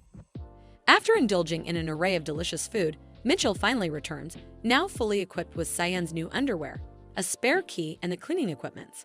With everything in place, she is ready to head to Cyan's room to begin her volunteer work. At Cyan's house, Mitchell is seen cleaning the house with remarkable professionalism. She points out how the previous cleaning, likely done by housekeepers, was not thorough enough, as every corner had not been properly attended to. Aware that Cyan often falls ill, she takes it upon herself to ensure the environment is spotless, hoping it will contribute to his health. Meanwhile, Whitey seems to be enjoying the vastness of the house, a stark contrast to the dormitory room he had been confined to for so long. After finishing the cleaning of the living room, Mitchell moves on to the bedroom. However, just as she begins, a sudden voice startles her. It is Cyan running toward her in terror, his face filled with panic as he questions the presence of a lizard in his house. Mitchell reassures him, explaining that she is the one who brought it. As Cyan's gaze falls upon her, he is taken aback by her attire and immediately demands that she take it off. Mitchell, confused by his reaction, explains that she is simply following the company's cleaning manual. Realizing that her uniform might seem unusual or intimidating in a fantasy world like this, she decides to comply, thinking it best not to cause further distress. However, as she begins to remove the uniform, Cyan's reaction shifts once again. His voice rises in a panicked tone as he orders her to put it back on. Now even more perplexed, Mitchell questions his indecisiveness. Cyan, covering his eyes, struggles to explain that her appearance is too revealing. Mitchell quickly realizes that due to her sweat, her underwear might be slightly visible. Not wanting Cyan to see her in such a state, she contemplates whether it would have been better to reveal the underwear she had brought for Cyan earlier rather than getting caught in this awkward situation. She mutters aloud that it is a shame, prompting Cyan to demand what exactly she means by that. Frustrated and flustered, he orders her to put on anything, even if it is an alien-looking costume. Mitchell, amused by his embarrassment, playfully remarks that she would rather stay as she is since it is too hot. While Mitchell is enjoying Cyan's reaction, Whitey suddenly interjects from behind. stating that black does not suit her at all. Mitchell curses the timing of Gret call to McTell, while to see a lizard talking like that unsettles Cyan even further, making him panic and retreat into his room. Meanwhile, Whitey questions whether Mitchell understands that white suits her better. Although she seems to get the point, she dismisses it, admitting that she does not want to invest in more underwear since she lacks the money for it. Whitey, understanding her financial constraints, offers to help in any way he can. Mitchell, unsure of his intentions, hesitates but ultimately decides to trust him. After the call ends, Mitchell immediately grabs Whitey, suspecting that he had deliberately called Gret at an inconvenient moment. She demands to know why he always contacts him in such awkward situations and accuses him of taking his father's side. Meanwhile, inside his room, Cyan sits shivering, listening to their conversation. His regret deepens as he recalls the moment he gave her the spare key. At the same time, in the Tower of Water, King Gret contemplates an unusual question. He wonders what the chances are that a person with 180 centimeters long hair and an Adam's apple is actually a woman.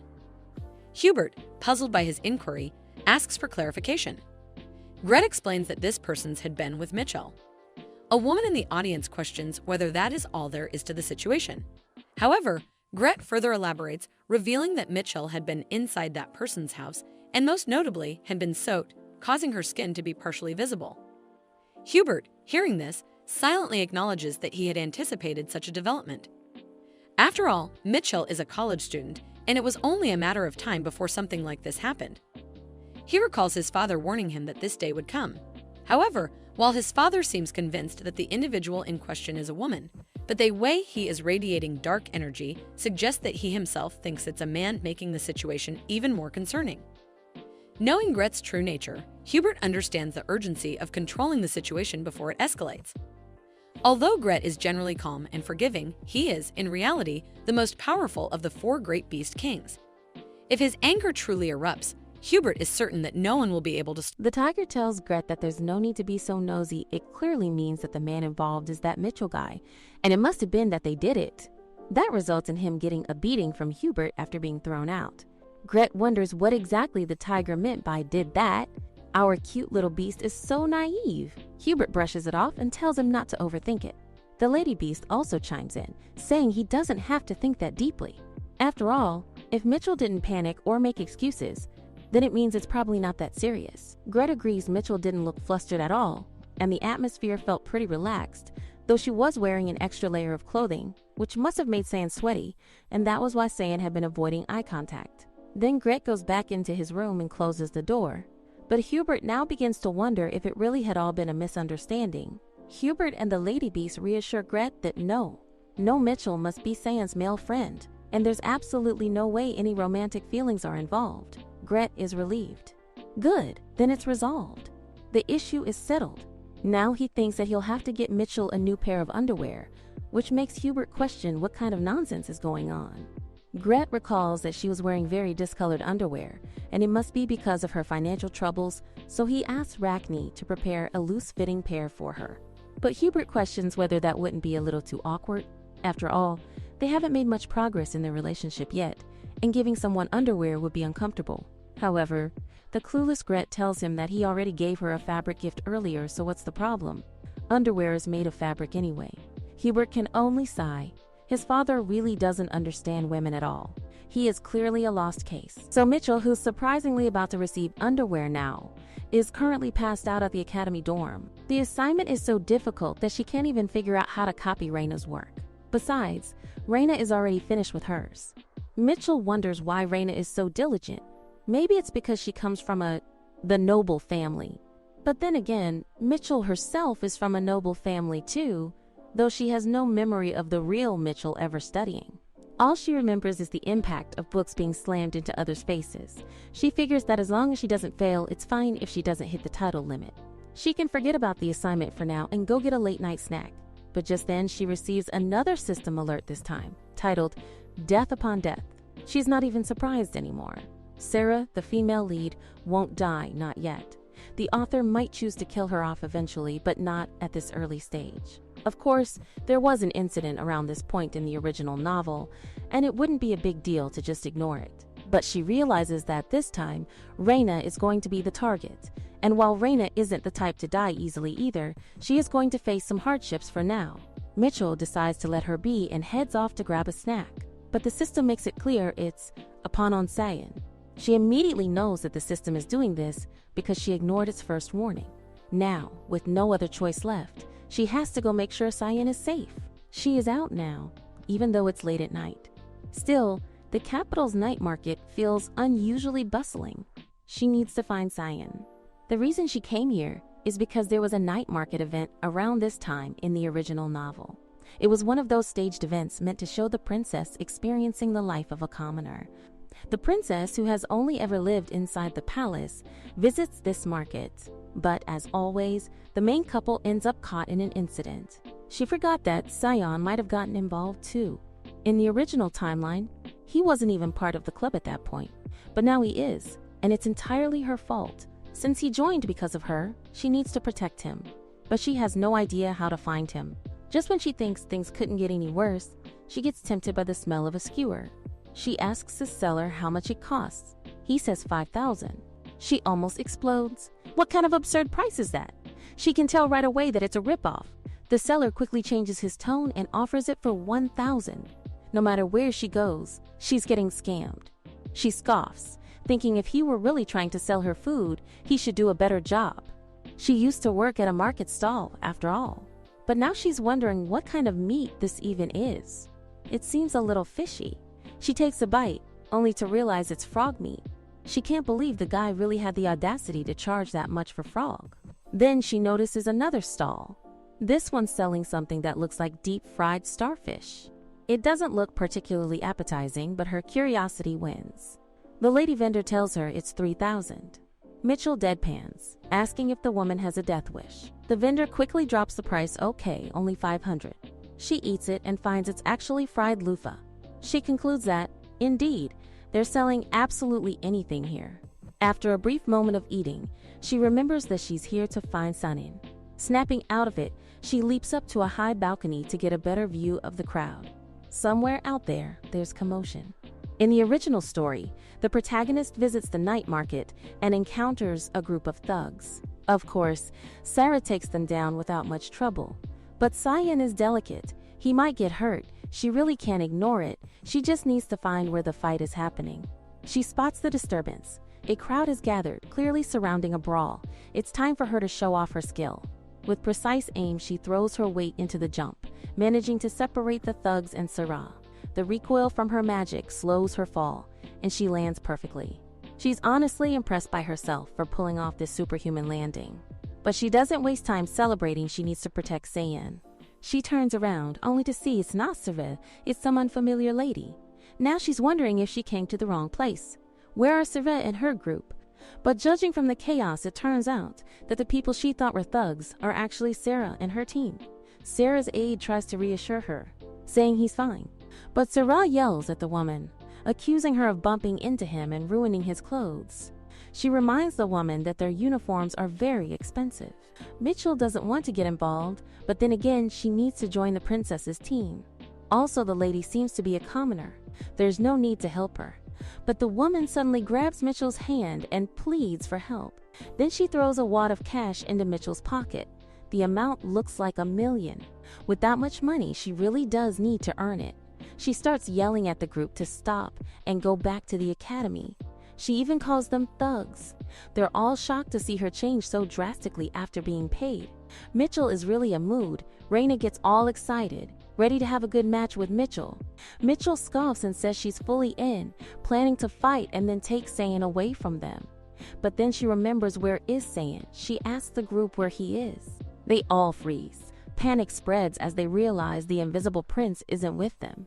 He's usually so unnoticeable that they didn't even realize he was missing. Mitchell knows this won't do. She needs to find him, and now they're all going to help her. But the lady grabs her hand again, asking how she can do this just for money. Still, for that woman, this is a great experience. She's been waiting for this day for so long. Mitchell sighs. Even if this isn't her problem, she already saved the woman from the thugs. Sarah agrees, saying it's true if that lady is from a noble family, then getting robbed by ruffians while pretending to be a commoner must have been her dream. Apparently, among nobles, getting mugged and pretending to blend in is seen as a romantic adventure. No way they all are brainless at this point. Even Duke Nepthys bragged about being pickpocketed in the street and wouldn't stop talking about it at an entire party. Now that Mitchell has taken the money, she figures she might as well provide some service. She tells the group to attack the lady more and, if possible, target the nearby flower shop for added romantic effect. She shouts at them to come at her. They all start fighting again. They even deliberately strike the flower shop. Mitchell sighs they're not going to win against her anyway. With great acting, she begins to retreat. As the flower petals scatter in full bloom, she snatches one midair and tells the lady to be careful next time. Then she hits her shoulder and says the service time is over. Now she needs to go find her scion. She asks Raina about him.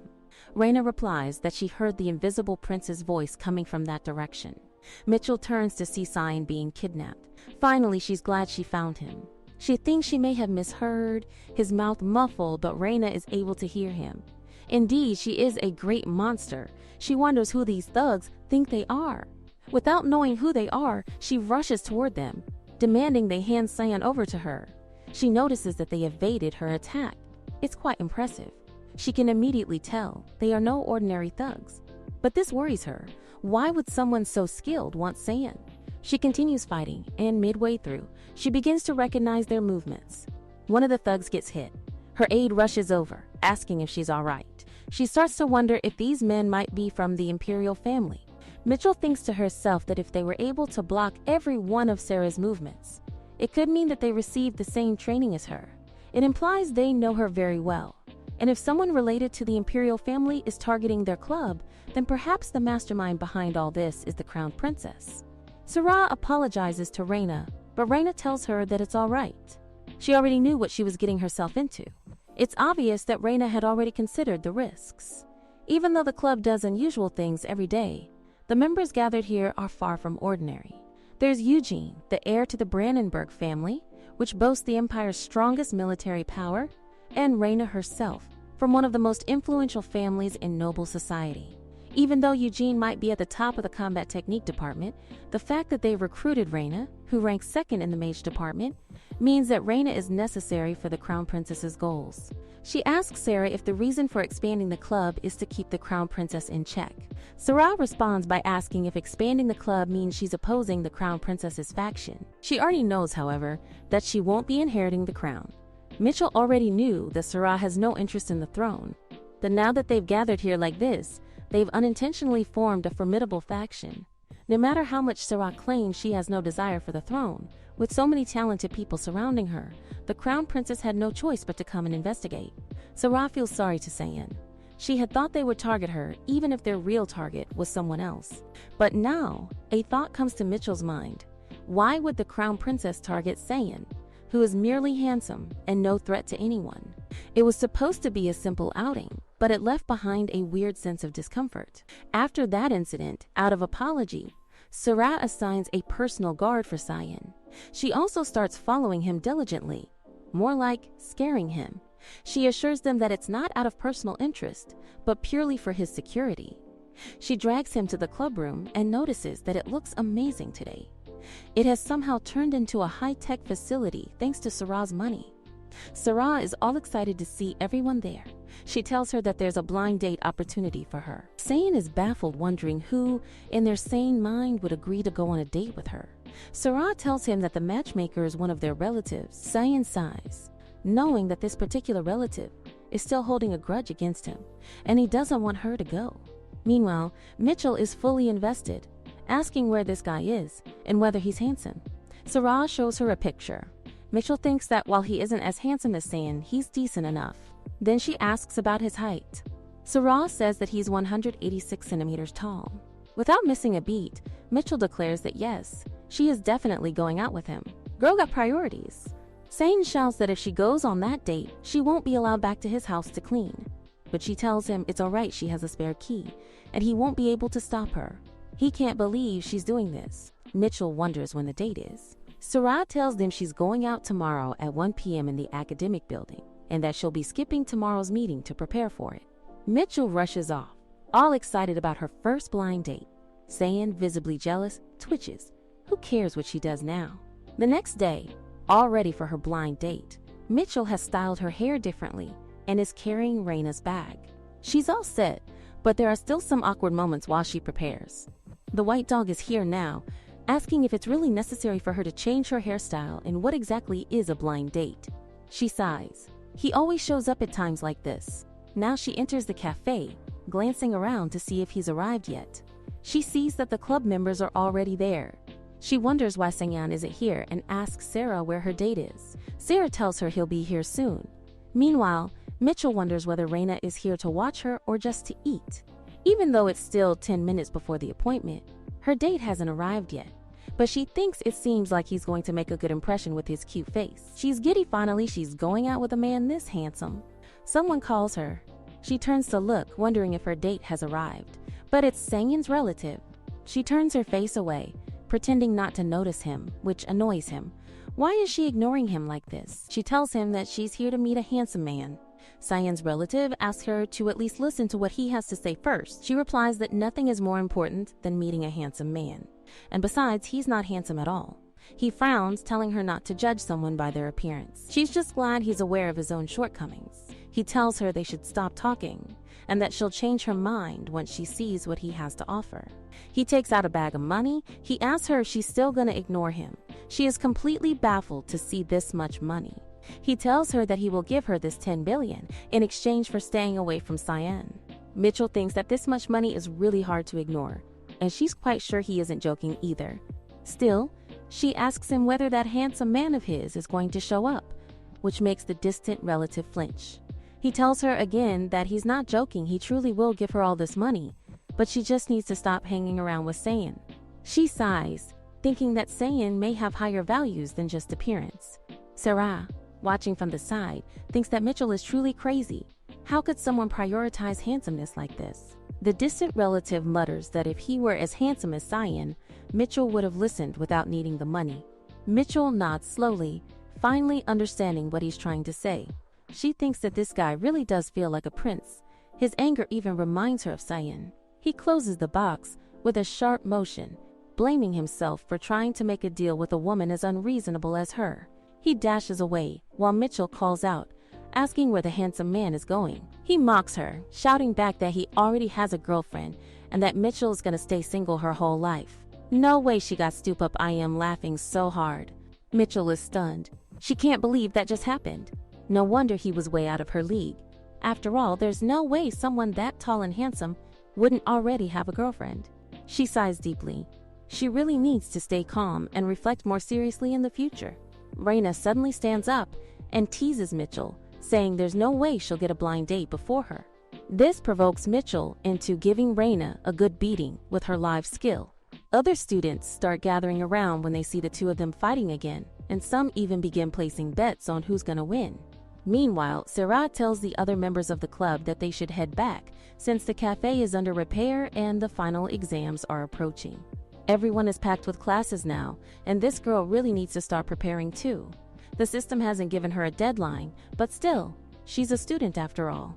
Then she notices Sang-yeon in the distance. Even from far away, she can tell it's him. He shouts at her, asking why she's this late. She can't help but feel like she's losing to this sight for just a few billions. Sang-yeon, having no clue what she's thinking, asks her more importantly about the blind date. She tells him that it was a complete flop. He mocks her, saying of course it was who, in their right mind, would date her for such a sick reason. Even as he acts like this, she finds it surprisingly cute and lets it pass. He then says that since she looks so pitiful, he'll buy her ice cream. She quickly says she wants a snowflake one, but he argues that it should be under 10 crowns. She sighs again, thinking that for a prince, he really is quite petty. It was summer, and for some reason, it felt right to end the day this way. Time passes faster than she realizes, and soon the final exams are already over. Now it's finally vacation time. Of course, her academy life was fun, but it can't compare to the feeling of vacation. Looking back, this poor soul really worked hard. During midterm, she even had to become the top student because of her deadline. She joined clubs, entered dungeons, visited night markets, and even went on a blind date. Now she needs to hurry back and see her mother. Kana comes from behind, asking if they should exchange letters over the vacation and requesting Mitchell's address. Mitchell writes it down for her. thinking that yes, this world has no phones, so writing letters feels nice and romantic. She hands it over to Kana and also takes Kana's address in return. Mitchell is looking forward to seeing where she lives. She assumes it must be in the capital, but to her surprise, it's at the top of the Ishmael mountain range. This makes her ask Kana again if she's really not affiliated with assassins. Kana assures her no, she's not. Kana leaves, saying she'll write to her every day, while Mitchell wonders whether she should reply or not. This girl is truly terrified of assassins now. She thinks about Sarah and her aide, who were taken back to the Imperial Palace as soon as the exams ended. Eugene had gone up to Brandenburg after receiving permission from the school because of the Dragon Tribe migration. Sayin is still stuck at the academy, but there's nothing more left for her to do. She should head home too. But Raina shouts at her from behind that she can't leave like this without saying goodbye or writing a letter. Raina tries to tell her the address, but Mitchell closes her ears. This is the last thing she wants to do. A week later, Mitchell is completely messed up. It's been a whole week, and she still hasn't arrived home. She really should have gotten a horse instead of a carriage. She plans to ask Sarah to help put together a good railway path, though it will need some specialists. It might be expensive, but if Gret can even ensure partial safety at the market mine, it should be fine. Suddenly, Hubert appears, calling out to her from the window and startling her so badly it nearly knocks the wind out of her. She asks him where he came from, and he tells her he waited here after finding out that vacation had started. He begs her to come with him to the tower. She suddenly remembers yes. Those born in the tower can use the return skill, and if that's the case, she won't have to stay in the carriage much longer. She asks the driver to drop her off. The driver says the fare will still be the same, and she just shrugs. All right, man. She gets off, stretching her limbs, nearly dying from the pain. She tells Hubert to quickly use the skill. Just then, a white dog jumps out of the bag and hugs Hubert. She's really done with all of them at this rate. Then Hubert suddenly asks her how the blind date went. She had told Gret she was going, after all.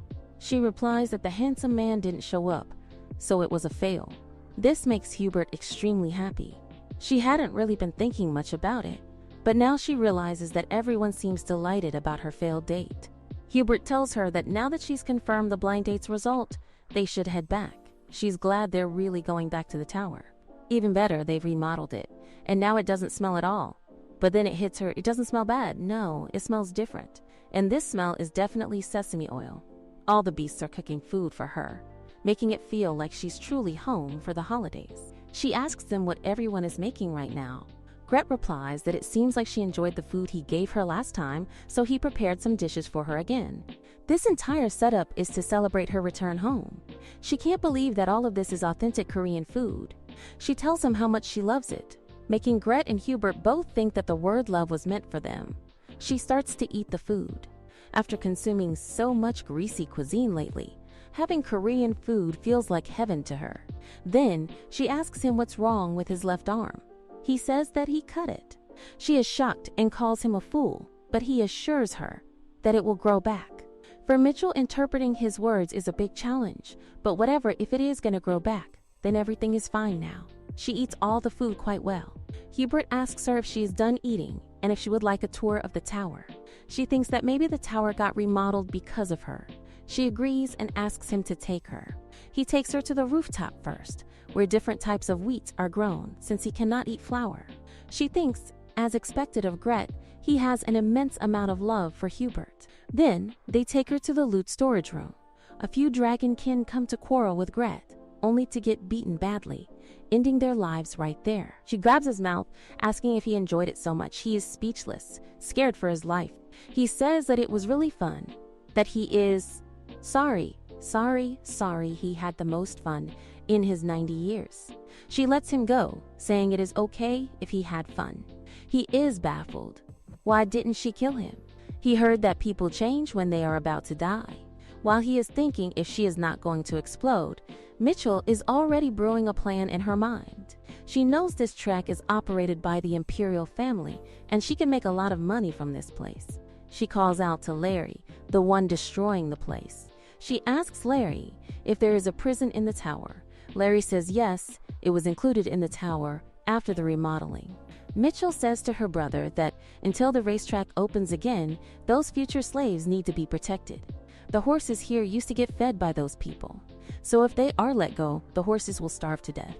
If they can be cared for instead of being abused, then maybe it's not a bad idea to keep them working. She leaves it to Larry to keep the horses and these people under check.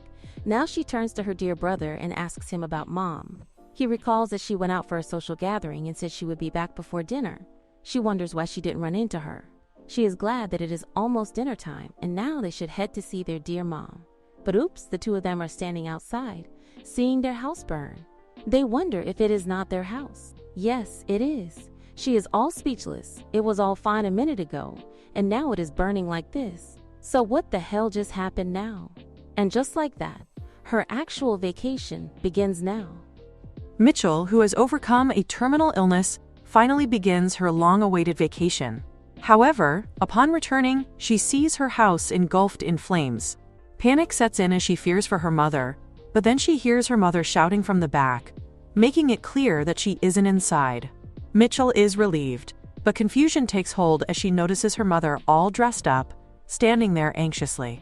She asks what on earth is going on and why her mother is dressed like that. Her mother replies that this is how she prepares for social gatherings.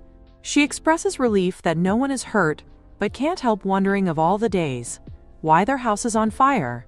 A few days earlier, back at the Nephthys townhouse, the Duke is cheerfully making arrangements for Mitchell's return home. He's heard from the academy that students are on break, and based on what he managed to squeeze out of the headmaster, Michael is currently ranked first in the Department of Magic. The Duke is moved to tears, exclaiming that his daughter is just amazing. If Mitchell graduates as the top student, she will be awarded a noble title without the need for formal adoption. The Duke plans to make her his official retainer instead, allowing her to inherit the entire duchy without being legally listed as family. He once thought that would create trouble, but surprisingly, it's turning out well. He proudly thinks that Mitchell is always several steps ahead. The Duke prepares to welcome her back and even plans to give her some pocket money. He asks the general if the Duchess has left. The general assures him that she has. She saw her leave for the station herself. McTeal and her mother have always had a difficult relationship, so it's best to avoid any encounters between them. Their relationship isn't terrible, but the Duchess is extremely strict about everything. With all preparations complete, they simply wait for Mitchell's return. A while later, when she still hasn't arrived, they guess that she'll probably be coming in the morning. But the next day passes, and she still doesn't show up. Even the Duke starts to grow frustrated, questioning why she hasn't arrived yet. The general reports that, according to the latest update, Mitchell has gone to Elam. The Duke is baffled. Why would she go to Elam instead of coming home? Perhaps she's visiting her nanny? The Duke is stunned. Why on earth would she visit her nanny instead of returning home? He becomes emotional, even shedding tears, desperate for Mitchell to come back. The general questions whether he really thinks she will return, just because he asks her to. The Duke concedes that she's not the type to obey orders blindly, so they conclude that a proper plan is necessary. Eventually, they come up with the idea to burn down the nanny's house, thinking that will force Mitchell to come home. The Duke is pleased with this solution, convinced that it will bring her back. The general, however, is exasperated but says that if this is what it takes, then so be it. Meanwhile, at the Beast Tower, Mitchell apologizes to Gret, telling him that they're going to stay here for a little while. Gret replies that it's her home too, and she can stay as long as she wants. Mitchell, however, feels conflicted. She needs to consider the feelings of both her nanny and Titi. She wonders why she feels so reserved around them. When Mitchell introduces Gret to her nanny as the best king, the nanny realizes that what she actually means is Demon King, not just some nickname. Mitchell is baffled that the nanny is only now catching on. The nanny sighs, unimpressed. Demon King or not, the fact remains, he's a Demon King with a child, and there's no way she's going to let him court Mitchell. She's gained level 10 fear resistance, so she doesn't care if he's a demon or whatever. At least she's not afraid of Gret. Now that the house situation is settled, there's just one issue left: money. At the Elam Harbor, it's squid season. Mitchell decides to make some money and repay the debt Titi incurred by catching squid. Although Gret insists that she owes him nothing, Mitchell believes that the closer their relationship becomes, the more important it is to maintain clear financial boundaries. After all, they are already living together in the tower, and she doesn't want to cause him more trouble. Even Evan is there. He tells her it's been a long time since they last talked. They chat for a while, and she asks him where Tomas is. He asks if she plans to get a boat and if Tomas isn't available, she might have to ask someone else. But suddenly, Tomas rushes in, enthusiastically telling her that of course she can ride his boat. She's confused, given how opposed he was before.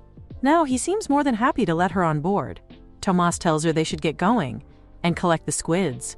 Mitchell thinks her detection skill must have become something like a superhuman ability. She wonders whether she can still locate schools of fish like before. When they get on the boat, Tomas asks her where the squid are. She considers that since her detection skill is now part of her superhuman set, maybe some of its ability has been inherited, but she can't say for sure. So she simply guesses that the squid might be near the port. Tomas becomes excited and announces that they're heading to the port side. McTail stands there, thinking to herself that it was just a random guess. Then, suddenly, a screen pops up in front of her, notifying her that a new skill premonition has been created. She considers that this might serve as a replacement for detection, so she plans to invest some points into it. She tells them to continue on while she deals with the skill update. She notices that this new skill went directly into the skill tree. She wonders what the logic behind all of this is, but she doesn't need anything else right now, so she decides it might actually work for her. For now, she plans to put everything into premonition. If she maxes it out, maybe she'll get an upgraded skill. Or better yet, if she's lucky, she might trigger a skill fusion. It's not just wishful thinking. She genuinely feels like something incredible could happen. If the skill works the way she hopes, it could help her avoid danger and always make the best decision. She truly hopes that's the case. Meanwhile, on the other side of the ship, someone says that they'll be arriving in Elam tomorrow. So finally, they are able to gather a large haul of squid. Thanks to Mitchell's premonition skill, she manages to secure plenty, which means they'll be getting more bonus rewards. This way, she can keep hitching a ride on Tomas's boat. Then, suddenly, she remembers that her house caught on fire. It's almost like she's only now recalling it. Tomas responds, saying it was because he was caught up in so many things, more specifically, caught up in money matters. She then asks him directly if he is the one who started the fire. Tomas is completely shocked. He insists he hasn't even been to her house once, so why would she accuse him? Mitchell is confused. If Tomas didn't start it, then who the hell did? It didn't feel like an accident. Tomas then asks her where she stayed that night. Michael tells him she spent the night at a friend's house. Tomas raises an eyebrow at the word friend, and now she introduces him to Gret the Demon King. This revelation nearly sends Tomas straight to heaven in shock. Mitchell checks on him and asks if he's all right, but Hubert assures her that this is the typical reaction people have the first time they meet Gret. It's probably due to Gret's overwhelming presence. She recalls that both she and her nanny fainted when they first met the Demon King. Hubert considers that the two of them are indeed unusual. She doesn't quite understand the situation either, because her nanny is rather peculiar. Gret then asks about the cart they brought. She tells him it's full of squid, which she brought to share with some of the townspeople. He comments that it seems like she's preparing lunch right away. Mitchell responds, saying that maybe today they'll get cold soup instead. Now the entire table is prepared with a feast. Tomas is enjoying the food, laughing that if he had known Gret was such a good cook, he would have come sooner. Gret is also glad he finally got to meet the captain of the ship. After all, seafood is hard to come by in the tower. Mitchell asks why that is.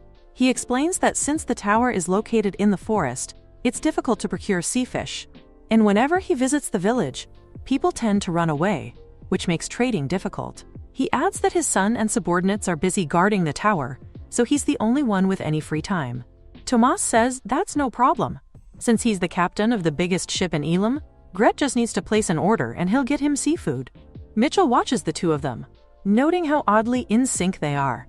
She then turns to Tomas with a question: who owns Elam? He tells her that Elam is an autonomous region, so it doesn't have a lord. She asks if there's a mayor or anything of the sort. Tomas says that in a small village like this, important decisions are made by the Women's Council and the village chief. Mitchell says she already knows about the Women's Council, but questions whether they even have a village chief. Tomas wonders why she's talking like that when she's already met the man many times, the blacksmith.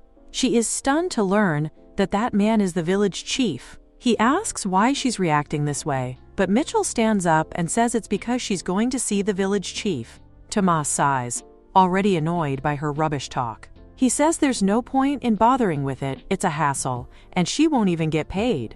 She tells him that with that authority, she'll be able to bring a railroad to Elam. Hearing this, Tomas gets excited. If that's the case, he says, she already has his vote. She knew he'd like the idea. After all, it's going to increase his wealth, too. Speaking of which, she turns to Gret and says she has a proposal for him as well. But before she can even finish, he immediately rejects it. She can't believe he just flat out said no. He explains that it's because there are territorial beasts near the mining area. She does remember seeing them when she tried mining stones before, so the risks involved make it understandable why Gret is opposed. But giving up isn't an option either, so in that case, she says she'll add a condition. She will expand the mining zone and reduce the number of intruders coming to the tower. Gret thinks that if there are fewer intruders, it'll make Hubert's work easier. He asks her if she has a concrete plan. She says that after becoming the village chief and securing the railway station, she will ask Sarah for help and support. Gret asks if this is that Sarah, the powerful figure. Well, after the crown princess, she certainly holds significant influence. Gret considers it and says that while it's not enough to guarantee full confidence, offering a small trial zone to start with is acceptable. And just like that, they settle the deal. The blacksmith now stands wide-mouthed, having just learned that she wants to be the village chief. He huffs, saying it's not good, plus no one even gets paid for doing it. She replies that they know that, but once she becomes the chief, she can secure collaboration from the third princess and the Beast King to build the railroad. He is shocked and wonders how she even knows those two. She brushes it off, saying whatever, and now wants to know what his answer is. He thinks that if a railway line starts from Ishuel, it won't hurt them. So he tells her to bring 1,000 residents of Elam, and he'll give her the position. Now wide awake, she thinks she's going to need flyers to inform the people about her vision, but writing them herself will take forever. Just then, she hears a man shouting that a ship is about to dock, a ship so big, it's going to wreck the pier. She is shocked. She can't let this happen, not when this town is about to become hers. She says she's going to check the mana. The man thanks her, grateful that she's looking into it, but warns her to be careful. She sees the ship now, and it's enormous. This is no ordinary vessel, it's a cruise ship rivaling the Titanic. She wonders who the hell would bring something like that to Elam. But then, of course, it's her, the Duchess, Mitchell's biological mother. Michael is stunned. Why is this lunatic here? The Duchess declares that she was sure Mitchell had died, but now she's alive, which means the Duke must have lied to her. She's furious. How dare he deceive her? But if Mitchell is alive, then there must be a reason. And the Duchess is here to find out exactly what it is. The Duchess throws a chunk of ice at her. Mitchell starts to run, eyes wide, already aware that no matter what she does, she still isn't good enough compared to her mother. And just like that, the ice strikes and hits Mitchell. The Duchess approaches, questioning why she's still alive when she's clearly so weak. Mitchell thinks to herself that the Duchess is still incredibly strong, but she can't allow herself to lose like this. She retaliates, casting her own ice skill toward the Duchess, but the woman dodges it effortlessly with her bare hands. The Duchess declares that Mitchell is still weak and disappointing. She's already reached adulthood, and yet this is all she can do? Mitchell yells back that the Duchess is talking nonsense. She is not yet an adult. She still has 2 years to go. In this empire, adulthood is officially considered to begin at the age of 20. The Duchess raises an eyebrow, amused, and remarks that if that's really the case, then fine. Mitchell snaps that she's right, calling the Duchess a crazy woman. The Duchess finds this entertaining and states that, if so, she'll give her more time, but she doubts Mitchell will improve at all. Mitchell sighs. Of all the people she could have run into today, it had to be this insane woman. Her luck is absolutely terrible. Now Mitchell finally opens her eyes. Everyone is glad to see her awake. She remembers collapsing and immediately asks how she ended up here like this. Gret explains that it was all thanks to the villagers, who contacted them, and they brought her back. Gret says that as for the woman who tried to kill her, Hubert is currently after her to end the threat. But Mitchell tells him to drop it. That crazy woman is her mother. Gret immediately runs off to stop Hubert. Titi, still processing, asks why a mother would try to kill her own daughter. Mitchell sighs. Who knows? Ever since childhood, her mother had hit her and called her weak.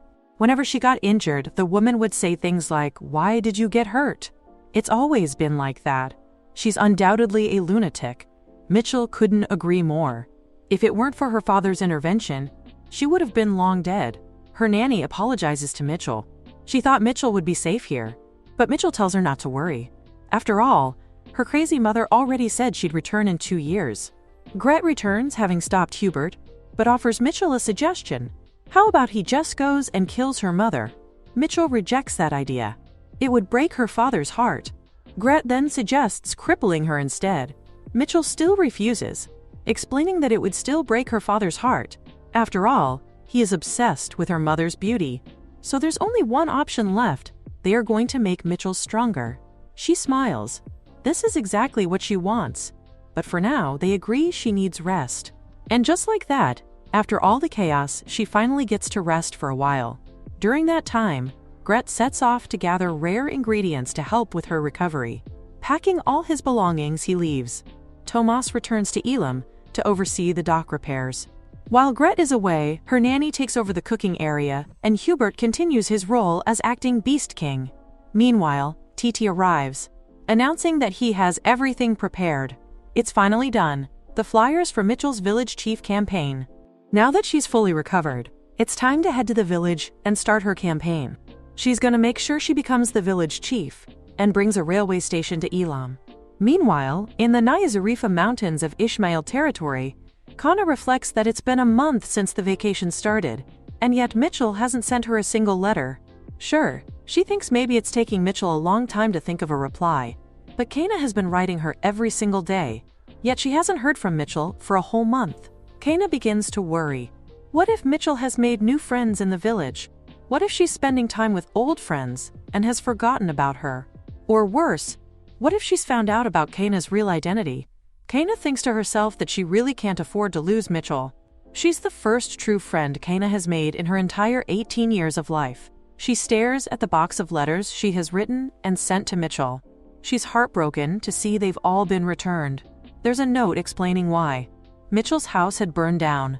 Kana immediately panics. What if she's hurt? She needs to go check on her right away. Now Kana stands in front of a huge poster. She's pretty sure she's made it to Elam, but she's confused. Looking around at everything, she thinks to herself that this place is oddly proletariat-friendly. She observes that, on top of everything, everyone is smiling as they work hard, as if they're genuinely enjoying it. Something feels off. Even starting a conversation feels strange. But then she notices that the blacksmith looks full of complaints while he works. Indeed, a normal person to her. She walks up to him. He lashes out at her, irritated, asking if she's here to promote some utopian society. She calmly clarifies that she's just a friend of Mitchell. Hearing this only angers him more. He grumbles that being a friend of that crazy girl makes it worse. He says it's been only 2 weeks since she became chief, and she's already making a mess of the village. She asks him if he could at least tell her where she is. He replies that Mitchell must be in that temporary chief's office. Kana stands there, wondering if Mitchell has changed during the time she's been gone.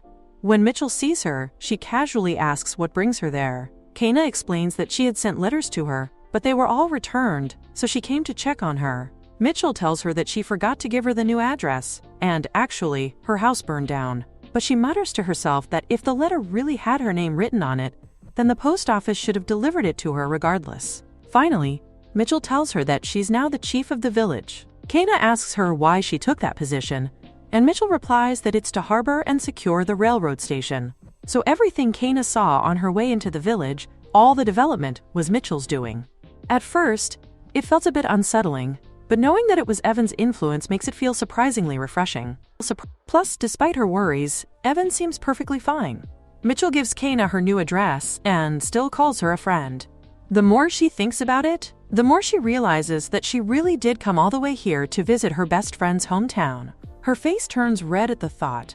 It's like two besties meeting again. Mitchell then asks if she's had lunch yet. When Kana says no, Mitchell tells her it's perfect, because they'll eat together. Her mom-like nanny has set up a buffet at the back of the tent for the office workers. She asks Kana if she wants to eat while they talk. Kana flushes, thinking she'll get to eat food with her friend in her hometown. This is definitely best friend material. She walks with Mitchell, thinking that coming to Elam might really have been the best decision she's made. Mitchell leads her to the dining hall, while Kana is still in denial over the fact that she's about to eat lunch with Mitchell. Hubert makes an announcement, urging everyone to eat before their lunch break ends. Kana flinches at the sight of a beastman. She wonders what a beastman is doing here in the capital. Occasionally, one might see a noble or friendly beastman there, but not in a rural area like this. She wonders if it could be that a beastman was the one who burned down Evan's house. But then Hubert is calling Mitchell mother. Kana sighs as Mitchell explains that she's not his mother. She clarifies to Kana that Hubert is the son of her friend, and he mistakenly calls her mother. Kana asks who exactly Mitchell's friend is, to have a beastman like Hubert. Mitchell replies that he's the son of the great beast king. Kana freezes. What did she just say? Mitchell repeats it again for her. Mama still can't believe that he's really the son of the beast king. The more she thinks about it, the more confused she becomes. There's a saying that the beast king is a white fox beastman, but there are also rumors that he is ruthless, a tyrant who slaughters any human who enters his domain. She can't figure out how Mitchell managed to befriend someone like that. She's not sure what kind of trick they used, but she's convinced that they're trying to use Mitchell for her kindness. Or maybe it's the other way around. Hubert turns to Kana, asking if she's Mitchell's friend. He says that if she's his mother's friend, she should eat a lot. Since she came all the way here, they must be super close. Meanwhile, Kana thinks that this little thing is indeed rather close and rather sweet. At the temporary chief's tent, Mitchell says that now is the time. It's time to declare war with Delron. She calls out to Titi, who assures her that he's checked everything, and there is not much difference between the terrain from 5 years ago and Delron's current geography. She expresses to all the soldiers that she's thankful they believed in her and waited for her. The time has finally come. Honestly, she had thought that preparations would take much longer, but all thanks to Kana, they can wrap it up rather quickly. Kana also speaks to the soldiers, telling them that she's counting on them. Mitchell thinks that the mood is becoming favorable. It's not surprising. In this world, everyone wants to secure a place for themselves. Now, for smooth integration, they need the cooperation of the residents. So their first move will be to win over the people of the area.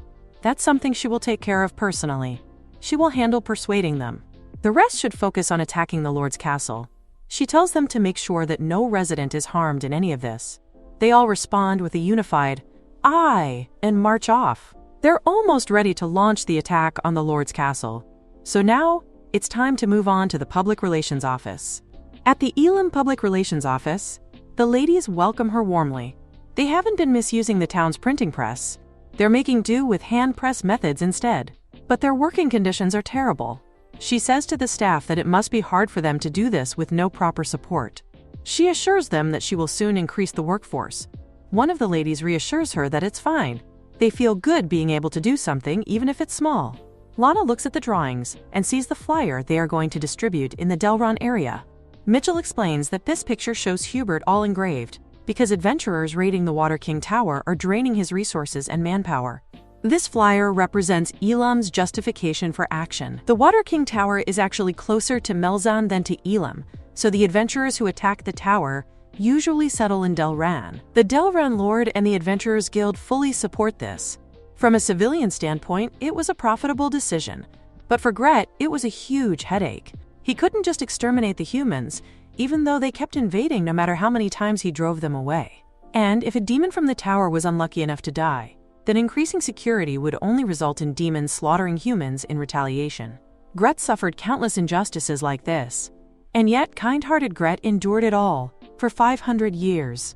But now, the Water King's people have decided they will no longer endure human tyranny, so when the demons go to attack the Delron side, she is going to protect the helpless civilians that the Lord will leave behind. And when she said earlier that she was going to win over the residents first, this is what she truly meant.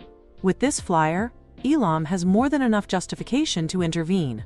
Then they need to give a public speech to make more people aware that the demons will attack. But Morhel says they are not going to do that. Mitchell says that the people of Melzan are actually living quite well, so giving them a speech alone is not going to have any effect. For that, they will have to instill some fear, and that fear will come from the idea that the Water King's army is actually going to attack the people. Kana is baffled to hear this. A few days later, in the Durlan territory, some men are talking about how the Lord is recruiting soldiers to attack the tower again. As they are talking, one of them looks back, and in horror, he shouts, "Back to Mitchell." She is stunned to hear that Lakni has wiped out around 100 of the Lord's soldiers. Lakni, however, acts as if it is nothing, saying that there is no need to worry since they only attacked the army, and it was super easy. Mitchell says that she did well, but should follow instructions more carefully next time. She can see that this beast man has no self-control, but at least this will make the residents feel fear. Now, in the market space, all the people are talking about how the beast man attacked the soldiers last night. While they are discussing it, they see flyers flying around. Mitchell is using a microphone to announce her presence, telling them calmly that she is the chief of Elam and, upon hearing of this attack, she has come to help them by providing supplies. The people, however, question how someone from such a small village could possibly help them. Still, some of them reason that since supplies are being given, they might as well take them. The Elamade setup is being made. Mitchell is giving out warm tea to the people. They all then begin to wonder what this flyer is about. She is extremely happy that things are going exactly as she planned. The recent attack has already made the people tense. But now, with Cana's persuasion drug in this tea, it will be easy to manipulate them. She tells them that the reason the beastman is attacking is because the Lord provoked the Water King beast, and if this continues, the attacks will only become more frequent. She claims that she will negotiate with the Beast King, so they should unite and together negotiate with the Beast King and kill the Lord. Of course, it is a ridiculous speech, but because of the drug, the people become brainwashed and start cheering her name. Before she knows it, she has become this new lord. They all begin to chant for her to live long. Even Mitchell feels that this is getting overboard because she was supposed to be a chief, not some cult leader. Mitchell announces to the crowd that they had better line up because the supplies are going to be distributed. Suddenly, a fire bursts out. Mitchell sees it and thinks that it looks like their guards have started the fire attack as planned. The wind direction ensures that the fire will not spread easily, but she still throws her skill, Ice Throw, to stop the flames. She shouts for the people to go back and run from here. Seeing their fear, she notices that they are also becoming overjoyed. Once again, they are being saved by her. She is glad that the plan is going according to schedule. Now is the time for her to head to the Lord's castle. She goes there with Cana. Cana notices that there is no fire in this area, so they plan to take advantage of the castle instead. Lacne comes along, calling out that the queen has finally arrived. Mitchell sighs, saying she is not the queen, and asks about the situation. Lacne tells her that all preparations are done. She has captured the Lord and his lousy sons. Mitchell then notices something odd and asks what in the world Titi is doing there, harassing the Lord. Lacne explains that Titi has been demanding answers from the Lord about his daughter, who had scammed poor Titi. Mitchell remembers that, oh yes, she did scam his little bro. Mitchell tells Titi that if he does not want to die, he had better step aside. The Lord starts shouting, asking why he should die when he has lived a saintly life. Mitchell scoffs at him, saying she has never heard of saintly people breaking into other people's homes to steal things. The Lord insists he has done nothing like that, but she snaps back that he and Durlan, the guildmaster, were the ones who raided the Beast King's tower. The Lord argues that no, that place is hell, so according to his thinking, he actually did a good thing. Mitchell sighs, realizing he has no guilt at all, so there is no point in talking further.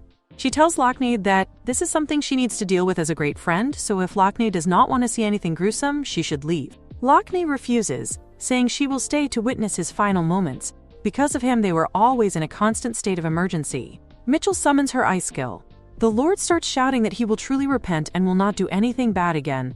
But Mitchell tells him that there is no need to repent. He is dying because keeping him alive afterward would only be a hassle. He should understand this, because he not only raised the tower, but also tried to kill the beast man. And just like that, he is dead. We see the people talking, saying that all of a sudden the Lord and his entire family have died. They are also glad because, thanks to their deaths, they are free from the constant demon threat. They are all happy, calling Mitchell their savior, and now that she is taking over as Lord, they feel even more secure. Mitchell is seen holding the papers for the death of the Lord, the unification of the territory, and the station deal. Now she is going to send this letter to the princess. A lot happened during the break, but it was all worth it for what she accomplished. Cana's help and Greta's assistance were also invaluable. She thinks she will have to buy Greta a meal later. After this, they go back to the academy. This makes her realize that she will have to return to the academy soon. She wonders if Greta, who is away searching for tonics, will return in time. Otherwise, she will have to leave without meeting him. Just then, Hubert calls out to her, addressing her as Mom. She hurries out, asking what fuss he is making, when he tells her that his father is back. Mitchell looks at him. he is a total mess. Greta greets her, remarking that it looks like she is still in the tower. She sighs, telling him that houses do not just pop up this easily. She then asks if he is fine with her continuing to live here. Greta reacts almost holy-like, saying of course she can live here as long as she wants. He then hands her something. She asks what is inside, and he tells her to open it and see for herself. When she opens the box, she sees ginseng. She remarks that it is strange. It looks like wild ginseng, but the leaves seem unusual. Greta tells her that it is 1,000-year snow ginseng, and he got it from the everlasting snow monster. Mitchell reacts in shock. Greta asks if she does not like it, but she cannot bring herself to tell him that it feels like something that would turn her into a kung fu master. Instead, she asks how he managed to get it. He tells her that unfortunately he was unable to abandon the 5 poisons of emotions. She is confused, asking what on earth he is talking about and what that has to do with wild ginseng. Greta explains that only those who can abandon their emotions can climb the mountain and obtain the everlasting ginseng. But since he could not abandon his emotions, he only got this one, because he refused to not mate with Mitchell. Mitchell gets flustered, wondering why mating seems so important to him, and whether he has always been this hard to understand. She finds herself having trouble communicating with him today. She sighs and asks him to start from the very beginning.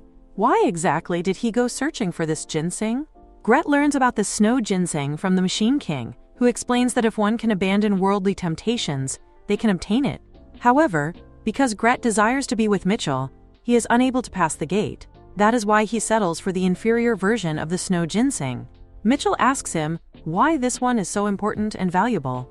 Gret explains that the Machine King said it would still be a good snow ginseng for her, as she also uses snow-based skills. Mitchell begins to think that the Machine King knows far more than he lets on, and asks Gret if the king's name might be Deus Ex Machina by any chance. Gret corrects her, saying the name is actually Amusis Ex Machina. Bringing the conversation back to the main point, he tells her that if she eats this ginseng, she will not die at the hands of her mother. This makes Mitchell pause. She realizes she truly needs to do something before facing that woman again.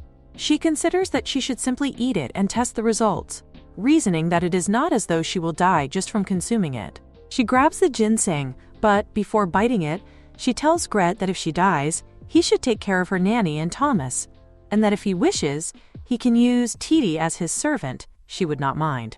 Gret, however, remains calm, telling her she will not die. No matter how Mitchell looks at the situation, she still sees this as a death sentence. Yet she also knows that if she does not eat it, she will die by her mother's hands anyway. Either way, death seems inevitable. She takes a bite, and immediately the system notifies her that her skill level has reached level 4. Suddenly, more messages appear, telling her that she has mastered the skill. She can hardly believe it. Her magic skill throw has leveled up all at once. Along with it, she acquires a passive skill called Homing Freeze Magic, which becomes her new ability. Delighted, she concludes that the Eternal Snow Ginseng truly is incredible. But then she realizes that leveling up and gaining new skills also comes with side effects. As expected, she starts coughing. She knew this would happen and recalls that she should have eaten something fatty beforehand, just as her dean once advised. Meanwhile, Titi tells Mitchell that she has not rested enough and that she is already working again. Mitchell replies that there are less than 15 days left until the semester starts, so she must get back to work. Returning to the academy does not mean she can neglect her duties as village chief. She still has the tasks of the Women's Association, youth groups, the racetrack construction project in Durlan territory, the campaign to establish a train station, negotiations with the bees, and much more. She notices Hubert is there as well. He is glad that she has finally emerged from her long sleep, calling her mother. Mitchell insists she is not his mother, but Hubert ignores this and says they were all worried about her. She tells him this happens from time to time, and that there is no need for concern because she knows how to handle it. She adds that as long as she consumes a lot of calories, she can recover. Hubert brightens at this and says that in that case, he will make the devil chocolate jam for her, but she insists it is unnecessary. Just a jug of sesame oil would be enough. Hubert protests that it would not taste good at all, so he decides to consult with Gret and make her chocolate syrup instead. Mitchell accepts the idea, and Hubert becomes extremely happy, asking if she needs anything else. She asks him to get her some high-quality paper because she needs to make appointment letters. While she is away, she plans to give authority to her nanny and Titi, and Hubert will act as ambassador for the negotiations between them and the people of Elam. Hubert is unsure if he can do this, but Mitchell reminds him that he is already the king's deputy and should not act as though he cannot manage. She reassures him that she truly trusts him with this responsibility.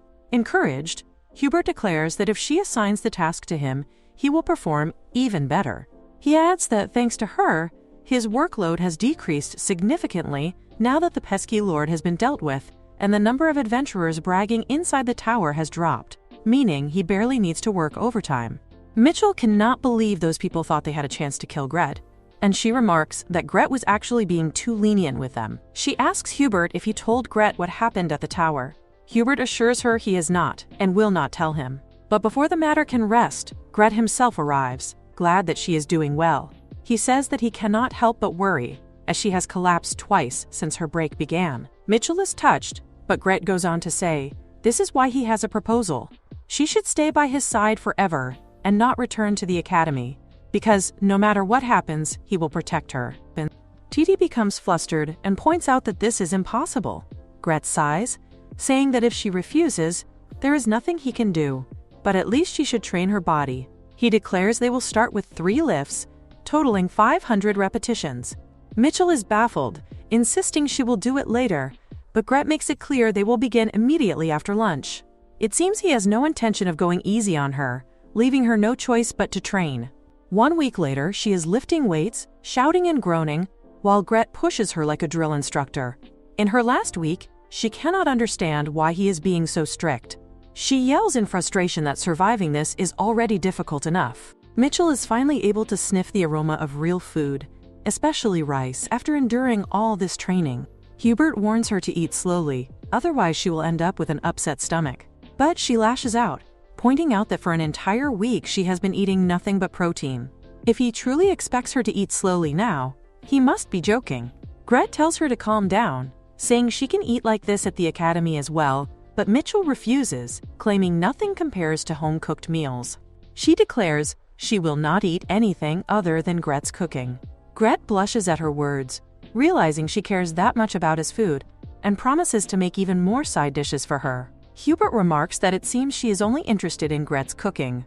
With Gret's special training completed, and a grand feast as the final touch, the short yet long break comes to an end.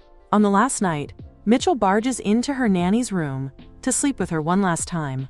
Morning arrives, marking her departure for the academy.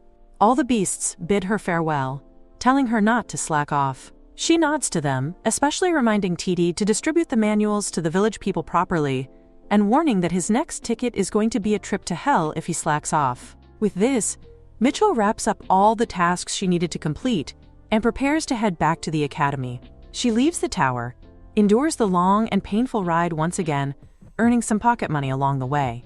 After doing some capital shopping, she finally arrives at the academy. Even though she has only spent 1 semester here, she feels at home. She steps into the magic department dorm, ready to see whether she can survive another semester. She heads to her room, wondering if anyone is inside, but sees that Reina is not here. Relieved that she does not have to face that monkey face right after arriving, she places the white lizard in the bed and begins unpacking. Unfortunately, she realizes she is broke again. Although she managed to make a decent amount by robbing bandits on the way, she spent it all at the market buying food. This means she will have to earn money again while at the academy. Previously, she worked a job where she infused magic into bullets for her professor, which was tough but paid well. This time, instead of simply working as a student assistant, she plans to scam the professor into hiring her. The professor of the magic department is not back yet, so she heads to the combat department to check. There, she notices some students talking, saying that the life who entered the academy seems to be the Northern Grand Duke. She looks at them, realizing they are talking about Eugene. They mention that it appears he is taking a leave this semester, but it also seems like he might drop out altogether since his family has suffered a major blow. Mitchell suddenly remembers that this is around the time when Eugene drops out of the academy to go to war against the dragon race. She had been so caught up in her own matters that she completely forgot about him. The thought makes her sad. After spending time together at the club, she has grown attached to him. If he leaves like this, it will leave an empty hole in her heart. She decides that if she does not see him right now, she may never get the chance again. She rushes off to find Eugene and finally meets him. He notes that it has been a while and asks why she is here. She tells him she heard he was going to drop out. He explains that the decision has been postponed and he will complete his first year. Mitchell feels relief. At least they will be together for one more year. Of course, she knows that after that, he will inevitably be dragged into the war, lose his fiancée, and meet an unfair death. But that is not her problem. She shakes his hand, glad to have another year together. She considers that she could help Eugene stay in school, potentially altering the story's turning point. But that would require preventing him from going to war, which in turn means stopping the war between humans and dragons entirely. No matter how capable she is, she does not possess the ability to stop a war between humans and demons. To make things messier, the system prompts her to sacrifice Eugene, implying she will have to do anything possible to stop the war. In the club room, she asks everyone why no one is trying to stop the conflict between humans and dragons. Eugene answers that it will only end when one side is completely wiped out. She asks if there is any way to stop it without mass destruction, but as expected from a war-hardened fighter, there is no way to end it without battle. Eugene insists that he has told her many times he is not a killer. She retorts by asking if he remembers how many people he has killed. Eugene compares it to asking how many pieces of bread he has eaten in his lifetime. Mitchell shouts that this is exactly what a murderer would say, pointing out that normal people at least remember the number of people they have killed. Then again, normal people do not kill at all.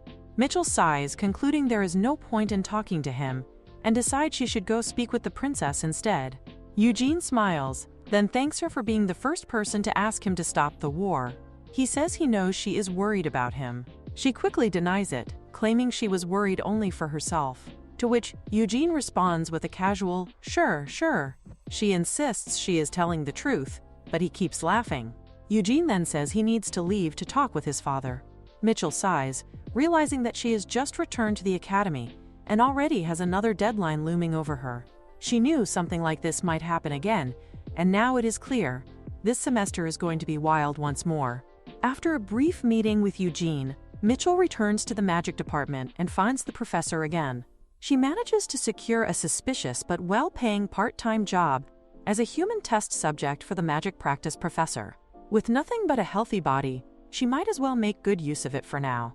Now that she has finally secured the part-time job, she plans to go visit Sean, as he is the only one who has been stuck here. She peers through the window to see if he is inside the house, but he is not there. He is not in the library either. She checks all the places Sean might be, but she cannot find him anywhere. She assumes that he might be in the cafeteria, since it is around the mealtime, and heads there to check. Upon arrival, she notices that since the semester has not yet started, the cafe is empty. Her face brightens when she spots Sean eating his picky food. However, she immediately notices that what he is eating is the cheapest meal from the cafe. It also happens to be the snake's potion, so no wonder he is so skinny. She feels she can no longer let this slide. She goes straight to call him out. Seon appears shocked, clearly wondering what she is doing there.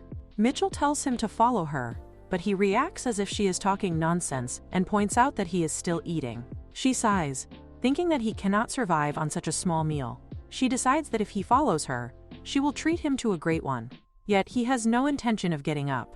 Mitchell takes matters into her own hands by grabbing his plate and eating it all. Seon starts to lash out, calling her a crazy bastard and demanding she give him his meal money right now. She replies, as if it is no problem, explaining that if he wants high-quality food, he will have to follow her.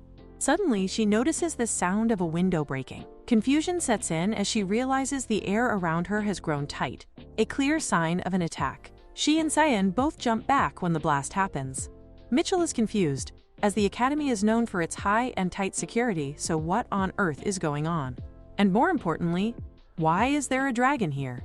Even more baffling, who is pushing this dragon this far? Her thoughts are interrupted when she hears someone calling out that she is here, and that they need her help. Mitchell recognizes the annoying voice. It is the professor from the magic department. She wonders if this was all his doing, and just what exactly his identity is. She thinks that he asked for her support, but right now he looks more like the bad guy. He claims that when it comes to battle, the distinction between good and evil is meaningless.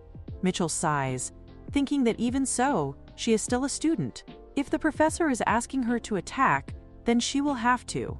However, the dragon has shown no visible attacks so far, though it cannot move. Judging by the heavy air, It seems the professor is using gravity magic on it. In that case, she plans to take advantage of it. She uses her ice-guided spear, but to her surprise, the dragon manages to block her attack. Mitchell realizes that the dragon's defense is stronger than she expected. If she increases the output, her body might not be able to handle it.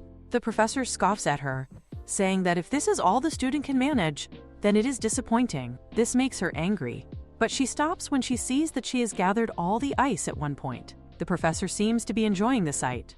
Mitchell knows that if she casts another spell, she might get completely drained, so she decides to put everything she has into this final blow. She is about to attack when suddenly a golden light erupts and the dragon disappears. Her eyes widen as she realizes that the creature has used its remaining energy to activate the return skill. The professor shouts at her to look at her own skill. She reacts with confusion, then turns to see that she completely forgot the defense barrier is gone. She hurriedly shouts to cancel the spell, but it is already too late. Her ice drill digs deep into the ground, and the professor tries desperately to press it down with his gravity magic, creating a massive sinkhole. Unfortunately, there was a massive underground water vein beneath the cafeteria, and when the water bursts through, it does not stop until it swallows the entire cafe. Mitchell stands there, wondering if this is all her fault. Soon, she is summoned to the dean, who is shouting at the two of them, not only for knocking off the prime, but for destroying the entire cafe as well. The dean shouts at Mitchell while she is kneeling before him. She cannot bring herself to truly kneel. Due to personal reasons, she does not want to kneel to him. She insists that it was not her fault but the professor's. The professor, however, argues that she is the one who drilled into the ground, making them more like accomplices. He sighs and declares that enough is enough, then demands they explain exactly what happened. The professor explains to the dean that a dragon actually entered the academy. This instantly makes the dean worried, as it means the capital's defense has been breached. He is confused, wondering what on earth is going on. To summarize, the professor admits he has no clue why the demon entered the academy, but he had met that dragon, who had transformed into human form, and ended up following it until a fight broke out. The dean then asks why the prince fainted. Mitchell states that he fainted while trying to move, prompting the magic professor to remark that he is such a weakling. The dean is certain that if the prince had powers, Mitchell would have been executed already. He is sure the prince will not want anyone to know about this incident, as the prince ran away from the palace to keep a low profile. On top of that, this demon invasion is not just the dean's personal problem. It could lead to internal political consequences. The position he has built would crumble, and if they do not want this to blow up, there is only one option: bury it. The dean declares that they will pass it off as nothing more than a student and the professor messing around. The crown capital is vast, and of course there are bound to be gaps in its defense. Yet, there has not been a single demon invasion so far, because wise predecessors have chosen to keep their mouths shut. The dean tells the two of them that they are going to bury this incident here. They will tell the public that they were merely messing around and accidentally blew up the cafe. A gag order will be offered to all witnesses, while the two of them will keep their mouths shut. Both Mitchell and the professor agree like obedient underlings, as if the dean is some kind of underground mafia boss. Mitchell wonders if people are actually going to buy this story, but everyone accepts it easily. The professor gets a slight cut in pay, Mitchell receives penalty points, and they also have to offer compensation. Later, at the temporary cafe, Mitchell is shouting at the professor, demanding to know if the food is ready.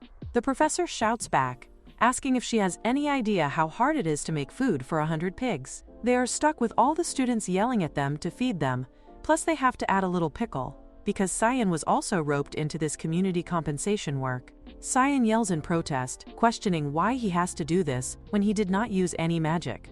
Mitchell tells him that if he does not do it, he will get demerit points and be kicked back to his nasty palace. Now in the present, Mitchell is in her work gown, completely fed up with all this. Cyan asks the professor what this food is, as it looks like dog food but smells surprisingly good. The professor explains that it is ordinary tofu mixed with all the ingredients they have, so technically it is not tofu anymore. Mitchell eats it all while Cyan wonders if it is even edible, only to find that it is not that bad. Mitchell teases him, pointing out that he never says anything good, calling him petty. This stubborn attitude of his is rather cute in her eyes. The professor cuts in, telling them to get back to work. Mitchell teases Cyan again, calling him cute, and telling him to follow her. Watching this, the professor thinks that youth is really a pretty thing, and regrets spending all his time in a cave instead of going out. Ever since he met Bruno, things had been fun, but after Bruno went to prison, life became rather boring. For him now, Mitchell is a good source of entertainment, though the fact that she is tied to the Beast King is concerning. Still, who knows what kind of entertainment that will bring. He chuckles to himself, thinking that indeed, staying in this academy is worth it. Back at the magic department dorm, Mitchell is glad she gets to work alongside Saiyan. She may have destroyed the cafe, gained a new time limit, and picked up some minor demerits, but overall, it has been a good day. Now she can hug Whitey and relax. But here comes Raina, furious that Mitchell did not send her a single letter during the break. Mitchell wonders why she is here so early.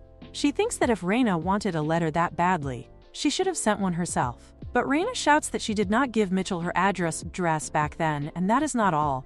She is angry that Mitchell exchanged letters with Kana and even went to Kana's house. Mitchell replies that she plans to see Kana more, so Raina should stop overreacting. Since it is late, Raina should go back to sleep. Raina, however, refuses to let it go, saying that if Mitchell thinks she can get away with this, she is mistaken. The next day, a crowd of students gathers at the notice board. As expected, it is bustling early, because today is the course registration day for the second semester. With the interdepartmental exchange permit, students can take general education courses in the regular faculty, meaning Mitchell can take the same classes as Saiyan. Saiyan, seeing her, asks if she is also here to register, but he thinks it is already too late for her to get through the long line. Mitchell smiles, knowing that is not the case. She uses her ice skill to get ahead, prompting Saiyan to shout at her that magic is banned during course registration. She is happy that now her path is clear and starts registering. From behind, Raina calls out for her to wait. She begins to scold Mitchell, saying that people could get hurt and that this is not like her. Mitchell wonders why Raina is using such an overly dramatic tone. As people gather to watch, Mitchell suddenly remembers that the two of them have a well-known love-hate dynamic in the academy. She wonders how someone who looks so normal can act like this, while Saiyan, meanwhile, does not understand a single thing. With dramatic flair, Raina says to Mitchell that no, baby girl, this is not like her. Mitchell, blinking in confusion, asks what exactly Raina means by this cryptic declaration. Raina, going full caps lock in real life, shouts that, at the very least, Mitchell is not someone who would commit fraud while being bewitched by a mere man's looks. She practically begs her to open her eyes and questions what is even so good about this guy. Saiyan, standing nearby, immediately gets triggered and shouts that, what the hell, why is she dragging him into this drama? He demands to know what the hell is up with these annoying dramatic effects. He declares that he is done with this nonsense and says he will just go get his registration himself. But Mitchell gives him a cold reality check, reminding him that without her he can't even get past the crowd. On top of that, nobles have their bodyguards to get them registered, so he can think of her as his bodyguard. This leaves Saiyan blinking, while Mitchell straight up says to him that he is kind of cute because he lacks both prejudice and common sense. Raina, however, is fuming, because seeing these two getting all close and low-key having fun sets her off. It should be her standing beside Mitchell, not him. Raina, unable to tolerate the vibes, activates her skill Blaze, making both Mitchell and Saiyan snap their heads toward her. Mitchell immediately uses her skill Homing Freezing to stop Raina, while noting that Raina seems to have learned a new skill. Thanks to Gret's help, Mitchell herself had trained hard and even boosted her stats with potions, so she has gotten stronger, but she wonders if Raina has leveled up even more. Raina, looking deadly serious, says to Mitchell that she blocked her Blaze as expected, since Mitchell is her only rival. But it looks like this situation can't be settled without fighting. So the fight begins, and honestly, it ends in the most clown way possible, with Mitchell collapsing from a one-hit knockout, securing Raina's victory. After all, the battle ranking system never lies. Raina is totally valid to knock her out, and even takes out Mitchell's schedule to check her timetable. From that point, Mitchell's school life takes a sharp turn. Everything had been going great. Working closely with Saiyan until the cafeteria was rebuilt was nice, and taking the same class as him was even better. But now she is stuck between these two dumbasses. She is sure Raina must have looked at her timetable when she got knocked out, because Raina has enrolled in every single class Mitchell is in. As for Kana, Mitchell has no idea how her girl even ended up here. She wonders if this is some kind of cosmic coincidence, but honestly it feels more like divine trolling. To make things worse, the professor insists that all wizards sit together. So even though Mitchell and Saiyan are technically in the same class, they are separated by distance. Mitchell is pissed because she didn't register for this class to study, she signed up for Saiyan. But this dude is fully focused on the lesson, while she, tragically, is unable to second-jerk him with her side comments. The class steals one of the potential lifetime moments she could have had sitting close to him, and she is going to miss it forever. Then suddenly, out of nowhere, this thought dropkicks her brain. Something really important happened during this time, but she can't remember it clearly. She does recall that September is Saiyan's birthday, but it was also the miserable birthday where no one actually wished him. She smiles at herself, thinking how could she even forget such a major event, and she absolutely cannot let it happen again. At the Academy Cafe, Mitchell casually asks Reina if she knows Saiyan's birthday, since as a noble Reina must have attended the royal banquets. Reina admits she has never been to the first prince's birthday, but it's not because she didn't go, it's more like the event never actually happened. Mitchell is left shook, wondering just how badly her poor baby boy got neglected at the palace. But Reina glares at her, ignoring the pity talk, and demands to know why Mitchell is so interested in Saiyan's birthday in the first place. Reina even flips the Uno card back at her, asking if Mitchell even knows when her own birthday is. But Mitchell is clearly not interested in Reina's warning. Reina says to her that she doesn't need to fake hostility when no one else is around, but Mitchell bluntly replies that she actually hates her, so there's no need to fake it. Mitchell thinks that if there was no banquet, then that means barely anyone knows about Saiyan's birthday. But it also hits her that there must be someone from whom she can ask, and right on cue, that person arrives. It is Sarah. Mitchell immediately asks Sarah a question, which makes Sarah wonder if she is talking about the train station in Elam. Mitchell agrees that yes, the train station is an important topic, but what she is about to ask is even more urgent. Does Sarah know Saiyan's birthday? The moment those words leave her mouth, ultimate awkwardness descends, and panic fills the room. Mitchell even asks her little self if she has any clue, but she is just as clueless as everyone else, since Saiyan never holds any banquets. Sarah ends up pulling her own hair in frustration. Like, which royal doesn't celebrate their birthday? But of course the answer is obvious. Saiyan has no money, no connections, and no people to invite. So Sarah, side-eyeing this situation, asks Mitchell why she is all of a sudden bringing up Saiyan's birthday, since it's not like he holds any political importance. But Mitchell is dead serious when she replies that she doesn't care about any of that. She just wants to give him a present. This makes Sarah even more shocked, since Mitchell just casually admits she only wants to celebrate his birthday. As the club leader, Sarah immediately makes an executive decision and announces that from now on, they are going to hold birthday parties for all members, so they need to mark down everyone's birthdays. But when they actually start marking the birthdays, things turn low-key creepy, because all of their birthdays are staggered in order, like some spreadsheet-coded destiny. Mitchell thinks it honestly looks like the author got lazy and just slapped in whatever random dates came to mind. But Sarah is convinced this is not laziness, it's divine foreshadowing. She swears all their birthdays are interlinked through some higher cosmic force.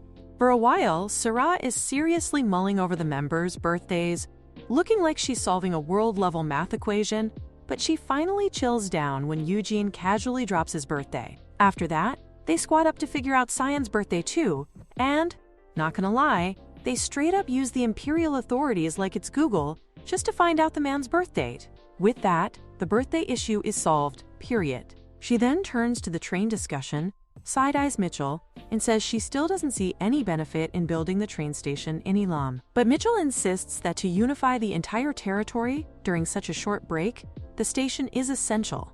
Sarah questions her like she's the Lord of Durlan, asking what Mitchell is trying to pull there. Mitchell claps back that something already happened with him, and after all, it's not odd, because he literally tried to kill the Beast King. Sarah sighs, thinking this girl Mitchell is built different. She really doesn't learn to lose. Still, Sarah agrees that the land development plan is going to benefit the Empire in the future. So for now, she decides to give Mitchell a decent title, and even plans to speak to His Majesty so that Elam and Durlan can officially merge and be promoted into the unified Elam Autonomous City. With that, Mitchell will officially level up to become the mayor of the area, basically unlocking a new DLC of power. But Sarah says there is no way her aide is going to leave this place, because he literally got the most important role. Mitchell asks what it is, and Sarah happily declares that it is the triangle, of course. The aide looks half dead inside, apologizing that he is so lame, He cannot even read the spreadsheets or the music sheets. Mitchell questions if he even knows what a band is, like for real? Raina immediately jumps in, wondering if they cannot just start from today, because she is dying to practice doing the drums. Eugene agrees, saying he is going to take the bass, since it is basically similar to the role during an ensemble. So finally, they roughly decide who is going to do what, and now comes the most important part, the naming of their stupid band. Raina speaks first, declaring that she really wants the word chaos or destruction in it. Eugene, ever the drama king, insists that he wants something like, quote, Titi, destiny. Very fitting for him who is bound to die in the end. The aide, with suspiciously too much enthusiasm, suggests lunatic, because it sounds cool. Sometimes Mitchell honestly thinks he seems even weirder than Princess Sarah. But then Sarah puts forward her own cursed idea. She thinks Sarah and the kids is the best name. Everyone stares at her like this is the worst thing ever. Poor Sarah just shrinks back and agrees to erase it. Then it suddenly hits them. Why not combine everyone's ideas? After all, their club is not about following one person's vibes. They are more like chaotic soup, where everyone gets a spoon. So combining suggestions, the name becomes Destiny Chaos Lunatic Child. For short, it is going to be Dechaluchi. Everyone stares at it, nodding like they have just discovered fire, and boom, they are already set on the word Dechaluchi. That is exactly how the band name is born. After naming the band, the princess immediately starts thinking about what song they are going to perform. Once she gets an idea, she declares she is going to meet the dean. Mitchell, who just happens to have business with the dean anyway, tags along with Sarah. The dean, looking extremely unamused, questions if they are seriously saying they need to perform the former dean's song. He asks if they are really here to snatch that. The dean demands Mitchell explain what is going on. Mitchell lays it down. Unless they win the Opportunity Award at the festival, their club might face disbandment due to excessive penalty points, so they really need a song they can perform on stage. The dean then asks exactly what kind of club they even are. Mitchell, with peak main character energy, says they are the group trying to figure out what they are going to do in the future. The dean sighs that this kind of club does not even exist, but Mitchell argues that scooping up all the troublemakers into one club is going to benefit the school too. The dean looks like he wants to yeet himself out of the conversation, but he still hesitates to give them the song. He has his reasons. The former dean, after all, was the master of the dungeon filled with red books, and now he is imprisoned for treason. The fact that his signature song is that magical cardio bop already says a lot, because even a dean as messy as him still managed to get into massive trouble. Sarah pipes up, saying she heard the former dean's hobby was writing lyrics and composing songs, so as his friend, the current dean must know one or two. The dean, deadpan, replies that maybe it is Sarah who is overthinking this. That is exactly why. Because if the former dean finds out they are digging into his stuff, he will be mega offended. So the dean says he is sorry, but he cannot give the song to them. Before he even finishes, Sarah literally shouts at him to stop. She says she is not here as the princess, she is here as the vocalist and the leader of the band. The way she is standing there, just as Sarah the dean can see the glow around her, he sighs, realizing she is not going to back down. He finally agrees to give her the song, but under one condition: she must not change the lyrics.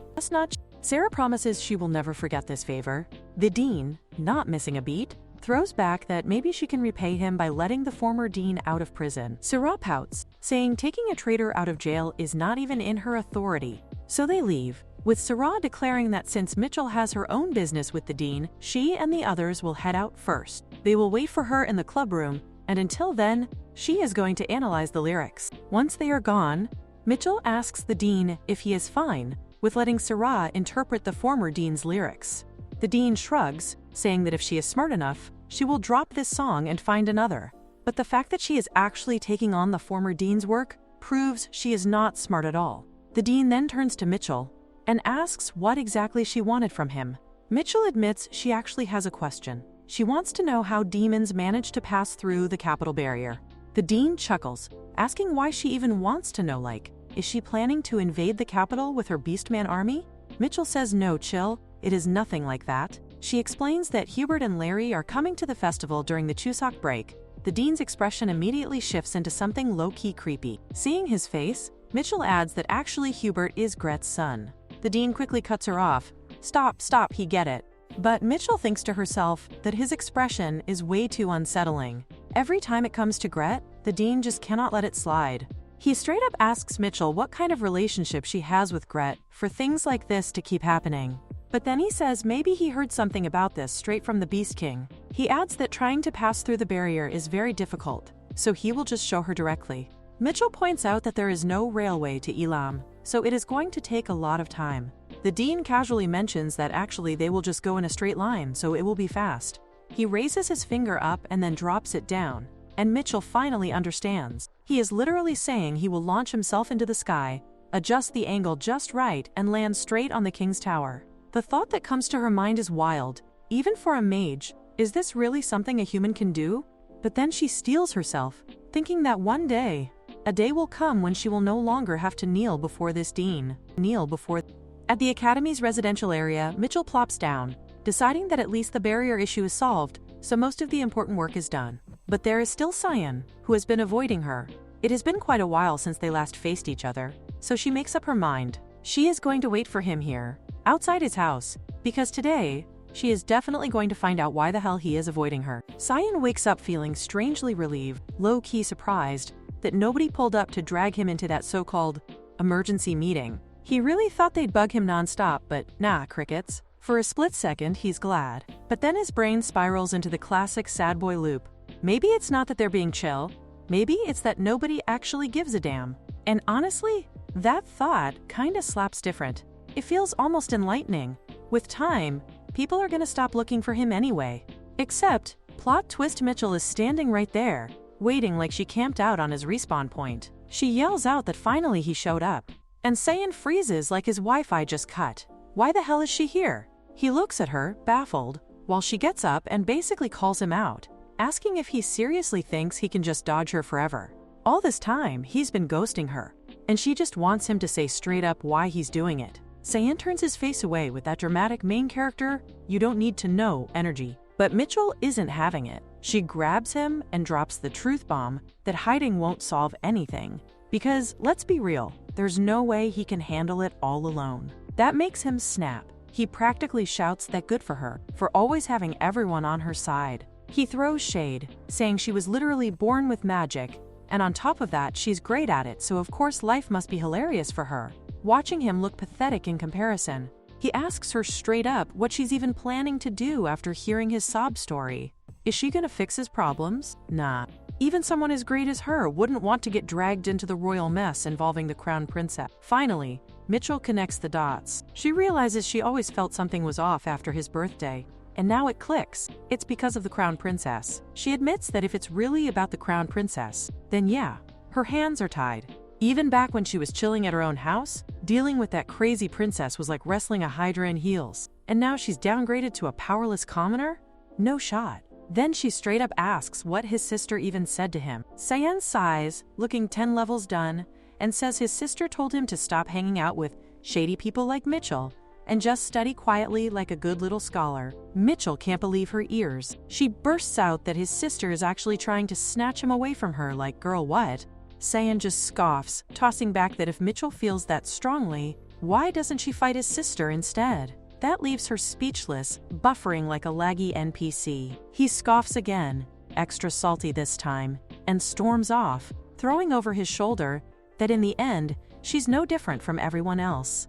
Mitchell, who has never looked lost or out of place in front of him before, is suddenly wrecked. And the thing is, he's right. She really doesn't have the power to protect him from the princess. At the temporary dining hall, she's sitting there looking like her soul rage quit and left her body behind. Raina notices and asks why she's acting all strange today.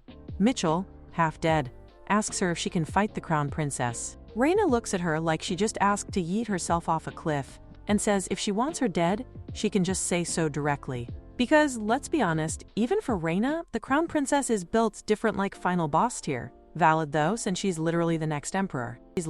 Mitchell then turns to the dean with the same desperate question. Can he fight the crown princess? The dean doesn't even hesitate. He says it would be better if it were just combat. But nah, he has to live in this society after that fight. And honestly, nobody's got the hacks for surviving that mess. Hearing that, Mitchell just spirals further, Realizing she really has no clue how anyone is supposed to stand against the crown princess, Reina looks at Mitchell like she's losing it and questions if this whole meltdown is really about that invisible Prince Saiyan. If it is, then she should already give up, because there are plenty of other guys out there. Mitchell fires back instantly, telling her not to be stupid, because for her, Saiyan is the one.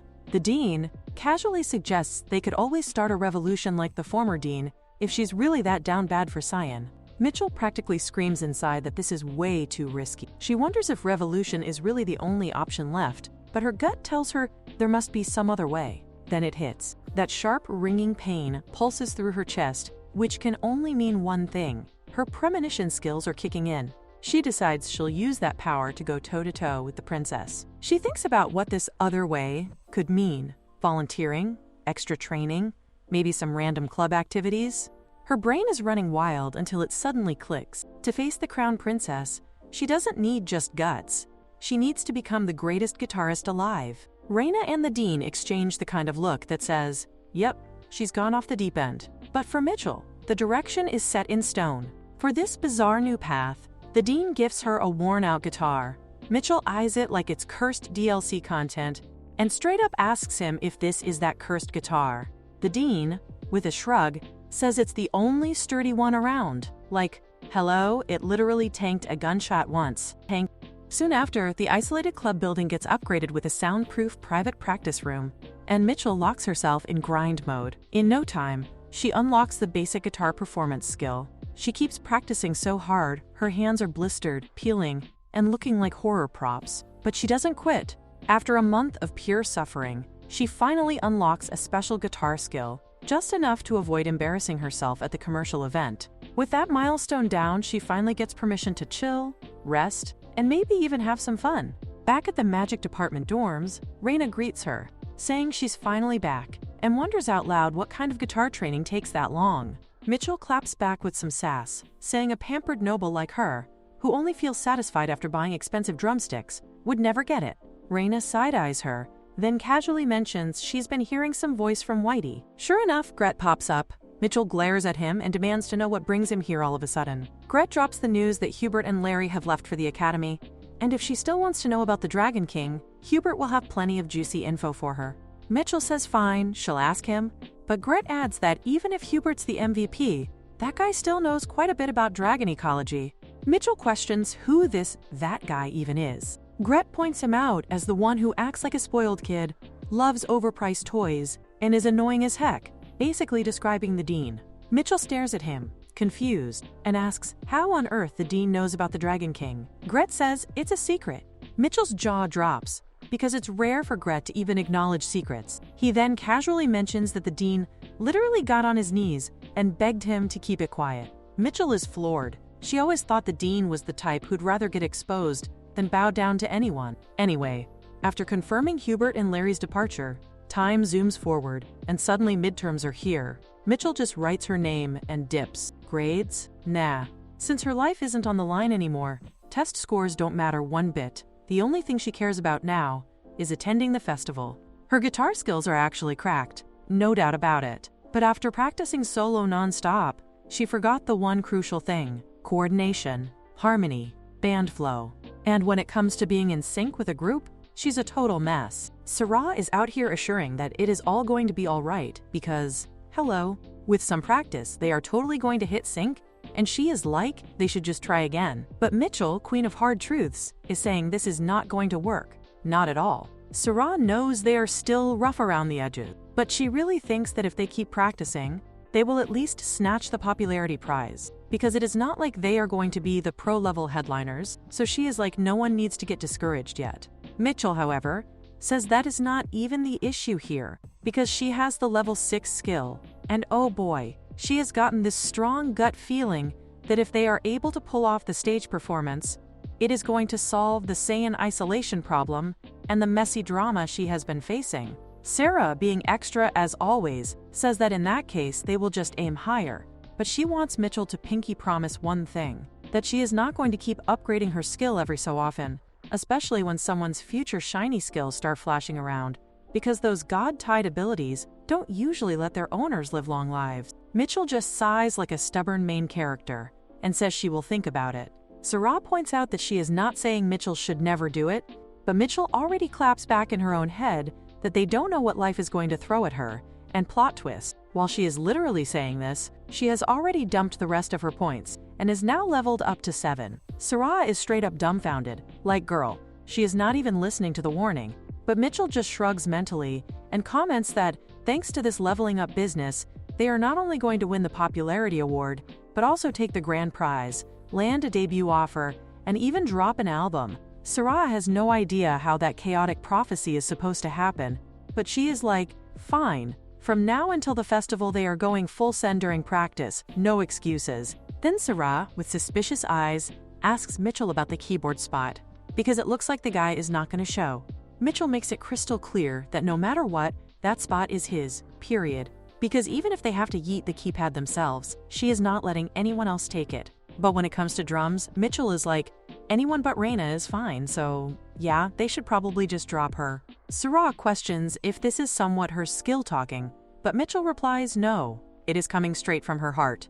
This immediately makes Reina big mad, and she shouts in pure rage-core energy that she is going to make sure Mitchell never dares to look down on her again. And that, ladies and gents, is exactly how the rest of the training arc of this so-called lame band begins.